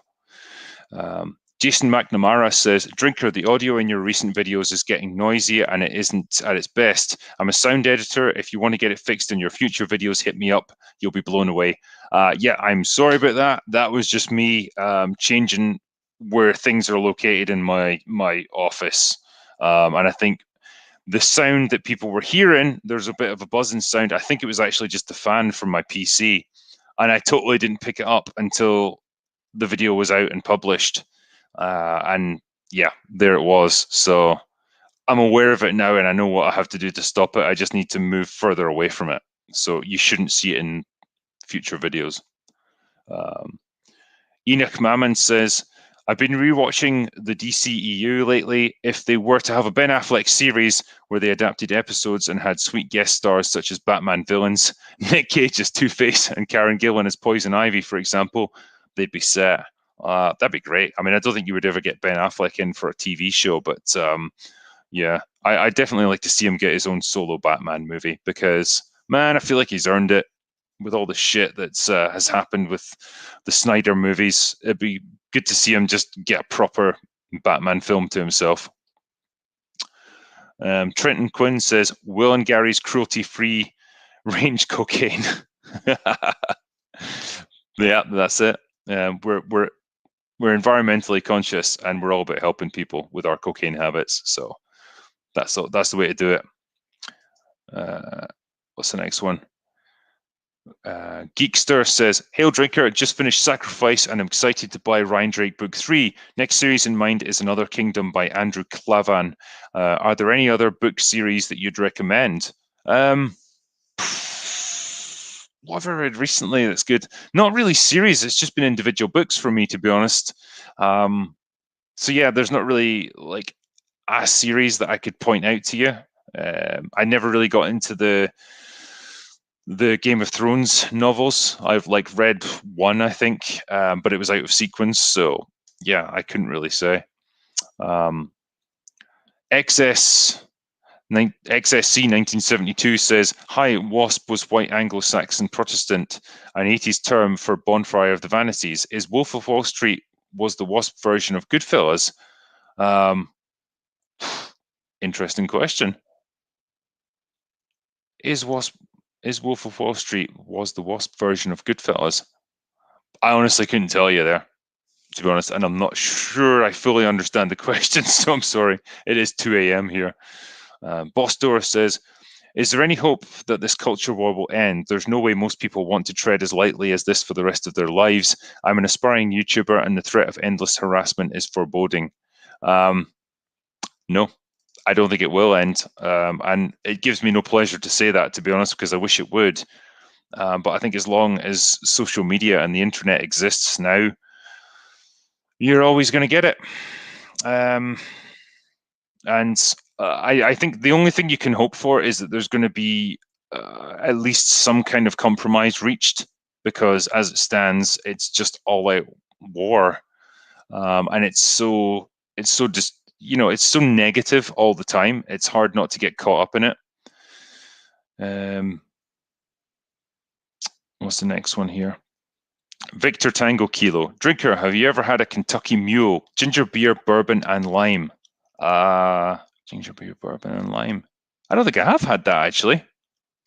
But it sounds all right. Yeah, it doesn't sound like a bad combination. I'll give it a try sometime. Shark Dentures says, you remember what old Jack Burton always says at a time like this? Have you paid your dues, Jack? Nah, it'll be fine.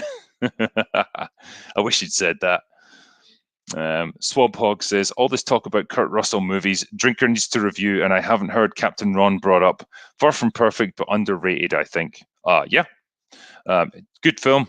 I don't know if it's underrated, but yeah, it is fun. Anything with Kurt Russell in it is fun, man. Pete Bradshaw says, here's a few quid towards your Lagavulin fund. What do you think of Ice Cold and Alex? The scene where they're pushing the truck up the hill is outstanding. Yeah. I love when they have to change a tire. I think there's like a problem with the axle underneath or something. And the jack that they've got to hold the truck up gives way. And one of them's got to get underneath and just like desperately try to hold the thing up while they replace the jack. And man, it looks painful. Yeah, but a great war movie, and it's probably the most satisfying beer drinking scene you'll ever see in a film. And it's Carlsberg as well. Nice. Infinite Soul says Martin needs to nuke half the characters in a crazy battle and then write a reasonable story. I think so, yeah, because it's just unwieldy as it is, and the result is it takes 10 years to write a fucking book. It's just ridiculous. Matthew Trump says, happy 250th to Scotland's own Walter Scott in August 2020. Happy birthday to you indeed, sir. Raytard Monkey says, I want a review of Buckaroo Banzai. Might be waiting a little while for that one, to be honest. Mike Trout says, buying Redemption right now on Amazon. Is the audio version you narrating? No, it's not, sadly. Hail Critical, hail Boomer Gary. When is the next member chat stream, Gary? Sorry, you missed him. So I can't tell you, I'm afraid. We just had too many super chats to get through, unfortunately. Chuck Grable says, as I always say, money talks, bullshit walks. Yep. And that definitely comes into play when it comes to that bottom line profit and loss margin on movies. Night King 01 says, I was referring to the director of Black Widow. All right. I don't know what the behind the scenes stuff is with the director there, so I couldn't tell you. I presume there's been some kind of wankery going on. Also from Night King says, the writer of Black Widow, not the director. All right, sorry. The writer in that case then. I don't know what she's been up to. Mauler here says, happy hour that lasts longer than 4 hours. Sounds like a plot hole. Might just make a video. Well, as we know, Mauler, you're very much averse to long videos, so I do apologize. Claudio Rogojan says, does doing the drunk voice tire you out? Nah, because when you're drunk enough, you never get tired. Although I did absolutely blow out my vocal cords doing one of them. I think it was the Fifth Element review. I couldn't produce another video for days afterwards because my voice just kept going every time I tried to record anything. I just couldn't do it. And I just had to shut the fuck up for a few days. So there you go. Brandon Boyle says, review both Man's Thief and Heat at the same time. Thief is the precursor. There's a challenge. Heat will definitely be a good one. I'm looking forward to that. Brian Hall says, you should watch Dick Tracy, Al Pacino's greatest performance. Prove me wrong. I wouldn't say that's his best. Dick Tracy was a weird fucking film. Like, I think it did all right financially, but man, it's not really to my taste. Keel Gagnon says, what do you think of Jackie Earl Haley taking on the next Wolverine role? What? Not much. He was amazing as Rorschach in Watchmen, but I couldn't see him play Wolverine somehow. Claudio Rogojan says, Ed Norton is a more engaging actor than Ruffalo, but I guess Ed Norton messed that up for himself due to him wanting things his way. I wish he'd stayed. Yeah, he did apparently cause a bit of trouble behind the scenes. And I guess Marvel don't like that kind of thing. They like their actors to be nice and compliant so they can get on the assembly line. Claudio Rogojan says, would you ever attempt writing a comic book? I'd write it, but obviously I need someone else to do the artwork. I just don't know what I'd do, man. Yeah, if anyone wants to produce a graphic novel of Redemption, go for it, man. I'll help you out. Evil Zombie Toe says, the Tom Holland Spider-Man movies are decent superhero movies, but they're terrible Spider-Man movies. No Uncle Ben, no power, responsibility struggle, no suit or friends conflict. Yeah, I'm not a huge fan of the Tony Stark suit that's just like basically an Iron Man suit without the repulsor beams.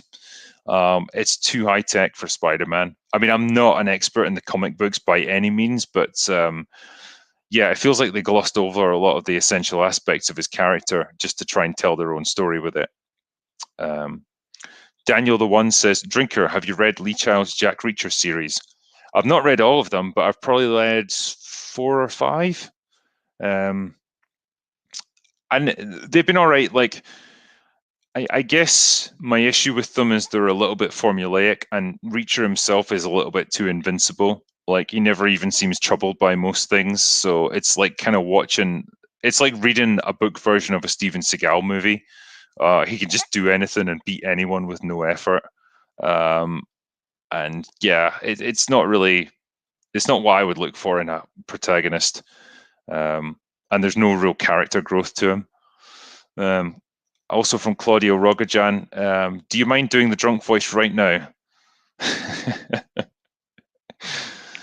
Well, it's always a bit difficult to do the drunk voice when you don't have a script to work from and you don't really know what you're going to talk about, but hopefully this will do just fine.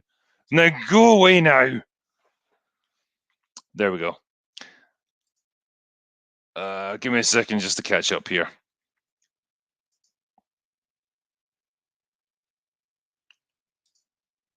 I think we're just about at the end of the super chats, actually, because my voice is about to die on me.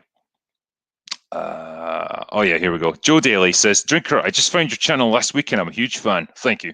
You sandwich profound insights between anecdotes and alcohol like nobody else. Well, I'm glad you appreciate it. And yeah, if you can have a bit of a laugh while you're critiquing things, why the fuck not? Because sometimes a lot of what we have to deal with these days just deserves a bit of mockery. So if I can brighten things up, then great. Yeah, James Cameron says, Drinker, do you prefer T or A? I'm a boob man, so I never voted in that poll that I put up on Twitter, but I would go for boobs over ass, definitely. There we go. I think we're pretty much at the end. Oh yeah, there's one more here. There's a super chat here from Blade Drummer. Hey man, I'm a huge fan and you're a massive inspiration to my film review channel. Do you have any tips for getting bigger as a review channel? I mean, man, look, honestly, I was incredibly lucky to get some momentum behind me and have a video just kind of go viral and take off. You could plug away for years and not get that kind of lucky break. But ideally, you just want to. It helps if you focus on things initially that are in the news or that are popular at the moment. If it's a movie that's coming out, talk about it. If you can find an interesting angle on it to talk about, and if you can try and be entertaining, try and be engaging with people to get their attention. Don't resort to clickbait titles and stuff like that because everyone's done it and it's just tiresome now. But yeah, there's no kind of magic formula to kind of finding success on YouTube. There's a little bit of luck involved, but I think if you do produce good content, it will get recognized eventually. It just can sometimes take a while. So my advice is just to keep plugging away with it. Claudio Rogajan says you should review a Steven Seagal movie. Oh, I will. Don't worry. There's plenty of them coming up. Cody Griffin says, keeping the stream going. Also, more drinking money. We're all huge fans, boss. Thanks, mate. Honestly, you don't have to keep it going, though. It is quite late at night here. Imaginary Pigeon says, favorite Father Ted episode. I think this is the one where he has to kick Bishop Brennan in the arse. I fucking love that. He loses a bet and he has to kick his bishop right in the arse. And his solution is to just do it and pretend like nothing happened. And so the bishop's so shocked that it takes him like days to realize that it actually happened. It's great. What's the next one? Joey Bryant. Now that Ryan Drake's series is over, what's next? Well, I've got another book coming out, which I can't say too much about because we're just sorting out the publishing deals right now. But it's going to be a sort of action adventure plague thriller. And believe it or not, it was written well before the pandemic happened. But it's got a bit of like a 28 days later feel to it. So hopefully it'll be halfway decent. What's the next one here? Honey Badger, nothing better than taking a poop while on YouTube. Truly, a more true word has never been spoken, my friend. It's very satisfying. The problem with being on camera, you can't poop while you're doing a live stream. Andy Cigars says, do you know about your fellow Scott Ralphie, the whiskey reviewer? A Film Spirit review would be huge. No, I've not heard of him, actually. So if he reviews whiskey, man, I need to get on that shit. Claudio Rogajan, do Under Siege first, then go down the bad ones. Yeah, most of them are bad after that. Under Siege I quite like, though, because it's got a fucking battleship in it. What's not to like? Anyway. Oh, there's another one. M. Wolf says, would you ever consider a literary super chat to answer questions from those of us not yet published? Well, yeah, I mean, if you've got a super chat that you want to ask me about, then just ask me the questions and I'll try to answer them. Maybe save it for the next stream, though, because we're pretty much winding down here. But honestly, like, I think we're pretty much finished with the super chats. I just want to thank all of you guys that have tuned in tonight. I want to thank everyone in chat who's kept everything going. I hope you enjoyed the stream. Thank you for everyone for all the super chats. Like, thank you for your generosity. It's been awesome. And thanks to Gary. I know he's not here right now, but I appreciate him being on. And we had an awesome chat about a great action movie. It's been great fun. And I hope you guys will join me for the next one. But for now, that's all I've got for tonight. So I'm going to go away now and get some damn sleep.